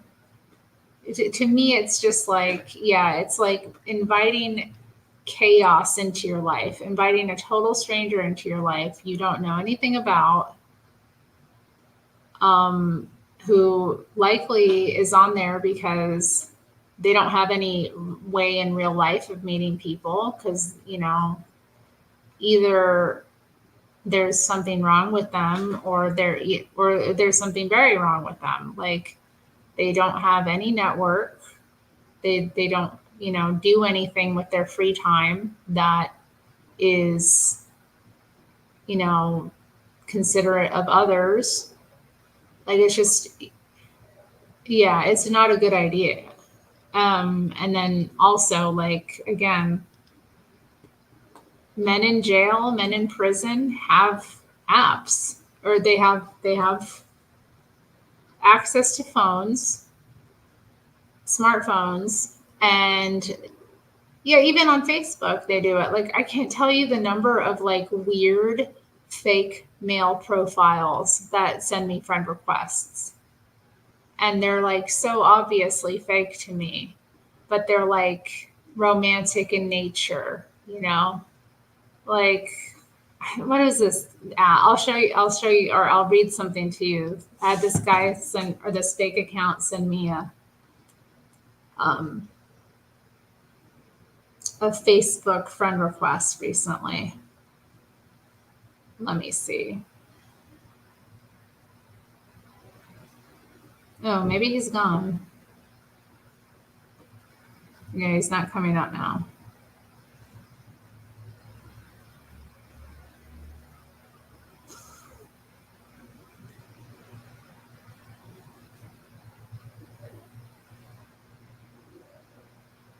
Well, that's too bad because I wanted to make fun of him.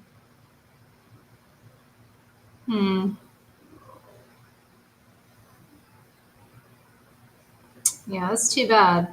Well, it's not like I wanted to make fun of him, but it was a fake account, so he probably lost the account anyway for like. And there's fake accounts that target men as well. You know, there's a lot of like, again. So I've noticed like I'll get these like random um accounts, and it's like a middle aged, or not middle aged, maybe even older. Yeah, because they're not usually in their 40s; they're like in their 50s. Male who you know, it'll be like one photo he has, and he's like got all female friends, and then like the bio is something like ridiculous, like something romantic, and I'm just like,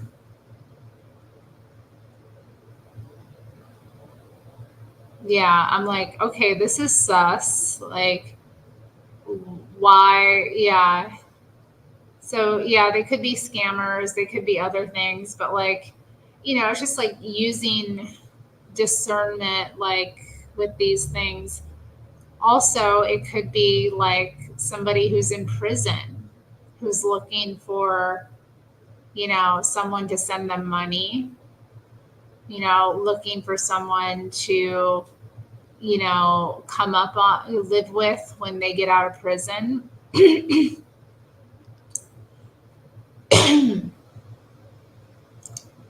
Is real out here. Like, it's real out here.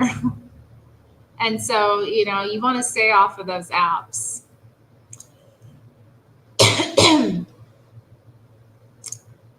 Baby, what you saw? You getting your claws out. Look at them claws. Those are the finest claws I've ever seen. Oh my goodness, look at these claws. Oh, so vicious, so beastly.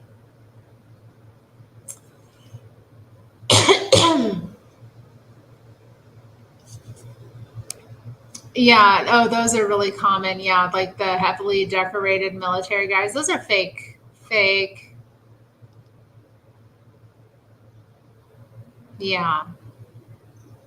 Yeah. It's so, yeah. It's not the way to meet people. Real life is the way. There's nothing, but I think too, a lot of people feel like, it's, oh, baby, come on.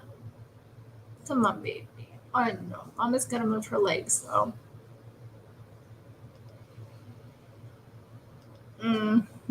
Yeah, private chat link. Yup. Yup. So it's either like pornography bots or like scammers or someone in like prison. It's just not is not the way. It's not the way. Gen Z, it's all they got. That's not true. It's not true. Gen Z chooses. They choose not to participate in their community. They choose not to join organizations. They choose not to volunteer. They choose not to go to church. They choose not to.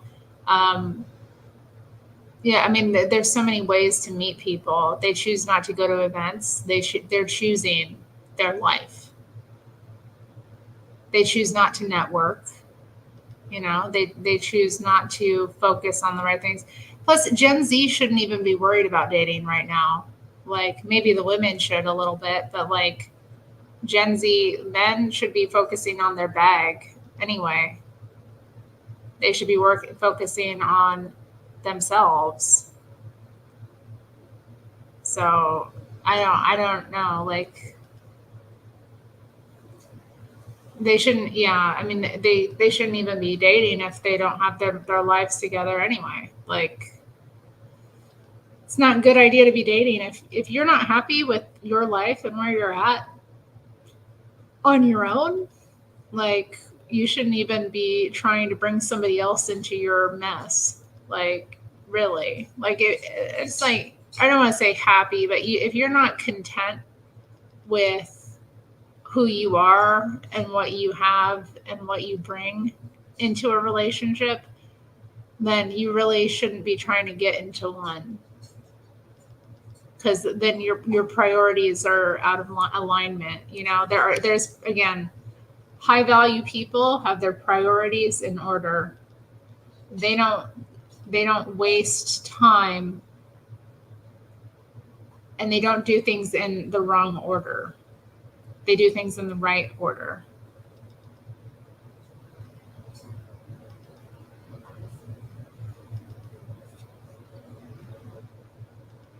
I mean, yeah, that can be flawed though too, I have to say, because some of these church guys are crazy too. You get to talking to them, and they're like, "I'm an ex-con. I used to rob banks and da da da da," and like, they'll just be going off talking about all the crazy stuff, like, I've been divorced this many times, and I have this many kids, and da da da, like. Yeah, exactly. Like, a lot of people, yeah, they're there not seeking the kingdom of God. They're there seeking like someone to date. They think that like Christian women are going to be like, they're like, I want a Christian woman because she's going to be a good girl. And I'm like, not necessarily.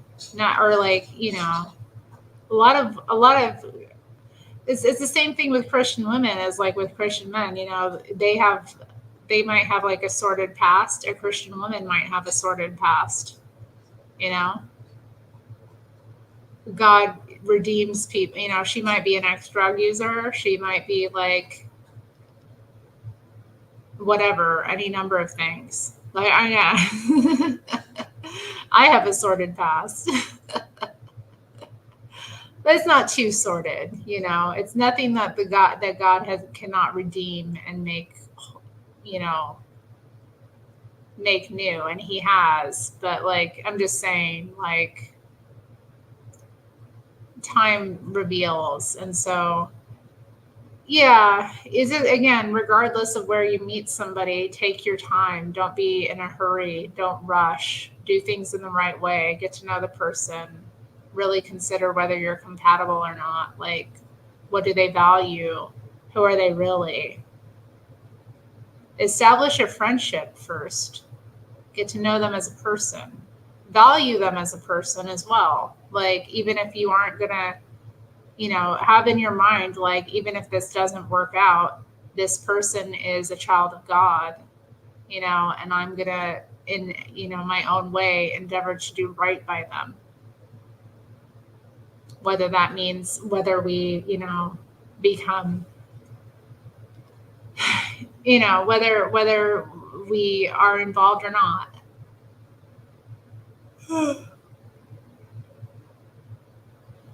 Oh, I bet, Kate. Yeah. No, yeah. It's very common. And like, I get a lot of attention at church, actually. It's kind of stressful sometimes, And I have dated men through church. And it's nice, but it's also, I'm wary too. And I try to just kind of like,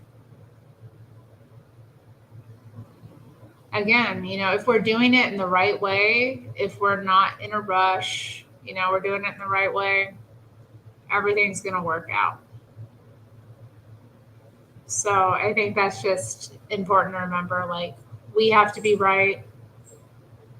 What you got? You got your baby? Where is it? I heard his little ball. I haven't heard his little ball in a while. Bye, Matthew. Bye, Matt. Oh, later, Gator. Have a good day at work tomorrow. I do not have to work tomorrow, which is why I'm up late, enjoying the evening. I also had coffee really late. I was drinking my chocolate milk. I put a bunch of coffee in it. I had a bunch of like instant coffee that I shook up and put in it. So I'm kind of like caffeinated. It's helped me keep going here. But yeah. They think they're going to bag a good girl at church. I'm going to go to church. I'm going to find me a godly woman. Like, are you sure about that? You sure? Okay. Good luck. Good luck. Are you a godly man? Okay. Well, maybe that's not what you're going to find. Maybe you're not going to find that. Or I don't know. Yeah, they just...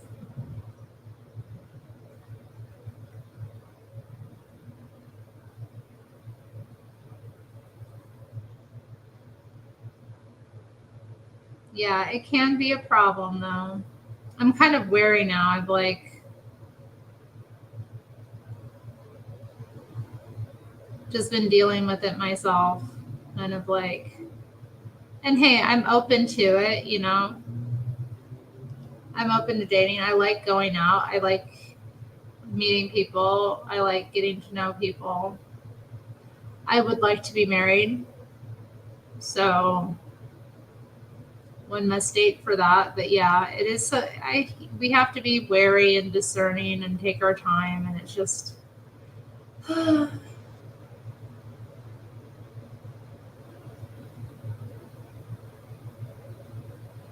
It can be exhausting too.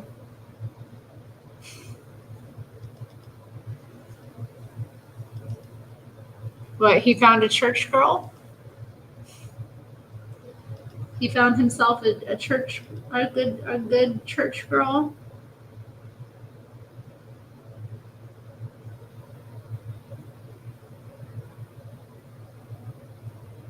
Sometimes I think too, they think it's like an easy mark, you know? Especially like for some of these con artists who like go to church pretending to be Christian, you know, or pretending to be seeking God, you know, and it's interesting.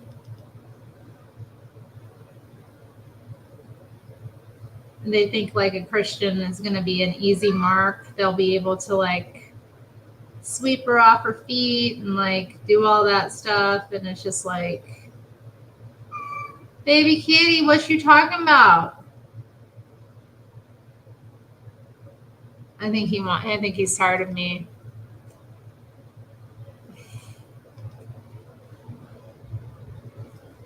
He actually phoned me to tell me he started going to church, and after a while I realized he was trifling. Then he wondered why he got a woman that was after his money. Does he have money? Does he have real money, or like is it just him like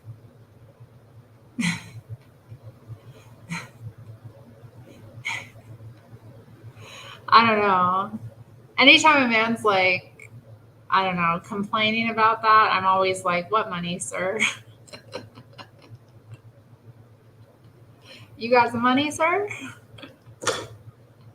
What money you have?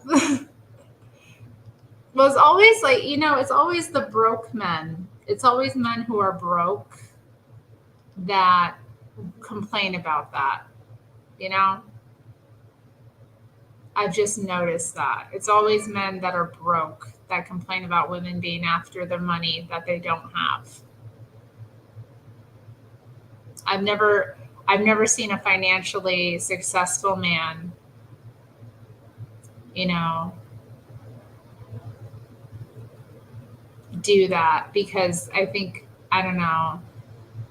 I think they just know that women like money. I think they know that women are materialistic by nature. I think they know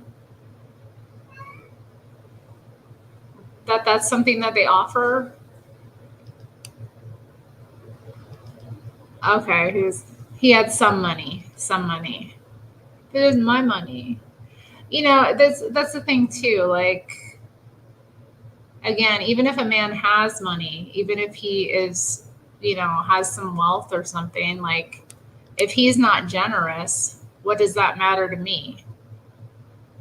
So like that kind of mindset right there, like, and what was he after? You know, what's he after? He's after some woman's virtue. She's after my money. I'm like, well, what are you after? Is what you're after worth more than money? Oh yeah, it is.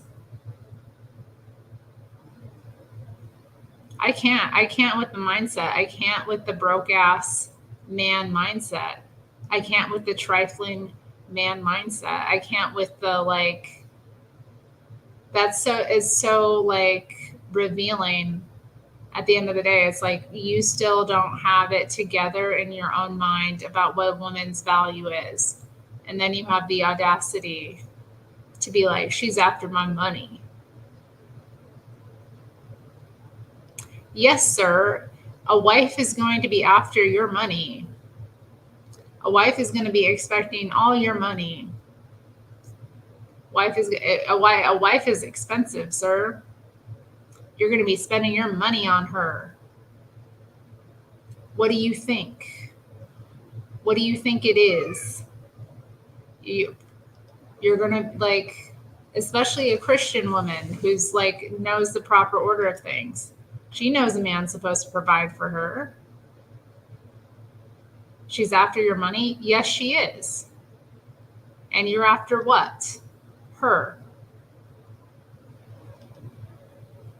And what is more valuable? Her.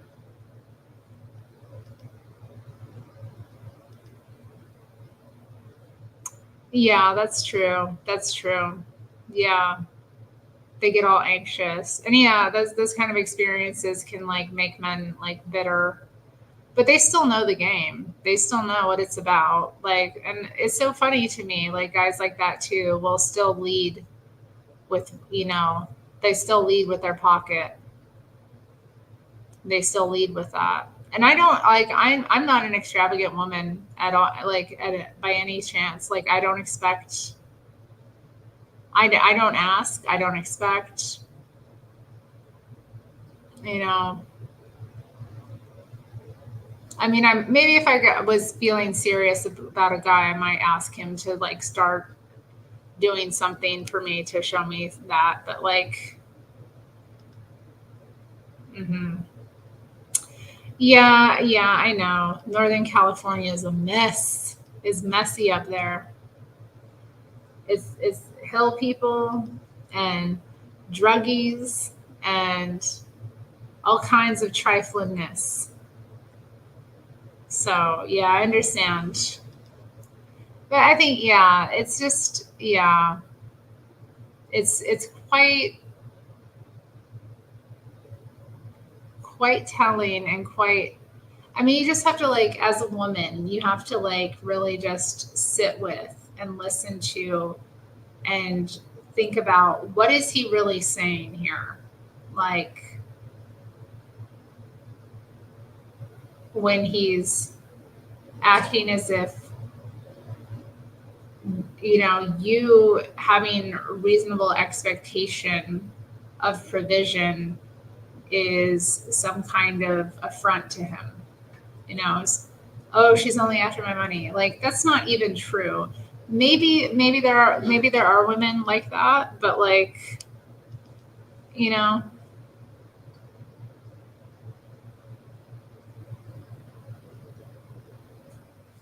okay, that is trifling. Kate. Kate telling on her family tonight. Kate's telling on him. Wow. Yeah, it's so interesting, isn't it? It's interesting. Yeah, mindset. It's an interesting mindset. Like, a guy like that takes so much. A guy like that takes so much. And he has the audacity. He has the actual audacity to be like, she's after my money. This woman's after my money. Like, you are after her virtue, you're after her heart, you're after her spirit. You want to crush it. And you have the audacity to complain about your money, which is an infinite resource. It's something that you can always get more of. You're after her time, you're after her youth, you're after everything, you're after her. You know, you want to take her and mistreat her and use her, and then you have the audacity to like act as though your money, which you can always get more of, is more valuable than her time, which is a finite resource. Unreal. Good for her. And she should have, and that's what, again, that's the right thing. Well, I'm glad she got something out of him. That's good. She's after my money. And what was she doing with that money? She was taking it and investing it in a business. She was using it wisely. She was taking what he earned and she was multiplying it. That's a Proverbs 31 woman right there. That's a woman of virtue. She takes what a man gives her and she multiplies it.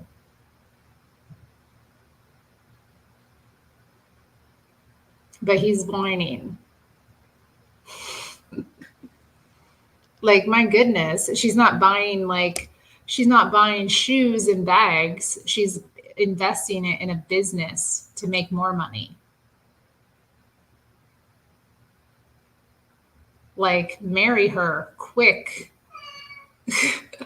Marry her right now. That's a wise woman. That's a woman you want to invest in. She's not trifling at all. She's smart.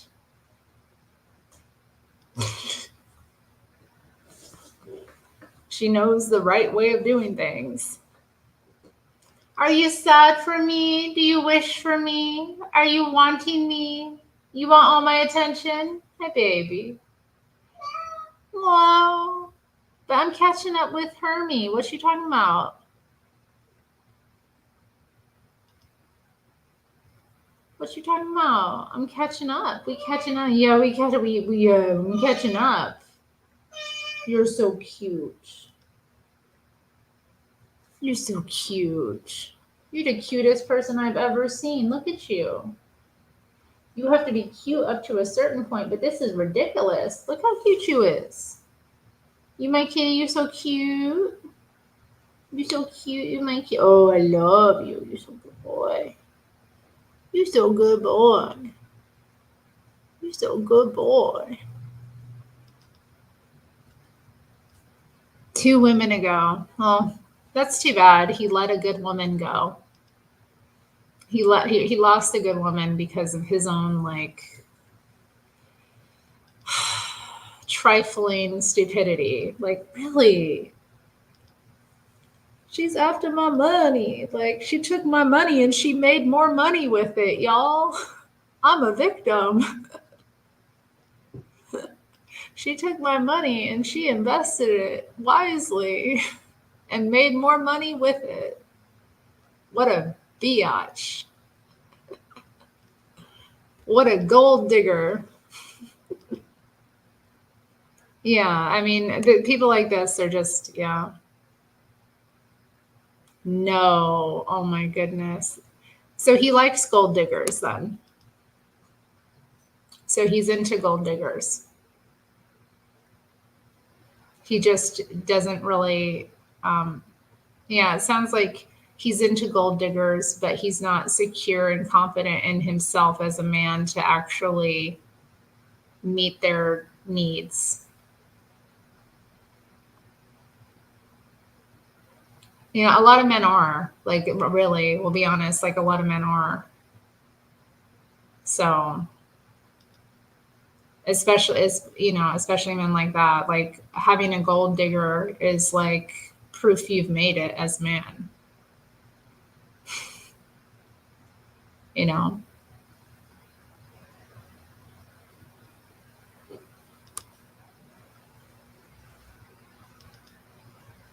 Oh my goodness. Oh my goodness. Oh, you want some more food? You had food. You had chimkin and you had pate. Now you want more food? And you had some dry food. Maybe not as much dry food as you would like, but you had it. What you doing? Oh, thank you, Bubba Tea. That's crazy. That is crazy.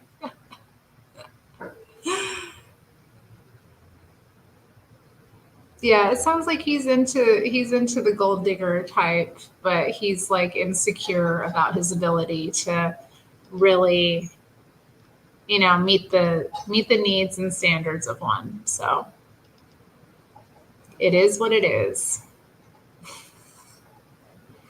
That's wild though. That's wild though.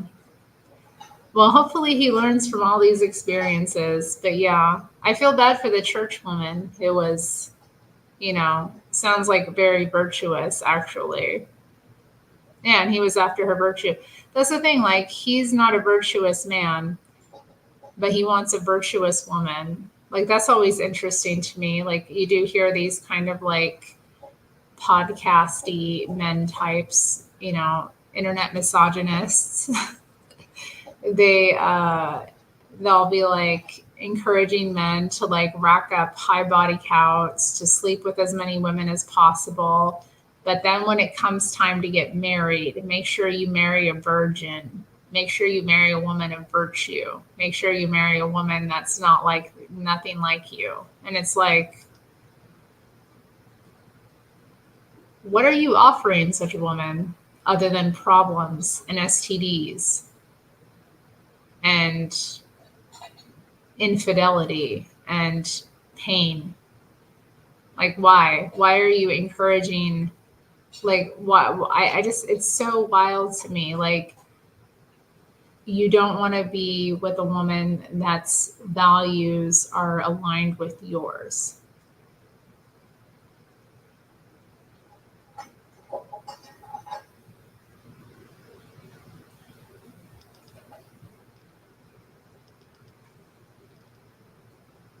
She's nice and normal. Oh, red flag, red flag. I hope nobody ever described me that way. I mean, I am nice, but yeah, I am, but he didn't meet the shop lady in church. Okay. So he's complained about multiple women being gold diggers then.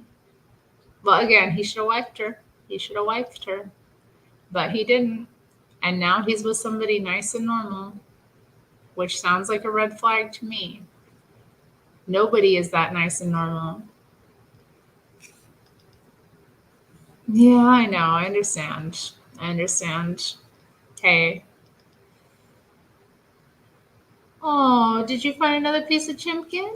Yum, the chimpkin. He loved a chimpkin. His mama gives him chimpkin every day, and he loves it. Oh, he's such a cutie. My cat's so cute. He's so cute. He eating the chimpkin. Get the chimpkin. You can do it.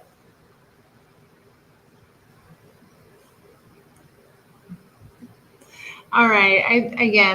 I need to go. It's been 5 hours. I don't know how I do it. I get on here, we start catching up. You know, the combo is good. I get sucked in, and then I look and I'm like, oh wow, okay. Yeah, we've been going a while.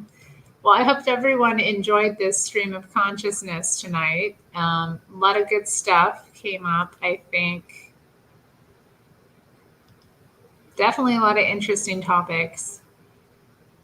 But yeah, it's time to go to bed. It's time for me to retire and tend to my cat who is wanting attention. And I know all of you too should probably get going to bed because it's 11:14 on the West Coast. So if you're not on the West Coast, you are up very late.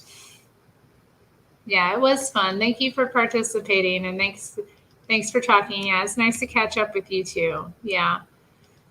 Well, I will be back another time, so don't you be talking to me. I'm wrapping up right now. I'm wrapping up right now. Don't. He's bullying me. He's honestly bullying. Why are you bullying me? I'm about to wrap up. I'm wrapping up as we. Yes, I am.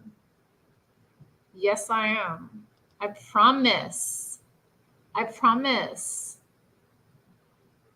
He don't believe me. You think I'm gonna be here forever?